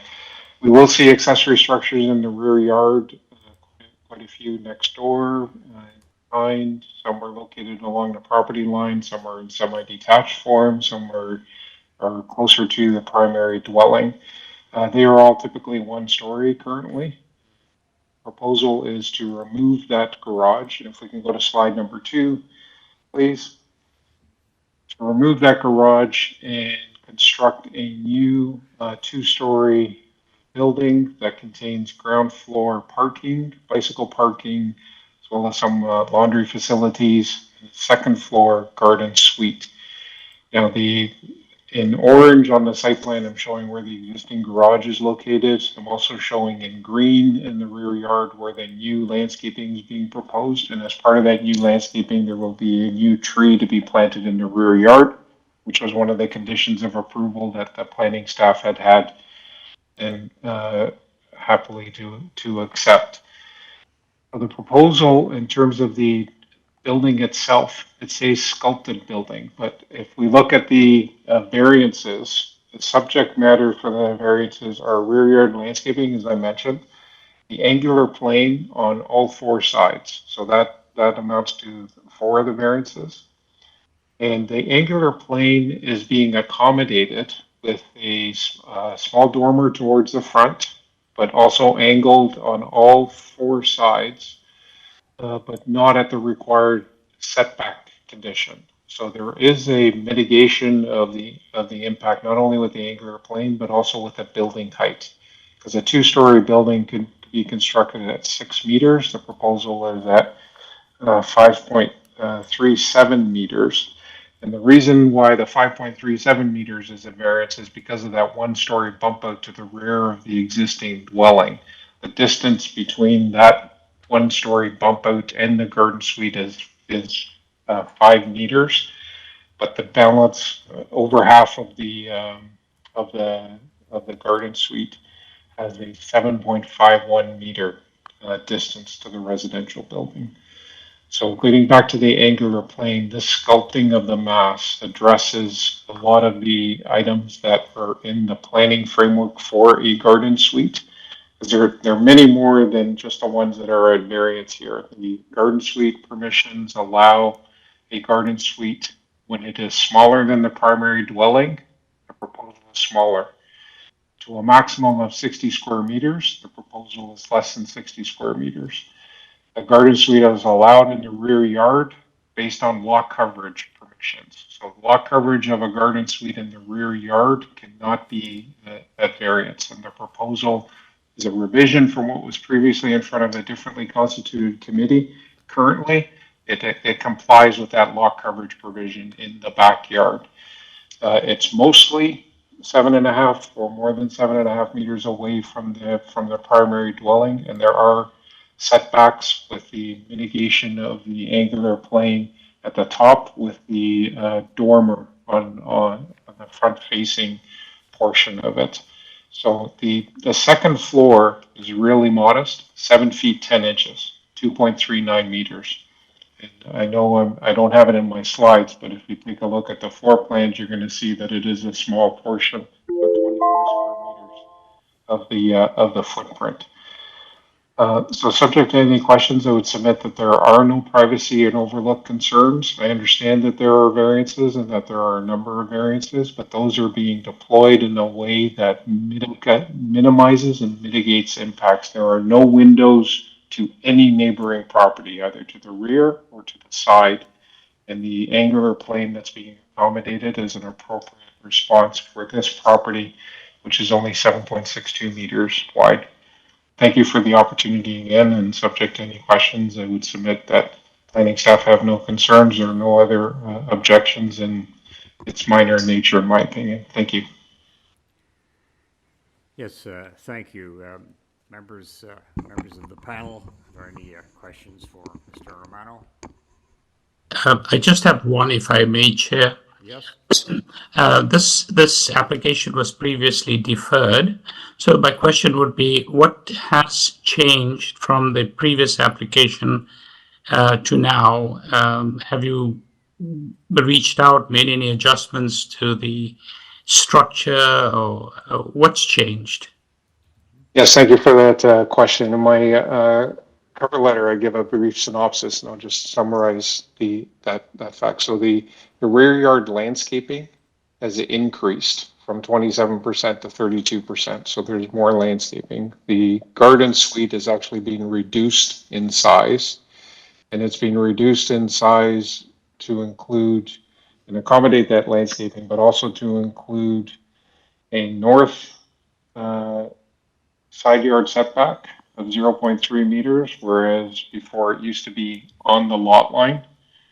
And the building height has been reduced from 6 meters to 5.37 meters. But also we have the additional sculpting with the angular planes.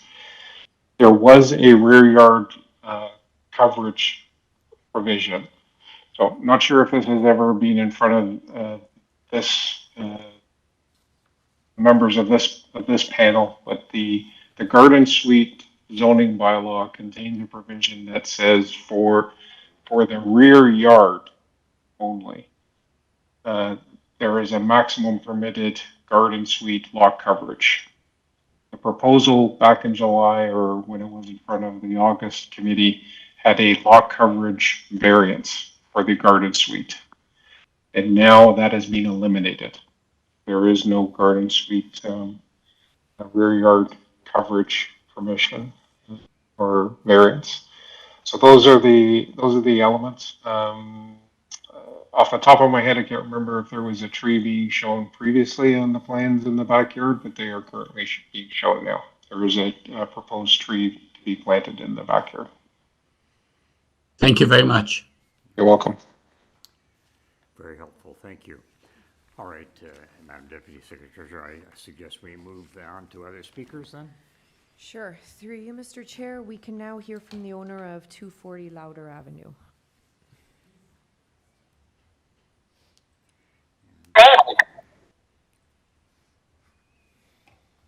Hi there, can you hear me? Yes, we can. Yes. Okay, so This is hi there. Christina. Hi there. Thank you. I've waited all day for this, and I've waited all day because it's hugely impactful to me as the person right directly in back of the proposed garage/garden suite. I also helped put together a petition of my neighbors as well, who also have issues with the size, the height, the bulk, and the closeness to all the neighboring properties.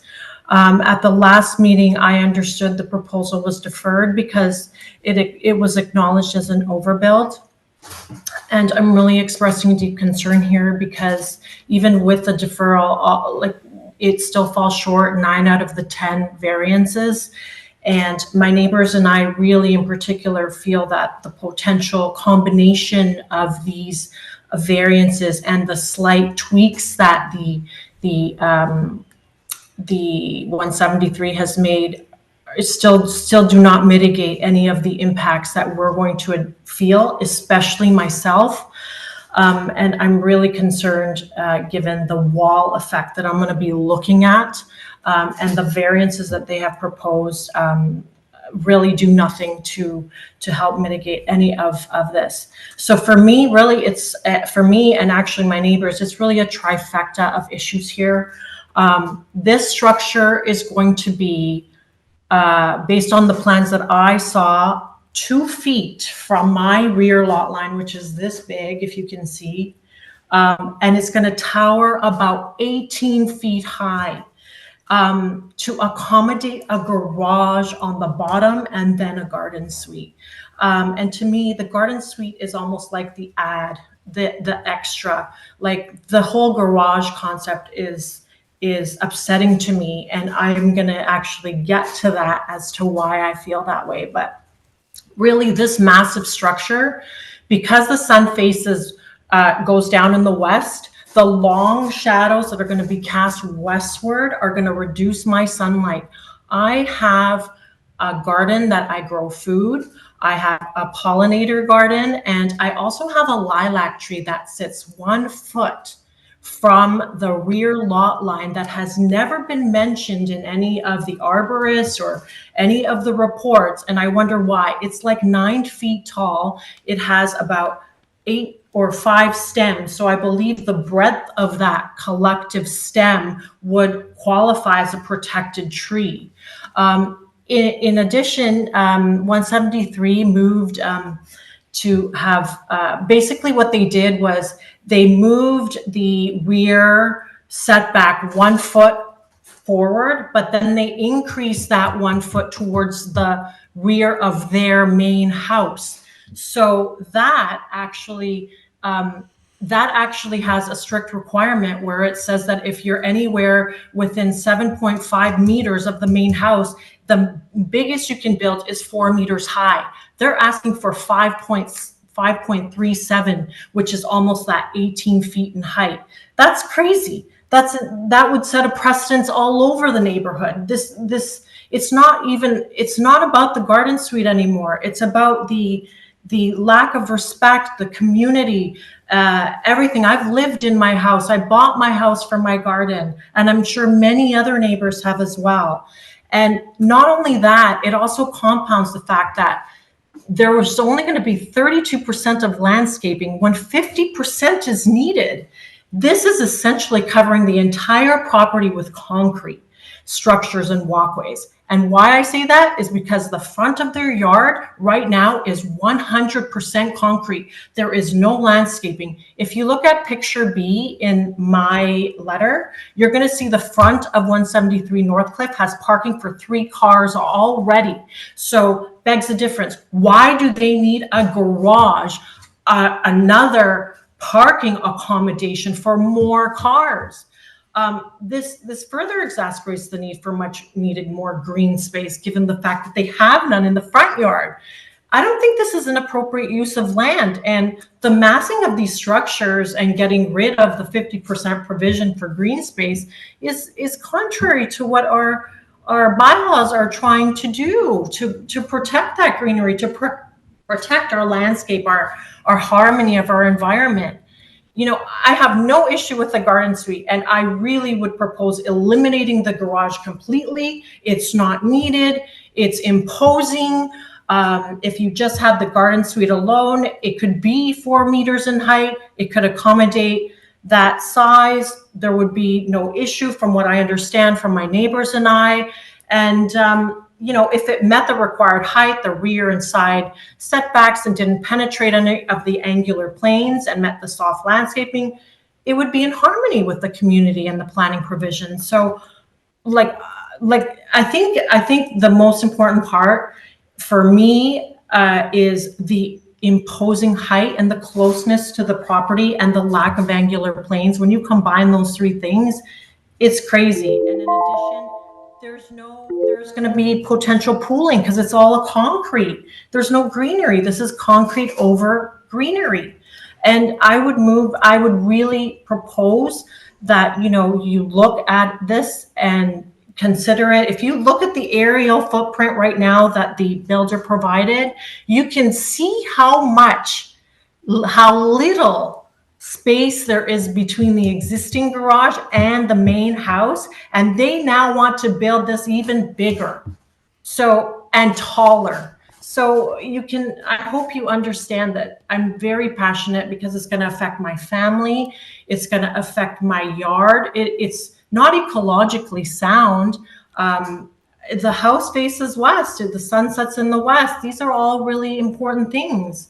And it's massing. It's almost massing. Right. So, Miss, your 5 minutes are up, so I'm just going to give you maybe 30 seconds to just make a final mark, and we'll leave it there. Okay? Sure. So I think this proposal that they provided is more suitable for laneway housing, where they abut onto a laneway.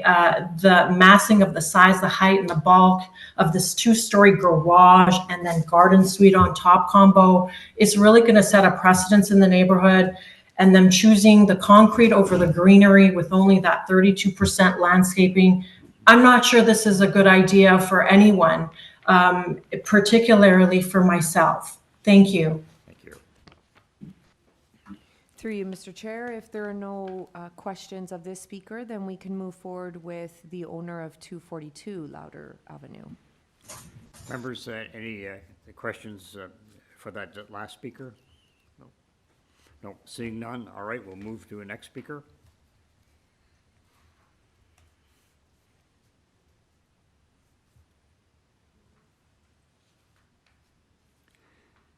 Hello, can you hear me? Sorry. Hello? Hi there. Sorry, can you just identify yourself and give us Sure, yeah, my name...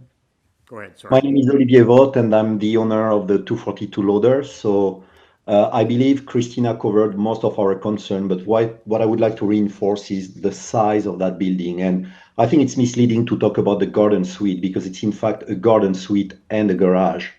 And I don't know what you consider minor or not, but the fact that the garden suite regulation imposed 4 meters and we're at 5.37, it's like a 34% over the maximum allowed height.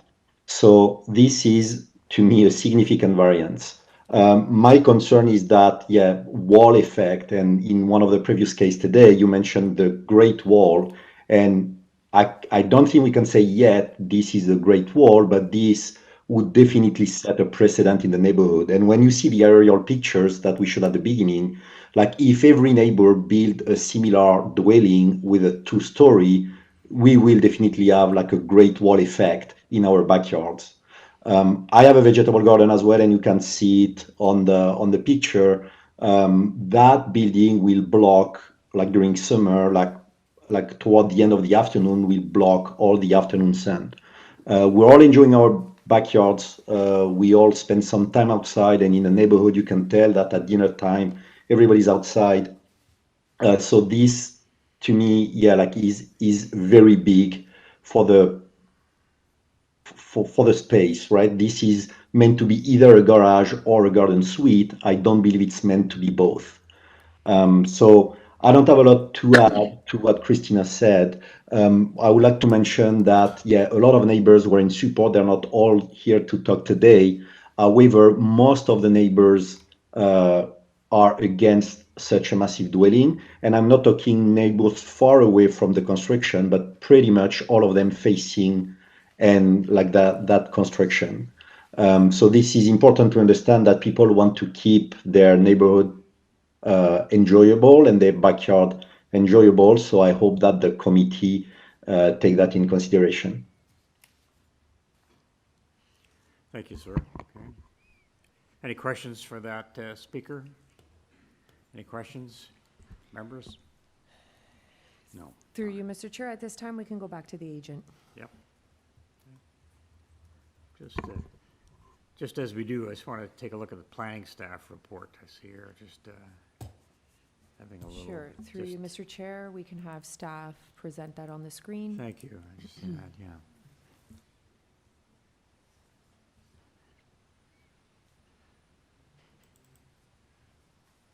Sorry, I just got to blow it up. So did that just relate to trees? Let's have a look. So the report is on the screen now. Thank you. Yeah. And we'll just zoom in a bit so we can read it.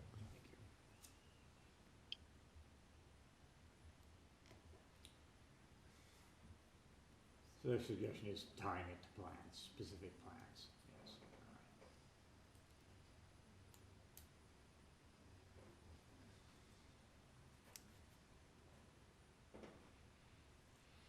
Just one question then to Mr. Romano, if you're just looking at the planning staff recommendation, and they're essentially saying that the development will be constructed substantially in accordance with drawings A4 to A7 from revised plans dated July 28th, 23, And you had mentioned, and we were not on it, but there was I guess, a panel in August. So do those revised plans need to be changed or further revised if we were to adopt this particular recommendation from planning staff? Yes, Mr. Chairman, thank you for that question. Very astute. It is that July date should be changed. Yes, it is the revision date of the plan that I walked through and as part of this public hearing itself is November 6th, 2023, and it is on the AIC, or the Application Information Center, as date stamped, I guess, November 17th, 2023.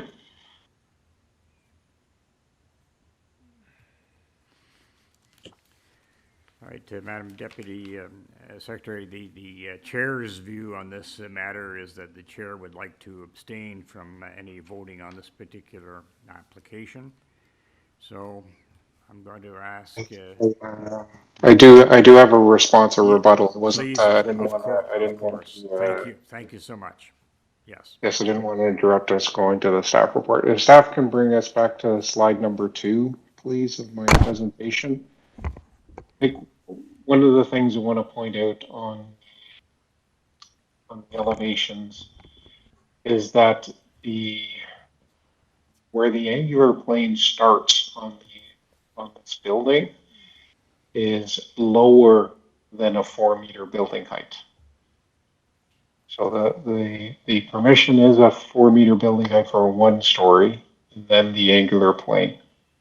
But if we look at the angular plane and where I have the 4-meter height shown, the wall is beneath the 4-meter mark. And that helps with the angular plane. And I'm going to bring us, if staff can bring us actually to drawing A3, which is the second floor plan. The second floor plan, as I indicated, that's terrific. Thank you very much. So and maybe if one can zoom in, because I'm gonna be directing us to a broken line that's in the second floor.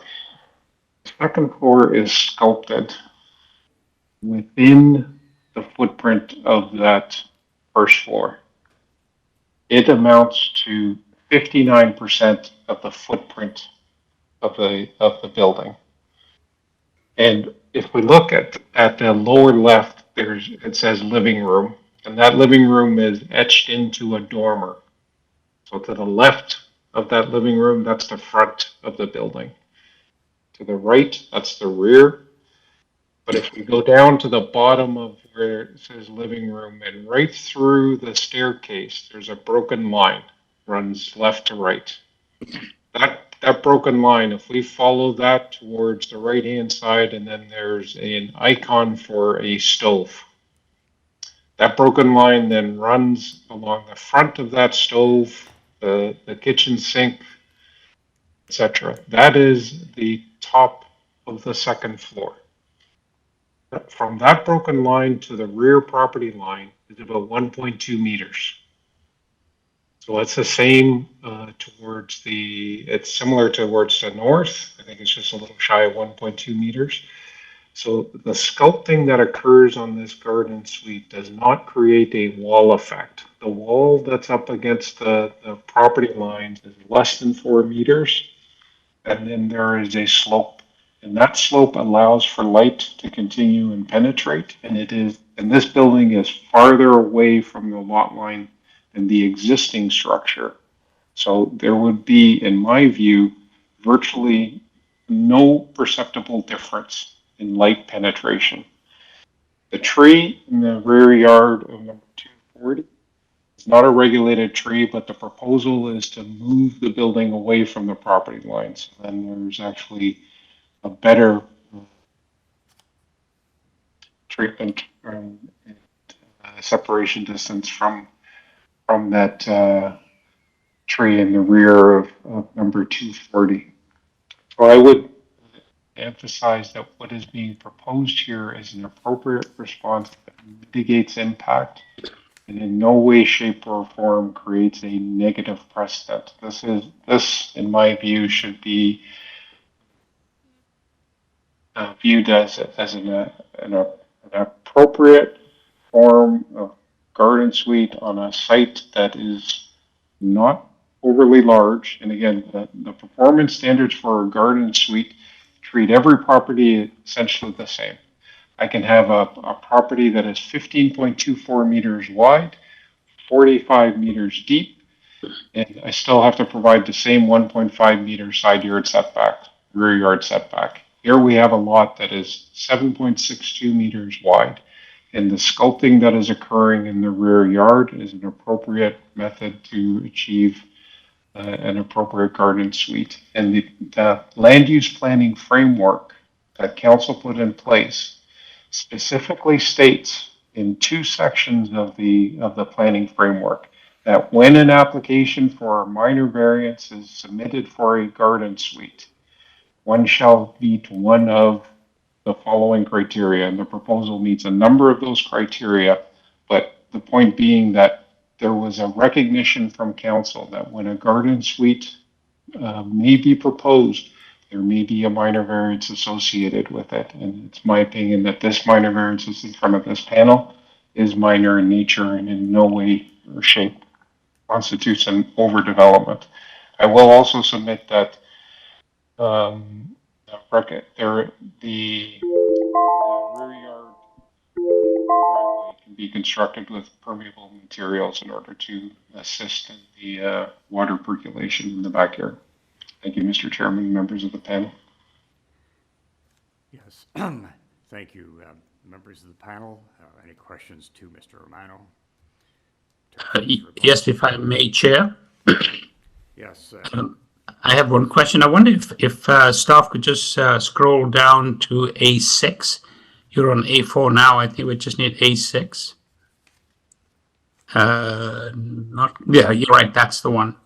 For the applicant, Mr. De Silva, I was just wondering, this particular drawing indicates the garage next door. I'm just looking at the roof lines between the garage next door and the height of the proposed garden suite. Is there much difference between the two? It almost appears as if the height isn't that different. Thank you for that question, through you, Mr. Chairman. It is not that different, but I will also submit that this drawing doesn't depict that there's actually a slope on the right hand side of the proposed garden suite as well. I think it's missing from this two-dimensional drawing, but it is similar in height. Yes, thank you. And I think that slope is indicated in A4, which you just showed previously. 100%, yes. Yeah. Thank you very kindly. You're welcome. Anything else, Mr. Wilkins or Mr. Chang? No? All right.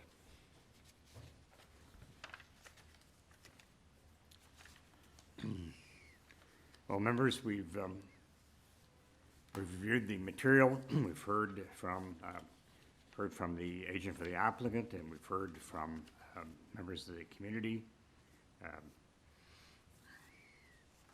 What are your thoughts and comments relative to this minor variance application? May I begin, Chair? Yes, you may. Thank you. Okay, thank you. I'll share my thoughts quickly. I think the applicant made a good point that of the 9 variances, I think it's the number 6 to number 9 all deal with angular plane, which from his recent explanation of the second floor roof line, I think satisfies my sensibilities in terms of the angular plane. I think all the other applications, variance number 1, I know one of the folks from the property behind the subject property commented about the hardscape. Well, that's the first thing that hit me, and looking at Google Map, we can see that this was a hardscape issue in the front of the house. and the rear. So this actually is an improvement. Whereas previously it was all asphalt, so this is an improvement. And I think the applicant did mention that this was part of the conversation with the planning department. So this is an improvement, I think. I also note that the proposed structure has got some reasonable setbacks, side yard setbacks as well, unlike some of the other proposals we've seen today.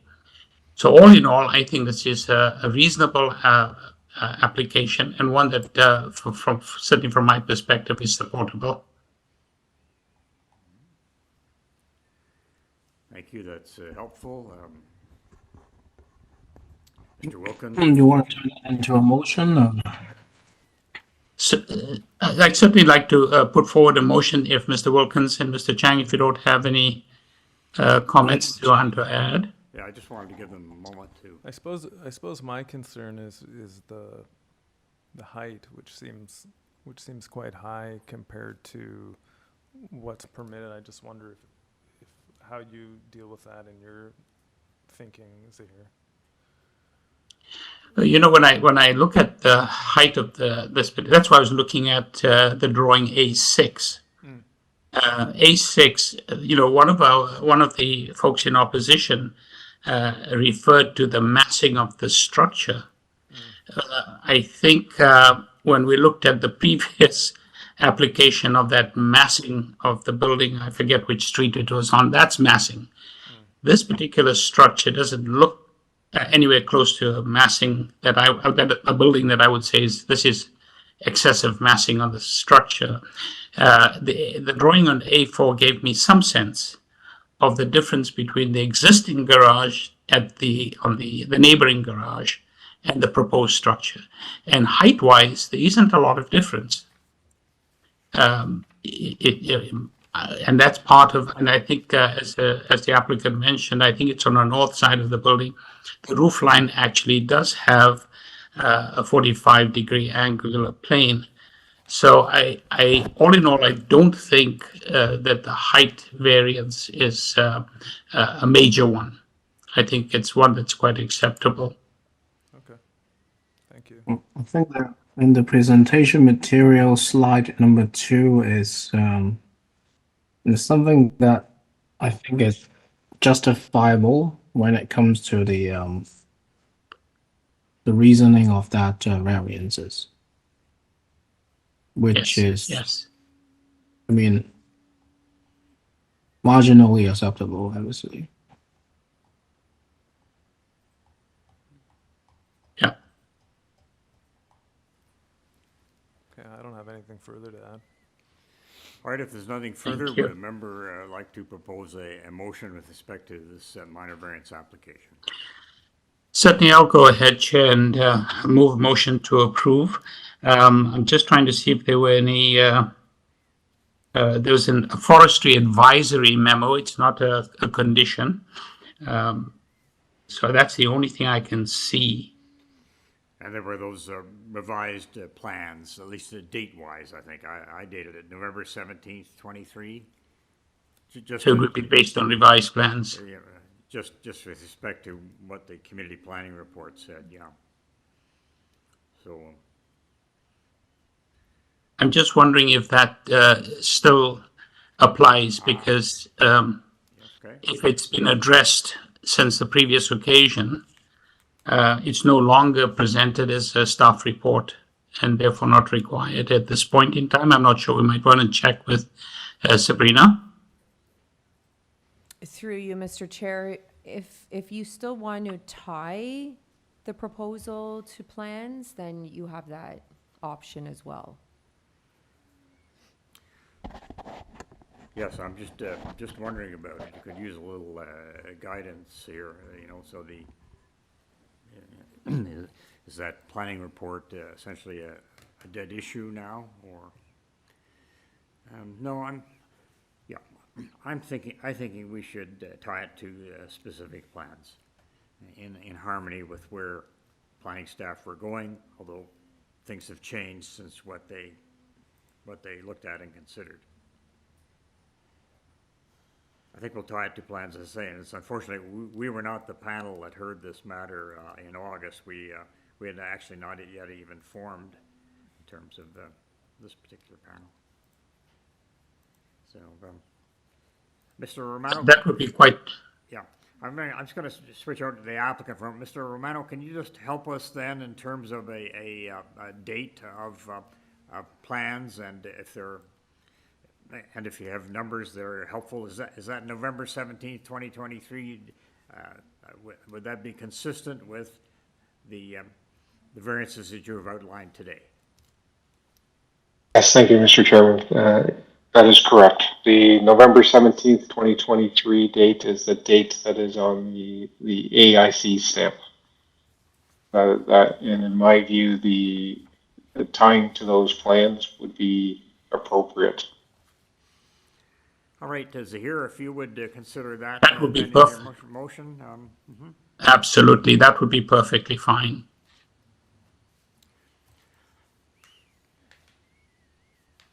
Are you checking? The staff got... I'm sorry? Oh, I was just wondering if staff has got all of that down. Yes, we do.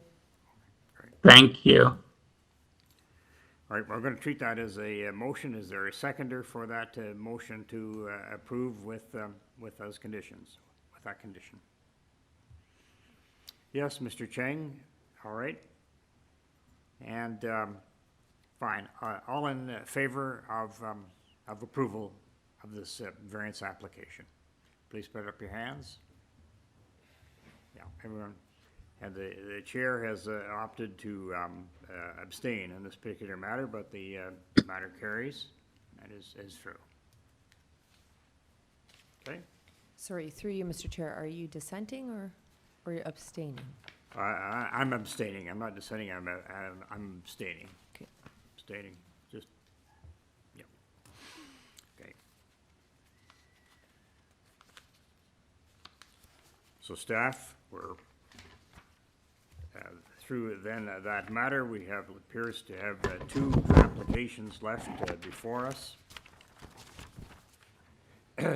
Matter number 27, and I notice it's a Cottingham Street address. I'm just going to check on what's been filed here. Yes.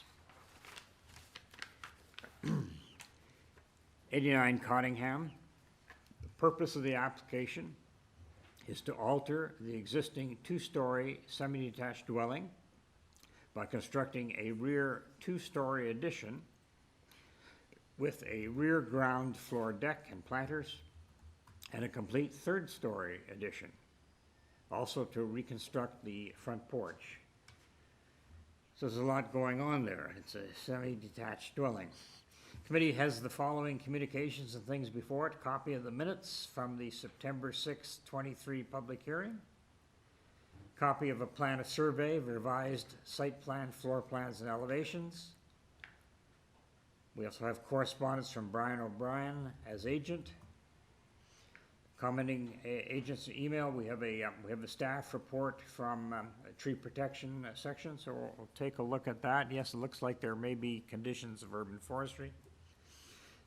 Then in support, we have correspondence, I take it just in support, from Danielle Foley, 127 Alcorn Avenue, Carla and Patrick Callahan, 25 Birch Avenue, and Bridget Best at 81 Collingham Street.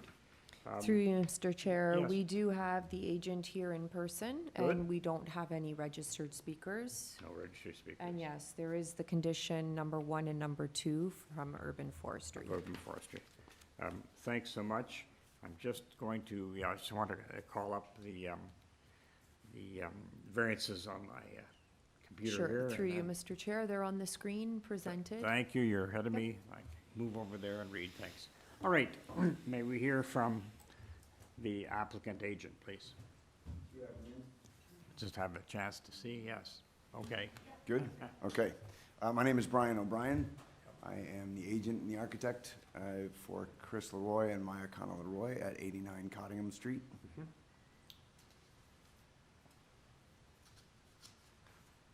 Would you like to hear a presentation of the proposal? Through you, Mr. Chair, do the members require a presentation? A very concise one, how's that? It just seemed to me that there is a lot going on. Could you give us a very concise summary of your variances? I can, yes. Thank you. I'll start with Chris and I have lived in the house since 2012.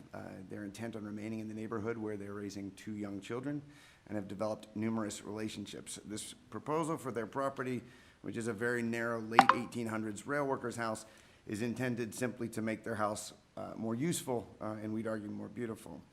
Our proposal seeks to expand on the character and the form of their existing building while looking to the neighboring houses for cues and touch points, all while building something that is deliberately part of the time in which we live.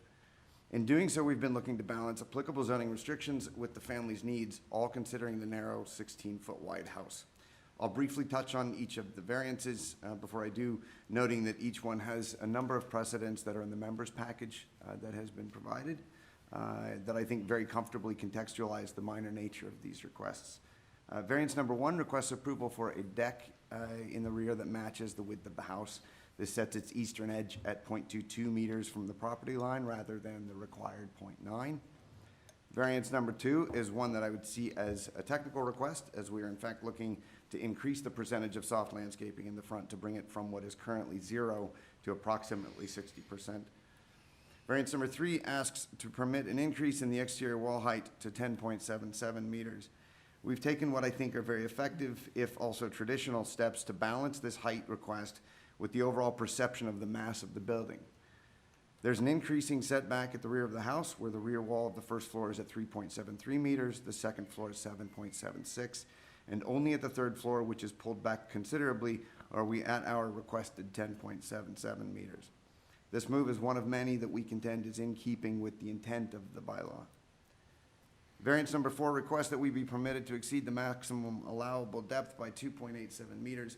This is again a variance I can understand bringing potential objection, were it also not for those same moves that decrease the overall visual weight of the building. That requested depth only occurs on the first floor. At the second floor, we've brought the rear wall forward, decreasing the extended rear of the house by 0.77 meters, while the third floor itself falls fully within the allowable maximum depth. Variance number 5 seeks to increase the floor space index to 1.15 times the area of the lot, rather than the allowable 1.0.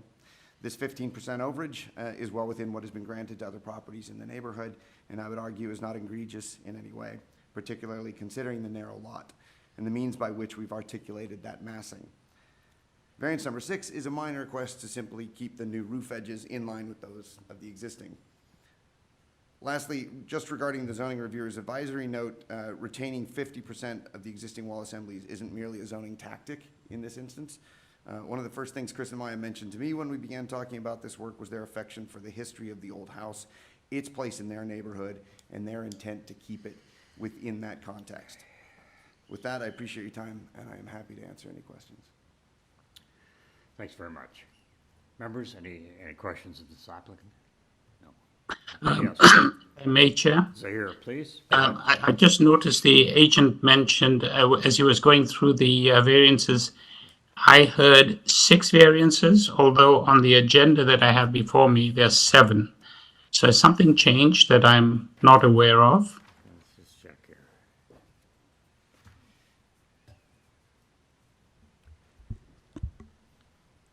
So through you, Mr. Chair, the variances are for rear deck, front yard, landscaping, soft landscaping, height of the rear exterior main walls, dwelling depth, floor space index, and the roof eaves projection. So that's the 7.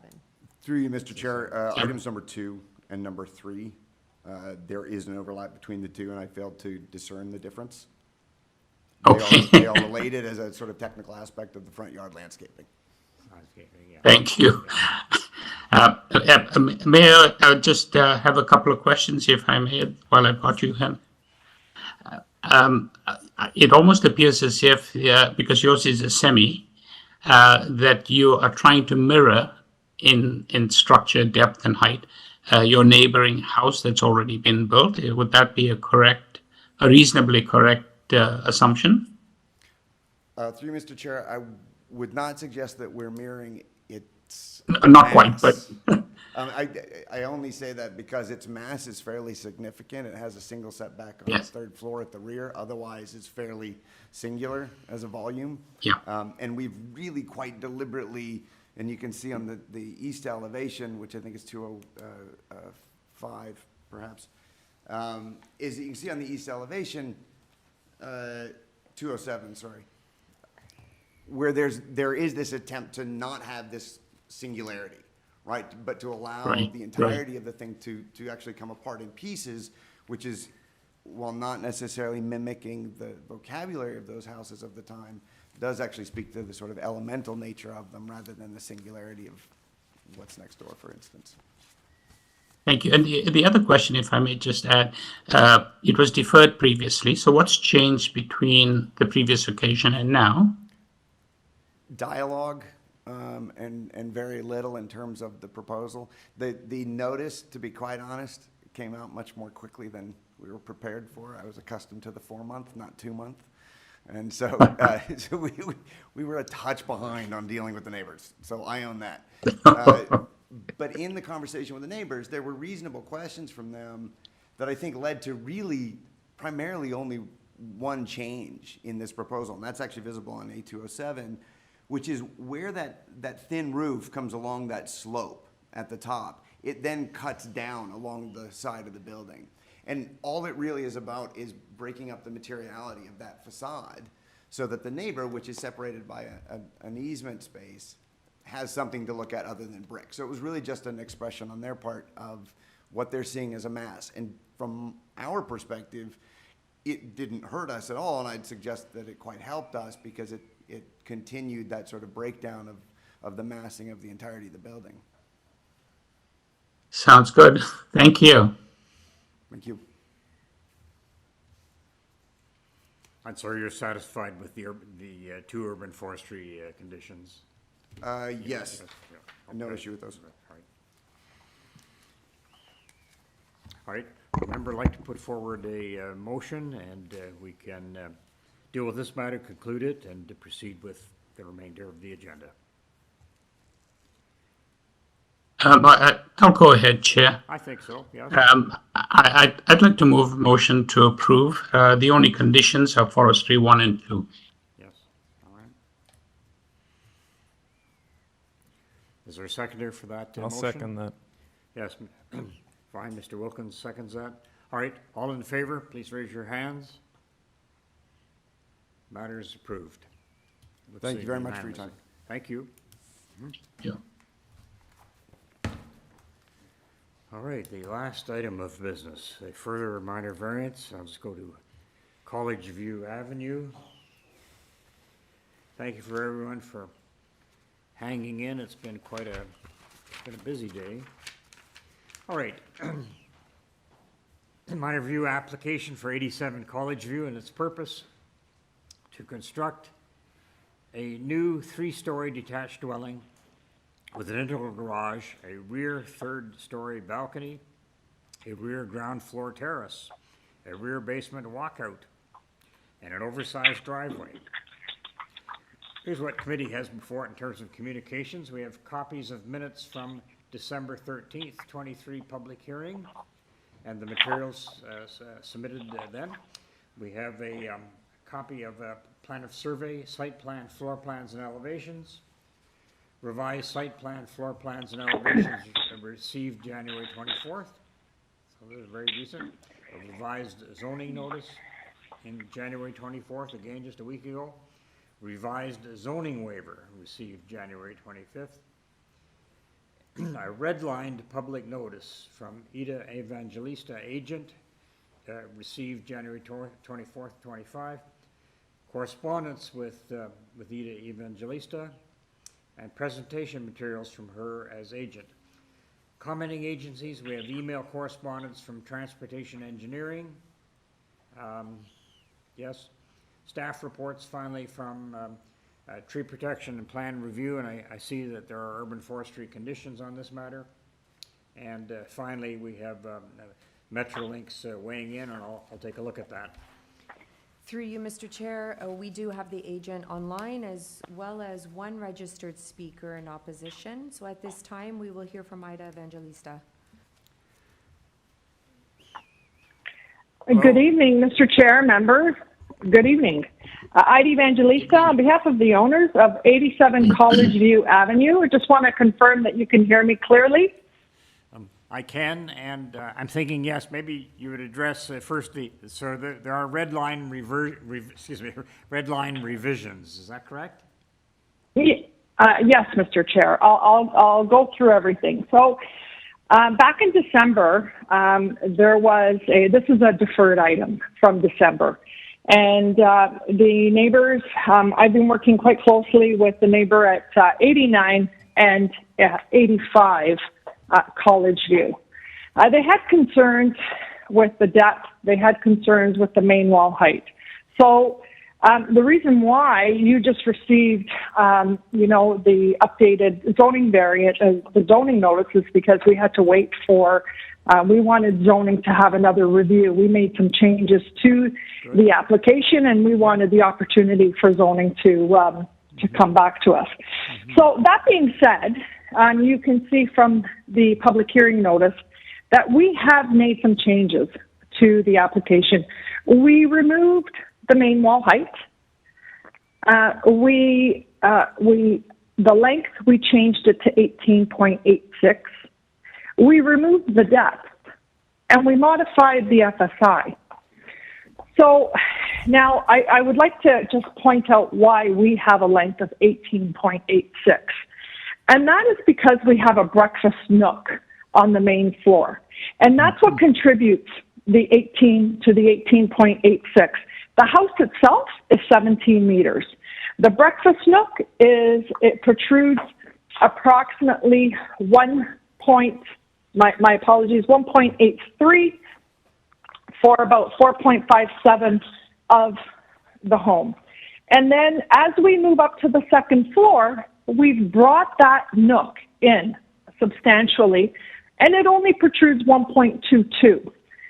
And then as we move to the third floor, we have actually stepped back that third floor substantially. And that third floor, we have a length of, my apologies, the third floor, we have a length of 11.33. However, I would like to add that there's a substantial, we have dormers at the front of the house, and the actual home itself is the actual floor itself, the third floor, is 9.09 meters long, and it's the dormers that contributes to a length of 11.33. This area, we have a height. We do not have a height variance. We do meet the overall height. We do not have landscaping variances. We do have a driveway variance. We are asking for an additional minimal increase from 3.35. We are asking for 3.63. And as you can see from transportation, they have no objections to the increase in the driveway width. So now moving forward, the neighbors at number 89 had concerns with their walnut tree, and we have actually been working with forestry, and as of very late, we have received an updated arborist report and an updated tree protection plan, which we provided to planning staff, and again, I'll state very late.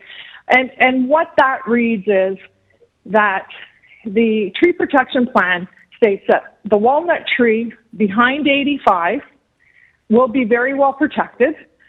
We have the plywood that, abuts the property line, but we've also taken extra precautionary measures, and we've included horizontal ground covering, which is basically a platform on the ground. We've also hired a third-party arborist to be on site when that back corner is excavated. To move forward, forestry, there is also an oak tree in the backyard. We have moved the stairs. Rather than going straight out, we have moved them and they run perpendicular with horizontal with the home. So we've taken all measures.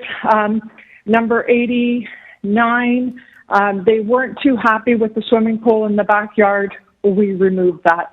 So in closing, I respectfully submit that we have worked quite closely with planning staff and planning staff didn't have any opposition to the original application, I would like to add, nor did any other staff members. They were all in support of the application that we put forth from the very beginning. All the changes that we've made is to work with the neighbors. And I am open to any questions that you may have. Thank you. I have no questions. Other members of the committee? Any clarification required? Yes, please, Chair, if I may. Yes. Ms. Evangelista, thank you very much. It's always good to have agents communicate effectively with neighbors and resolve matters, and your deferral was well utilized. I only have one question to ask, and that's with your driveway in the front. I don't have an indication of the type of material you're going to use, but hopefully it will be permeable. Would that be a condition that we could add? Through you, Mr. Chair, member, but I'm not foreseeing a problem with that. If that gives you that comfort level, yes, I'm sure the owners will be okay with that. Thank you. Can anyone say no?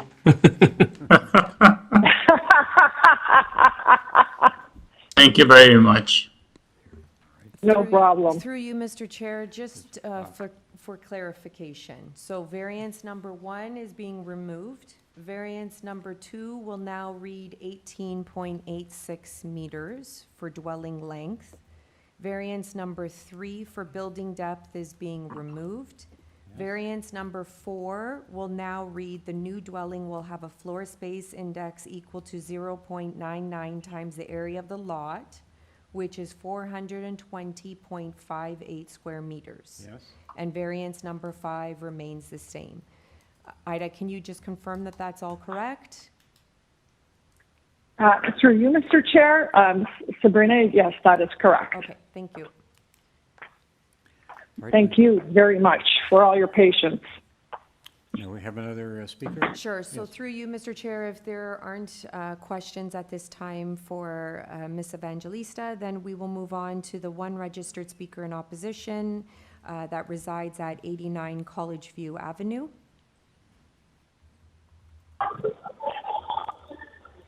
Hello. Hi. Hello. Yes, we can hear you. Hi there. Can you hear me all right? Okay. I wasn't expecting this meeting to run this late, and I'm now at the hockey rink with my daughter. So, yeah. Anyways, good evening, not good afternoon. So just to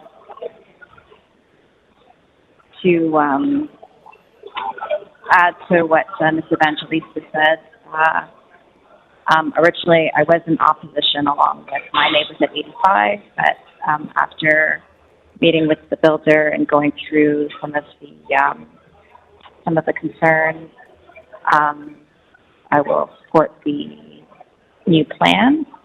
I did write to Ms. Evangelista, and I just wanted to, have reassurances that the plans would go through and that there wouldn't be any more surprises. So that's fine. Okay, thank you. Is that all that you wanted to let us know? Hello? Hello? Yes, is that all that you wanted us to know? I think that's all. Thank you. Okay, thank you. Thank you. I have no questions. Members then of this objector? Any questions? No. Okay.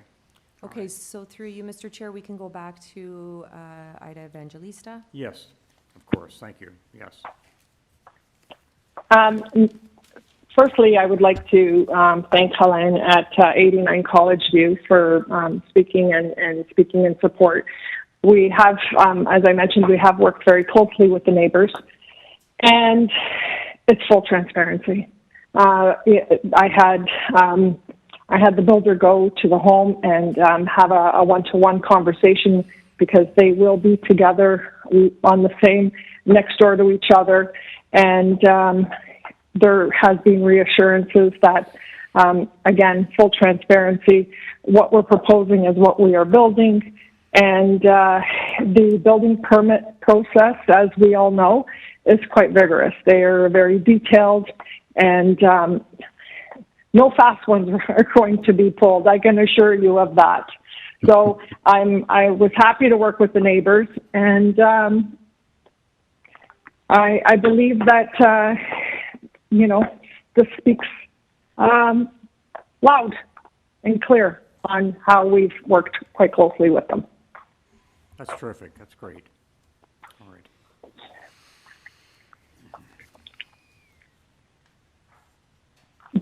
Does anybody have any questions for me?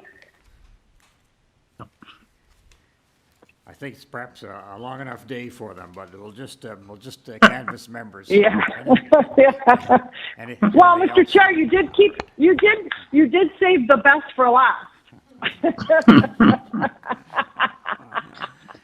All right, we'll entertain motions, and I'm not sure that the chair could get them all straight in his head at this hour. So, Zahir, I'm looking to you to start us off.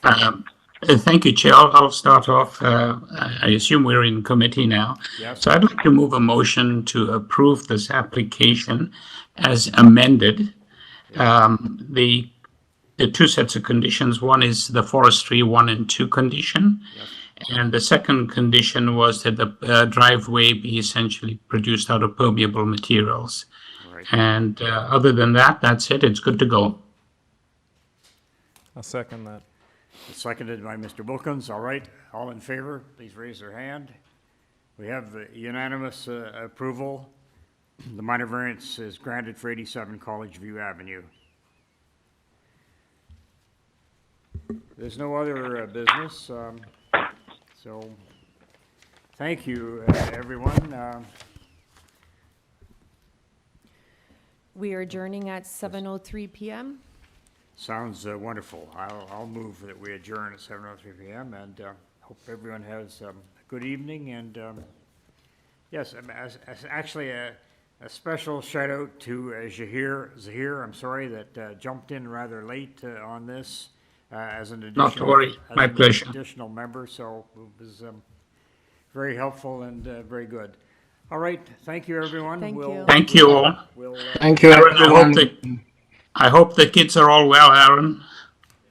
Oh, yeah. Have a Thank good you so much. evening, everyone. care. Thank you, everyone. Thank you. Thank you, Bye-bye. Sabrina and colleagues behind the Yes. scenes.